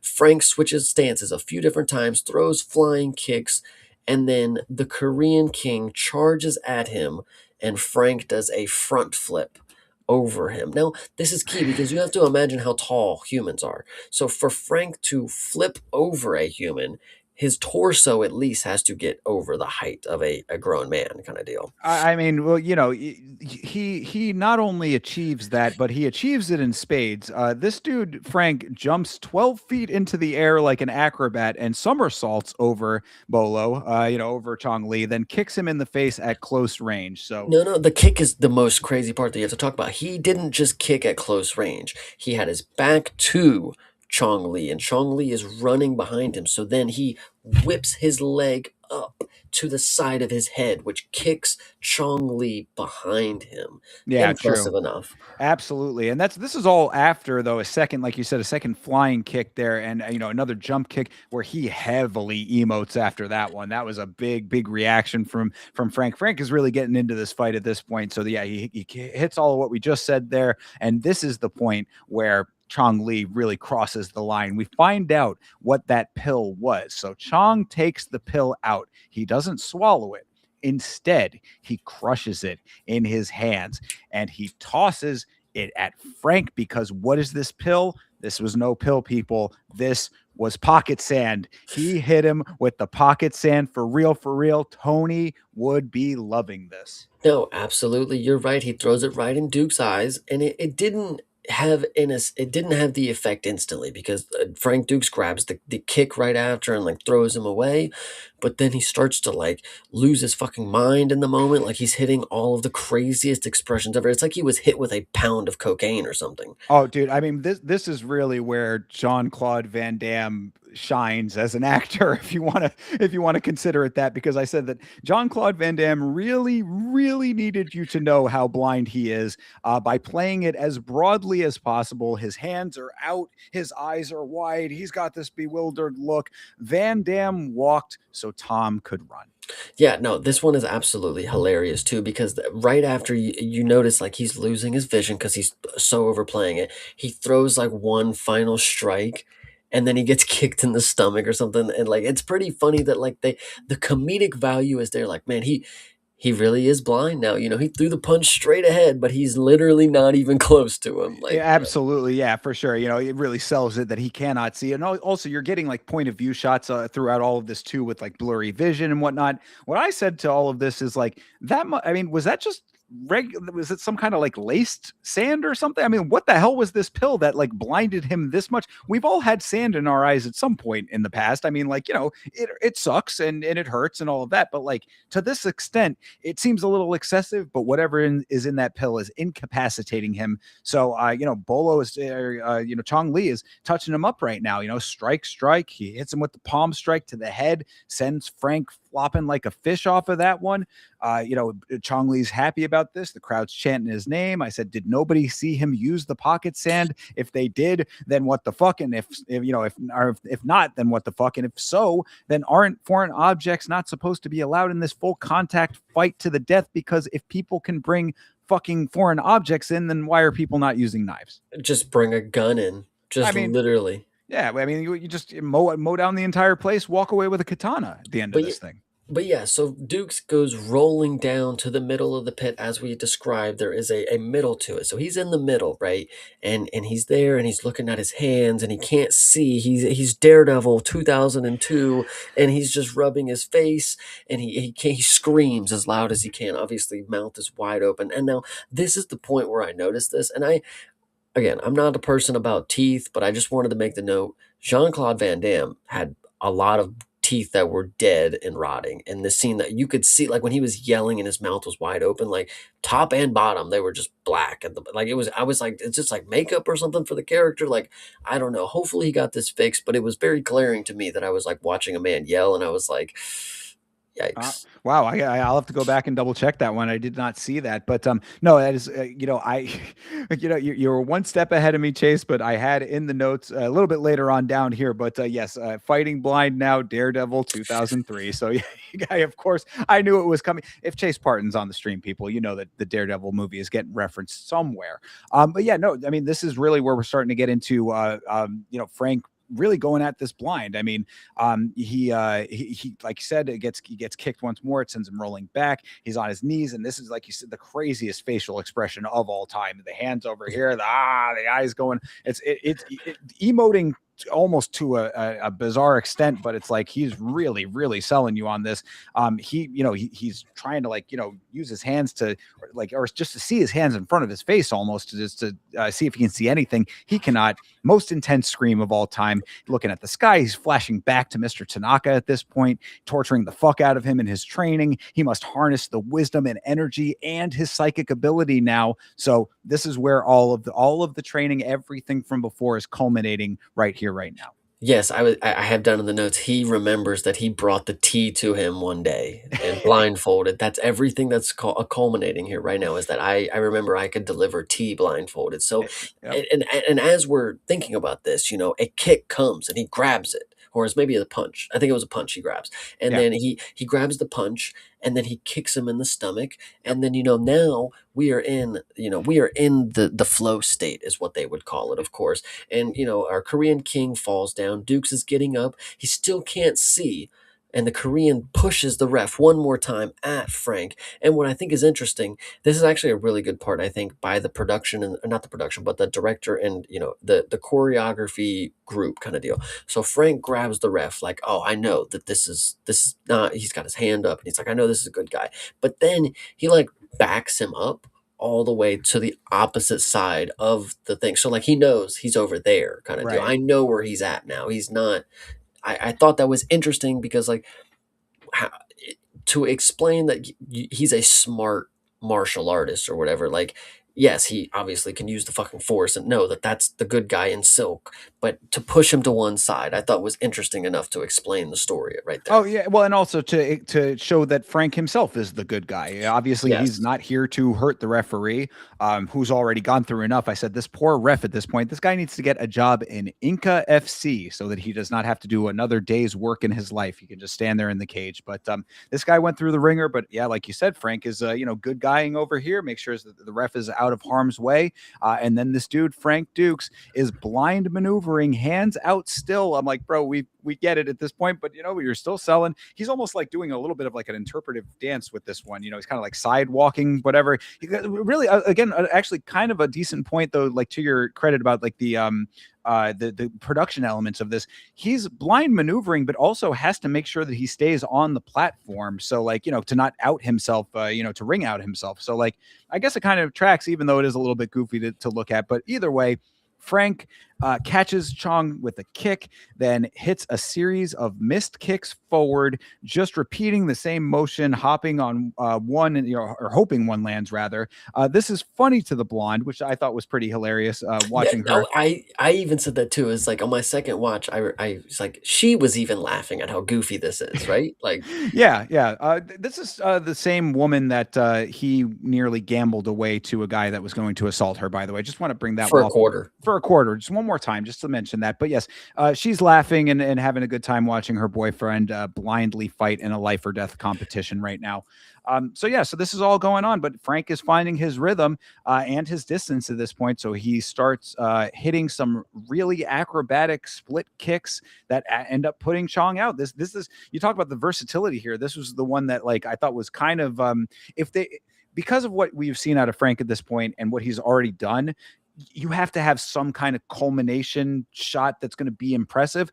I thought that this effectively stuck the landing on that. I mean, to see him go full splits to actually accomplish the kick at the, I was like, it tracks to me.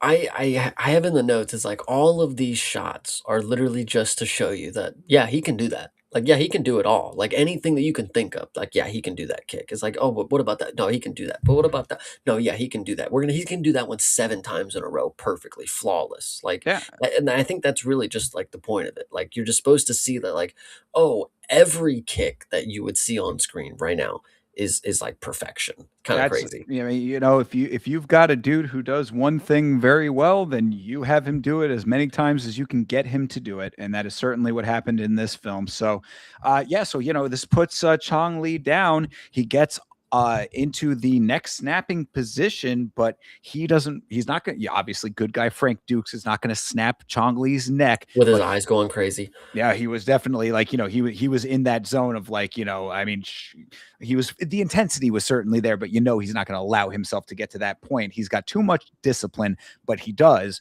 want the sub. So I said, how many times do fighters go to the sub when the striking was winning them the fight? SMH a little bit on that, low fight IQ for Frank Dukes on this one, but to put it to the side, Chong Li does in fact say it. He says, say it.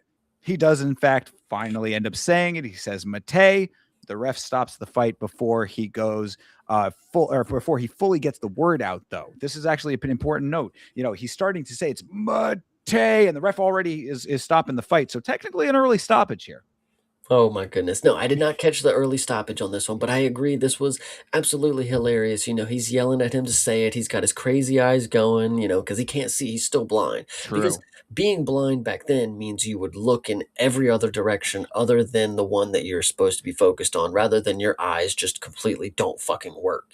Correct. But Absolutely. But, much like the UFC, there are no rules. So it does not matter that the stoppage was a little bit early or that Frank is blind right now, because Frank has won the Kumite, people. Frank Dukes is your winner. Kumite is complete. He takes Ray's bandana and holds it up to the audience. What a he beautiful moment. Yes, he holds it high, and it's funny because the point that I wanted to make after this, so he holds the bandana high, and then the ceremony that we get after this, it's kind of interesting because I had the note that he finally gets the sword. No, he got a sword earlier. He now has two fucking swords. People, think about that. Well, you think that he actually, like, Tanaka gave him that katana himself to, like, gave it to him, or was that just a ceremonial, like, here, I'm handing this over, but like it's still kind of mine? I think it was more or less like I'm getting old and dying. You're gonna have this because I'll be tucked in really well for the rest of my life. That's definitely true. So yeah, fair enough. So I mean, double katana Frank Dukes. Then fair enough. I mean, this he certainly earned it. So Frank is like you say, he's dressed up in his black gi. He receives his award, which is his very own katana, or Katana Part Two, and he says, "This is for you, Shidoshi." Obviously he did it for the old man Tanaka. Would have been great if he'd asked for a performance bonus. Yeah, true. 25 grand, 300 bots, 300K bots, whatever it is. But yeah, so we skip back to the hospital and they have already told Jackson everything. You know what? You really did it. You kicked his butt, huh? That's awesome, Well, man. yeah, I Love mean, it. Ray's awake and he's drinking beer again. Beer in the hospital. He is so back, and Frank is there yet again with Yappy Reporter Girl. So yeah, you're right. Not only did Frank win, he made him say Mate. The girl says, and it's like, oh wow, what? You really did did it. Yes, he really did it. I said, this is why you always go out, people, even to the death if you have to, because it's gonna haunt you forever. The idea that we are so back. He's got his beer and he's in the hospital, dude. He's good. We are fucking true to life. But no, it's absolutely awesome. And then we get probably and I know there's a lot of cringe. You could call a lot of things cringe. This next scene probably is the worst of the cringe things in this movie. And it's endearing, but it's also really fucking corny. So, he tells him, he's like, hey, next time you fight, make sure to keep your clothes on. And then he hands him the bandana. Right. Jackson grabs his hand and he's like, anything you need, anytime, anywhere, any place, which those last two are the same thing. That is great. He's like, well, I love you, man. It's crazy. Like, Jesus fuck. Yeah, I mean, what I said is that, really, Jackson is somehow the lovable, sexually harassing sidekick we always needed. And, it shows here. But yeah, Frank, gives him back the bandana, don't lose your clothes, whatever. They lock in for the epic handshake, so they do the locking of the hands. Yes. Anytime, any place, anywhere. If you need me, I'll be there for you. I said, super bro move, but I really thought he was about to challenge him in that moment. I said, anytime, anywhere, any place, I will fight you. And I was like, that kind of would have been hilarious too. But either way, he says, I love you, my friend. And then goes and kisses him on the side of the head here. I said, bro, you've known each other for 3 days. And I guess you kind of got close just by chilling. I mean, I guess he did help him escape from the feds. So it's like, you can at least put that in there, but it's like they certainly formed a very, very long lasting bond over these 3 days of just sort of being boys. And what's actually interesting is like for the rest of their lives, the potential that they would have to murder each other in the Kumite is still on the table. That's what brings them together. It's the trust that at any moment they could kill each other. For sure. Well, and starting off the earlier in the scene, Jackson did say, "Don't get too cocky. You might have to go up against me next time." It's just like, you guys are crazy. The girl says, "Yeah, well, that's that. This is the level that you get to with the Kumite, of course." But speaking of the feds are outside now. We cut to the tarmac at the plane. Flying commercial, by the way. We're waiting for I think it was a United Airlines flight. So, they couldn't have cheap government bastards. I said they made the feds fly commercial, but they're waiting for Frank. They're saying, Frank's not going to show up. We're duped again by the immovable, the implacable Frank Dukes. This guy, you can never get a read on him. But of course, somehow Frank is already on the plane. Hardy har. He's, hey guys, what are you gonna come on the plane or what here? I said, what did he like climb up the boarding stairs? Like, how did he get? I don't, whatever. Yeah, but no, and then it's actually really funny. So they walk up the stairs and they're like, man, you're such an asshole. But they give like the thing like, I wouldn't want to have done it with anybody but you kind of deal, that kind of look. And then oh god. Well, and I was gonna say the great line again, just to hammer home the point that we had been making throughout this entire thing about how important Frank is to the cause. The older guy says, "I'm just glad you're on our side, kid." It's like, he really is Captain America with, with the Belgian accent. And then you see the reporter lady, and I don't know if this was just a missed opportunity, but they did not ever establish that she drives a van that looks like like one of those like hippie vans kind of deal. So like she pops out of there. Yeah, she pops out of that, of course, and Frank gives her the salute off, thanks for the poon, and then she hits him with the clasp the palm. They bow to each other. Yeah, I kind of got the impression that that wasn't her car, that somebody was driving or whatever. But it was kind of like an interesting way to end that relationship. Like they had this big connection, and now it's just Frank is off to big connection. They knew 2 days. But he loved Jackson more than the chick that he banged. True. I mean, well, look, and hey, I'm certainly one to say bros before hoes. I mean, I'm okay with that, but I'm just saying, I mean, like if that connection was there, you'd think that, maybe she would come with him, maybe there'd be something else, but no, they're just, gesture to each other. And then we free, I kind of like, I was really, what I said is like, before you have time to think, so Frank wins the Kumite and that's just it, then you freeze frame and you get the post credit or the post information here. And this we have to talk about. We definitely have to talk about this because I didn't catch it until the second time around what the screen actually said, Oh, brother. Okay. Well, I will tell you what the screen actually said then, because I have it, because it's important for the trivia section here. Okay. So It freeze frames on, Jean-Claude Van Damme on Frank Dukes here. It says this film is based on true events of Frank Duke's life. Between 1975 and 1980, he fought 329 matches and retired undefeated as the world heavyweight full contact Kumite champion. Mr. Dukes still holds 4 world records: fastest knockout, 3.2 seconds, fastest punch with a knockout, 0.12 seconds, 0.12 seconds, fastest kick with a knockout, 72 miles per hour. Said, how the fuck did they measure that? Whatever. Most consecutive knockouts in a tournament, 56. Subsequently, Dukes founded the first American ninjutsu system, Dukes Ryu. All of these facts are entirely bullshit. Oh, okay. Yeah, I figured that when I read the thing and it said these are based on the events of the, Frank Dukes, I'm like, there's no fucking way this is a real fucking person. First off, if Jean-Claude if if him portraying it to that perfection, mate, you was not doing anything close to that, and I obviously know it was a depiction, but like Frank Dukes did not know, we was not no fucking Kumite legend, I would say. But if I'm wrong, hey, whatever. Well, so that was going to be my question. See, I put that in there. This is definitely bullshit. More of me like being like, come on, this couldn't be real, right? But I was curious, Chase. Do you know anything about Frank Dukes? I have no idea. It's funny because when I was typing the paper, I was like, I was thinking to myself, I gotta look up Frank Dukes because I was like, that's his name, right? I was at a certain point. I was like, it is Frank Dukes. So I typed in Frank, and I would type in Dukes, like Dukes of Hazzard. Right. But no, it's Frank Dukes with an X. And Correct. when I came up, it's like this. I was like, this is not the dude in the movie. Like, who is this guy? Like, this is a real person. Like, what is going on? So I was like,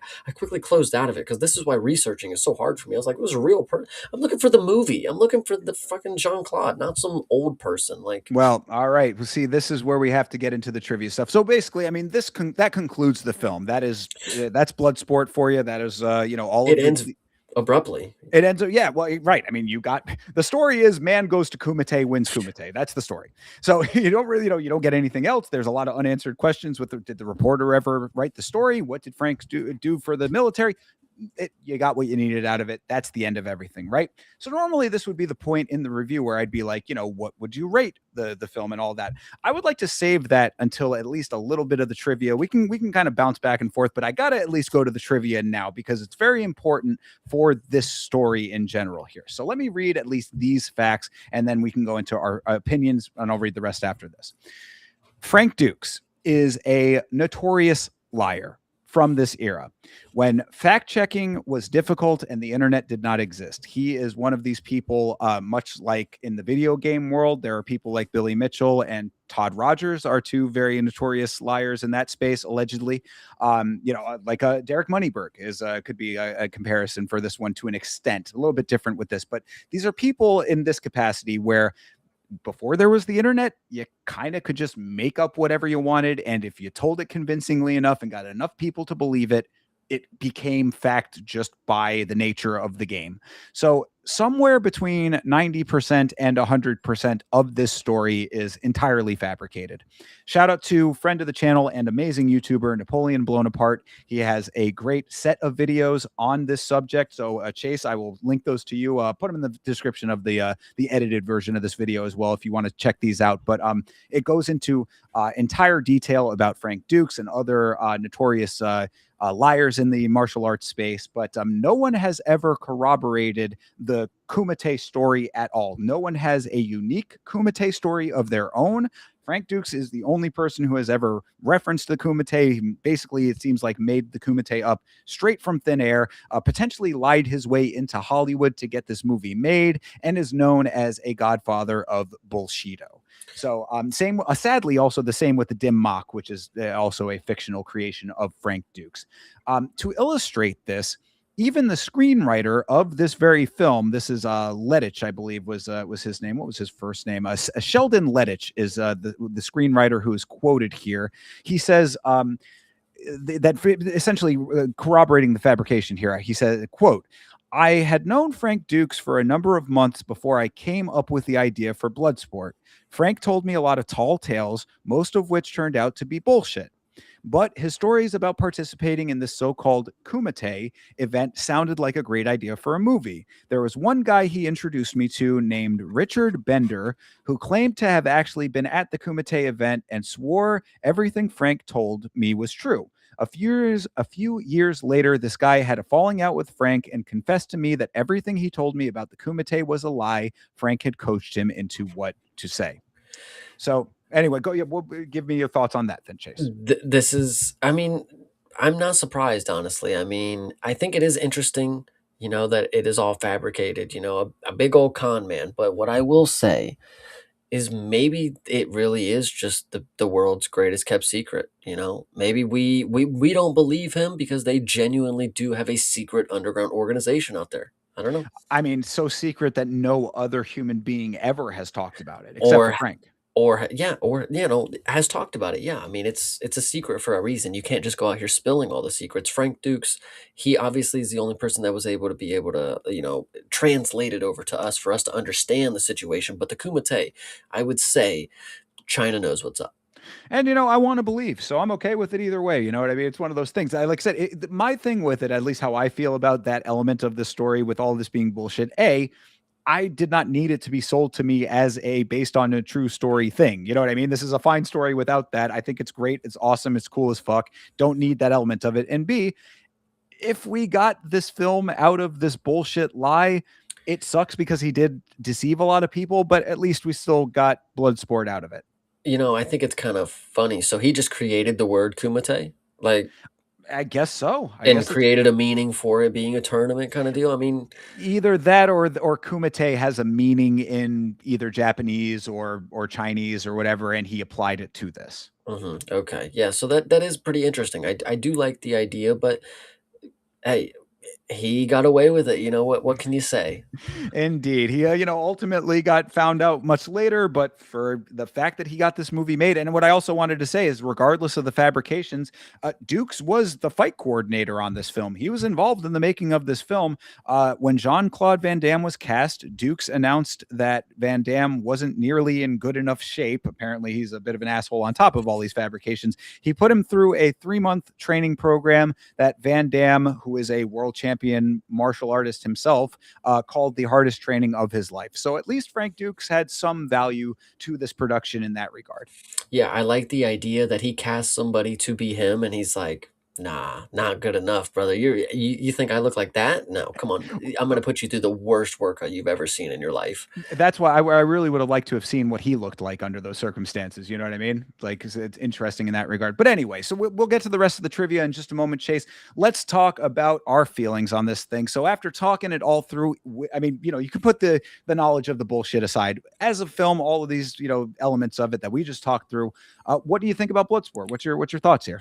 I really, really like this film. I like this film so much that I hope people out there, I hope Bloomis and I hope you aren't going to hold me hostage to not watch any more Jean-Claude Van Damme movies until we come across watching them on the channel. Because I would really like to watch, what is it, Kickboxer, I think is Kickboxer, another. yeah. So I might have to dive into it. I really enjoyed Jean-Claude Van Damme. I'm not going to lie. Yeah, I mean, this film hits all of the right notes in the right way, and that is why, because I'm going to, I always do. I'm going to ask you what you would rate this film, and in previous episodes, you had said, very astutely, I would say, like, what are you rating it on? Like, how, are you rating it as a film that I'm supposed to take as like high art? Are you rating it for fun? That's up to your personal discretion. But to me, this film does not need to be high art. It does not need to be taken any more seriously or whatever. Like, for what this film is and what you get out of it, I quite enjoy it. I think it's got great replayability. It's very simple in a good way. Not every film needs to be a fucking complex, Ocean's 11 style setup here, a big Rube Goldberg machine. This is a very straightforward story with, great action sequences as far as fighting goes, and a very basic plot that you don't really need to get overly invested in. Just let it hang out. Have fun with it. It's awesome. Okay, so what are you rating it, Thinker?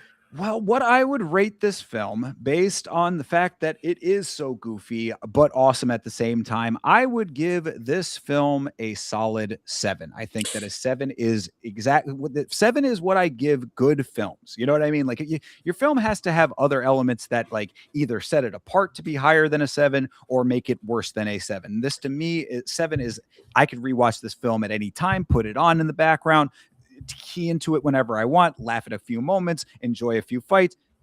That's a solid ranking for me. That's how I I would look at it. I was gonna exactly give it the same thing. Think 7 is perfect because, like I said, there's so many things wrong with it, you know? They don't set up everything, they don't pay off everything, I guess, you know? They throw random things in there like the family in Hiroshima, shit like that, you know? The acting is not as good, you know? It could be a lot better, but I think 7 is good because, man, I would rather replay this and watch it a couple different times rather than a very elaborate story that feels very taxing by the time it's over. It's like, you can just jump in here, not give a shit, you can just watch these dudes have a good time. Exactly, absolutely, and, there's a beauty and simplicity of filmmaking with a film like this of the era that I think is lost on modern filmmaking, and I'm not saying that every film needs to be this way, of course, you see all of my film collection here, obviously, I have a very wide range of things that I enjoy, but there is a place for this, and I think a 7 is exactly why I resonate with that, so Yeah. good on that, okay, so that's as a film. As a mixed martial arts film, Chase, what would you rate this film? Ooh, honestly, I would say, for what they try to represent, and they definitely try to showcase that there's different styles of martial arts. I honestly think as a martial arts film, this is a pioneer. You know, fighting was different back in the day too, so you have to take into account that it's not going to look like what we know it is now.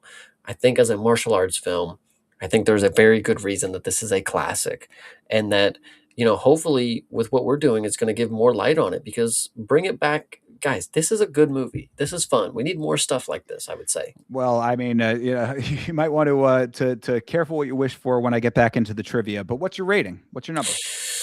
I'm gonna go 7 as well. I think 7 is very valid here. Then we are in absolute lockstep, Chase. I mean, that I did not anticipate that, but that is to a T exactly how I feel about it. I would say that from a modern lens, as a mixed martial arts fan who is very well acquainted with the space now and has seen many different iterations, all the things that we know in 2026, there are certainly things that are left to desire from a film like this, but this is 1988. This is before the UFC. This is all of what the formative era of the sport or what the sport would eventually become is still taking shape. This is like Valley Tudo era. So, I mean, for what it does, what it exposes, even if it is in a limited capacity, I'd say that there is certainly valid criticisms in saying it would have been nice to see a little bit more actual representation of some of the styles. But for a cursory glance, this is a great introduction for people who may not have even known that there were multiple styles of martial arts. People might have just thought it was all Hollywood kung fu kind of stuff or Hong Kong kung fu. It's like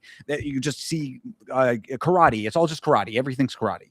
Like this actually shows you, no, there are disciplines to it. There's differences. Like you got to look at it through the lens a little bit in that regard. And for what it did, what it accomplished, what it influenced, because we're going to talk about that in the trivia, I think a solid 7 is exactly correct. So really, I mean, you might say, oh, well, why not higher or whatever, on either of those scores. Trust, those are very good scores for this film, I would say. Absolutely. I like this one a lot. I think giving very fair scores to it is good. And so, I mean, that takes me to the final question. Would you recommend Bloodsport? I would recommend this to a lot of people. I'm glad Bloomis recommended this to me. I'm glad he recommended that we talk about this on stream because it was well worth watching multiple times, I would say. And I even want to kind of watch it again. I'm not going to lie. I mean, really, and that's, I think, the biggest endorsement that you can give right there. And so, yes, obviously, I also would recommend Bloodsport. I mean, I think that really, if you are a martial arts fan, it's almost required viewing. And even honestly, just as a casual viewer, I think it's certainly a fine, serviceable film that you can enjoy. I don't think you have to necessarily be like as dedicated to being a fan of the sports as we are. Like you can get into blood. There is a reason that this resonates with men in general, not just MMA fans. You know what I mean? Yeah, So 100%. yeah, guys, if you haven't seen Bloodsport, if you haven't seen Bloodsport and you've watched this video as long as we've been talking about it, do yourself a favor and see Bloodsport. 100%. Yeah. All right, so let me get through the last little couple bits of trivia here, and we will close this thing out, Chase. So going down the line here. Okay, so one other note, going back to Frank Dukes' fabrications here. The Kumite that Dukes claims to have won in 1975, which was the primary example that was used for this version of things, was actually supposedly held in the Bahamas. So this was set in Hong Kong, obviously. No record of anything in the Bahamas, a place that's a little bit closer to the States that might have a little bit better records. No records there either. But so that's just one little small note there. I said it earlier, but this is Jean Claude Van Damme's first leading role in a film. What do you think of Van Damme in his first leading role? I again, Stallone and Arnold are people that I grew up on. If he never really dove into being more than just a martial arts kind of star, that would be unfortunate, I would say, because I could totally see him being in those stupid action movies that are like The Sixth Day or something, like just some stupid sci-fi action film. Dude, come on, like Total Recall or something. Jean Claude could totally have filled in those exact roles. For sure. Yeah. I mean, like, he did kind of do some of that kind of stuff, but not nearly as much. Like, he did have a different career navigation than those other guys, they like the ones you mentioned. So, yeah, it's kind of an interesting case with Jean Claude Van Damme. But either way, still an icon. So, yeah, I mean, I thought that, obviously it's very exaggerated. I wouldn't call him an Oscar worthy actor, but for what he does, I think he's kind of awesome, you know? Yeah, I like Uh, him. yeah. So next up, and I mean, pick your poison here, Chase. But I will tell you that there are currently three sequels to Bloodsport. There are there two and three and four, and a remake was announced and scrapped in 2011. But a new one has been announced by A24. A24, of course, the film company that brought us the Smashing Machine. So take that for what it is. But the other note to this, A24, to be written and directed by a woman named Michaela Cole. And I looked into Michaela Cole. I did not think that anything that I saw from this woman's current repertoire lent itself to being the person to helm this project. I look, man, I'm not trying to be an anti woke red pill blah blah blah blah blah, but it does not seem like the fit that I would have chosen for something as iconic as Bloodsport. Well, I mean, it's not even about, who's direct. Obviously, it is with the director and the production company and what they're trying to do with a reboot kind of deal. But there's no Jean Claude Van Damme, dude. I mean, if you know Bloodsport as what I've just seen, you're not gonna be able to replicate what I just saw. Like it's just not how movies are made anymore, unfortunately. Definitely that. The only thing that I could say is based on what we had said as criticisms, where it's like show the actual martial arts a little bit more true to what they are. There is, to me, maybe a path forward for a remake of it, but it's big fucking shoes to fill, They guys. would Like they would fuck it up. there, Like, I yeah, mean, this yeah. is as close to like even we could realize like what we just saw in this movie, not the greatest representations of like Muay Thai. You could tell like, okay, he gets the gist of it. Like he can look like he knows what he's doing, kind of, but like it was still a raw example of it because it's so timed and so aged. But like now, for you to go ahead and showcase somebody who's a striker, okay, easy, a grappler, easy, but like an actual person who mixes in that type of stuff, like fucking Mary Heckler or whatever you just named her, she's not going to be able to do all that stuff. So, Yeah, Mary Heckler. I like that name. Yeah, no, look, if it comes out, I'm sure we'll do it. But yeah, I don't really have high hopes based on what I saw. Anyway, that's so take it for what it is. On a better note here, Bloodsport was the inspiration for Mortal Kombat, the video game series. The character of Johnny Cage is based on Van Damme, so everything that you said was completely tracking. I held that off from tipping the hand on that, but you were 100% correct. So as I said, the iconic jump kick that you see in the game is absolutely based on this film, as is the entire video game in general. So, Bloodsport, in addition to being as influential culturally as it would have already been, also spawned one of the greatest video game series of all times too. So very cool. yeah, I actually love that one. That's a pretty good trivia bit. Johnny Cage, obviously, pretty fun character, but seeing the stuff that seeing what inspired Johnny Cage, of course, was pretty cool in this movie. I didn't know, like I thought it was an over exaggeration, like, oh, he did a splits and then did the punch, but like no, he actually did the splits and did the punch. So Yeah, no, absolutely. Yeah. And I mean, it is of course played up for the game a little bit, as all characters are going to be caricatures, but yeah, this was a primary inspiration for it. So definitely awesome. hell yeah. It also helped to repopularize martial arts films in general in the West, because at the time in '88 they had waned in popularity pretty significantly. So that kind of the wave had subsided, and this sort of brought it back into the fold. So that's pretty awesome. This was, Bolo Young, who played Chong Li in this film. A lot of his dialogue is based on similar dialogue to Bruce Lee's from Enter the Dragon, which Young was also in. So that's kind of a little nod to another film that's an iconic martial arts film in and of itself, and sort of an homage in a way. And then I said that, or we had mixed martial arts writers have noted that Bloodsport is influential on the earliest iterations of the Ultimate Fighting Championship, which featured a similarly laissez faire approach to weight classes and style against style matchups before the establishment of more formalized rule sets. So, I mean, however much you want to put the influence of UFC, or the influence of Bloodsport on UFC, I guess is, depends on who you talk to, maybe, but it walked so UFC could run to an extent, a little bit at least, right? This dude made up some crazy fucking stories that evidently created the greatest mixed martial arts promotion. That's just how life is. And it goes back to my point before. It's like all of that bullshit.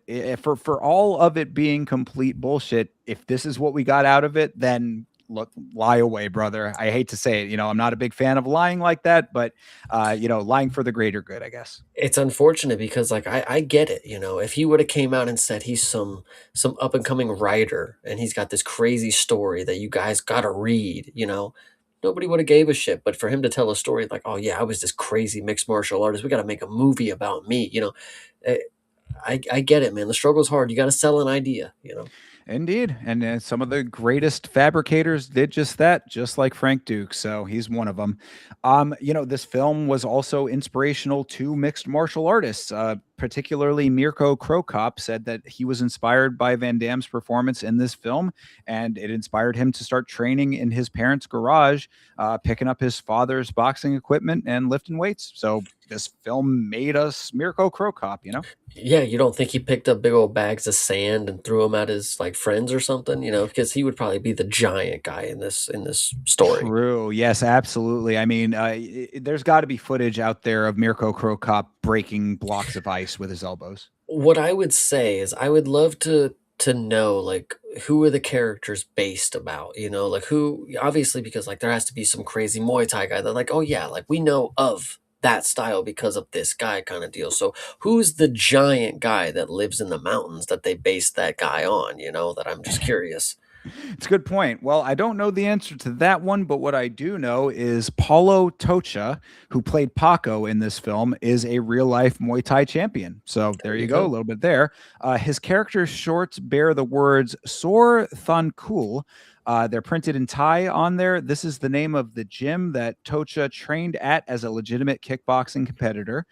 In the future, Tocha used his connections to the gym to make it a filming location for the filmmaker's subsequent project, Kickboxer, the one that we referenced, also starring Van Damme. So this film bridges the gap to Kickboxer, which I'm sure at some point we'll get into.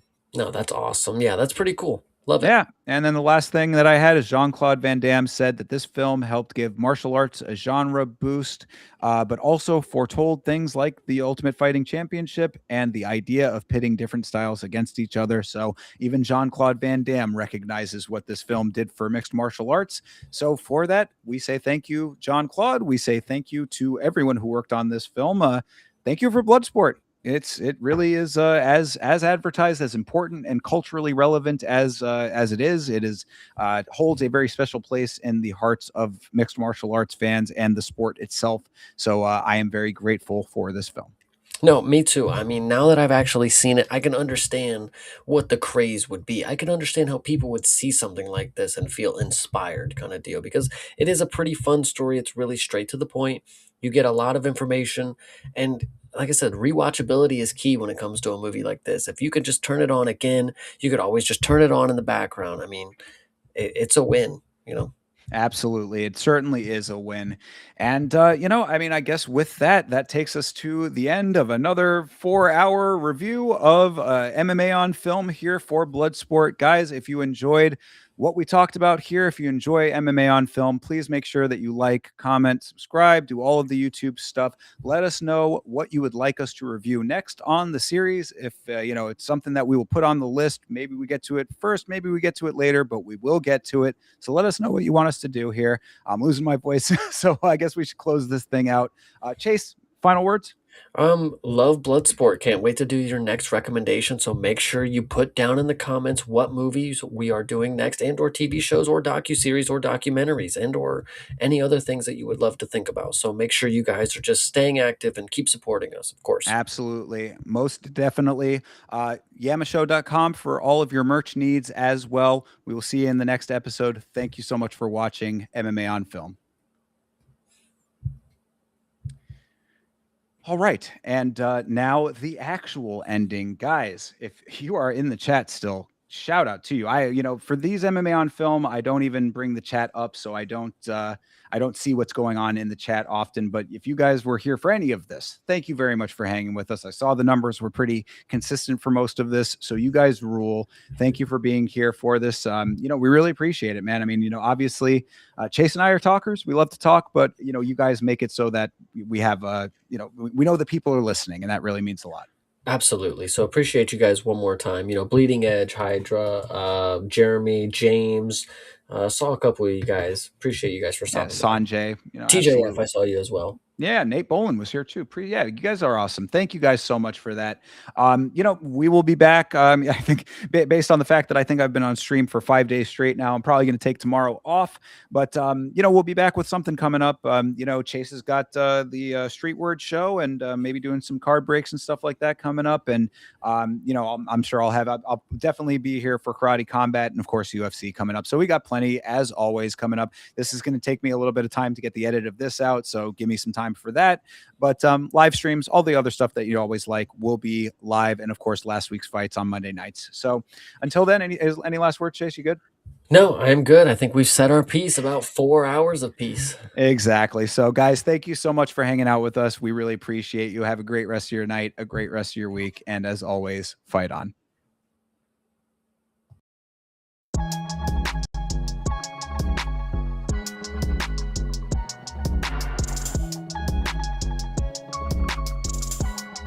Game.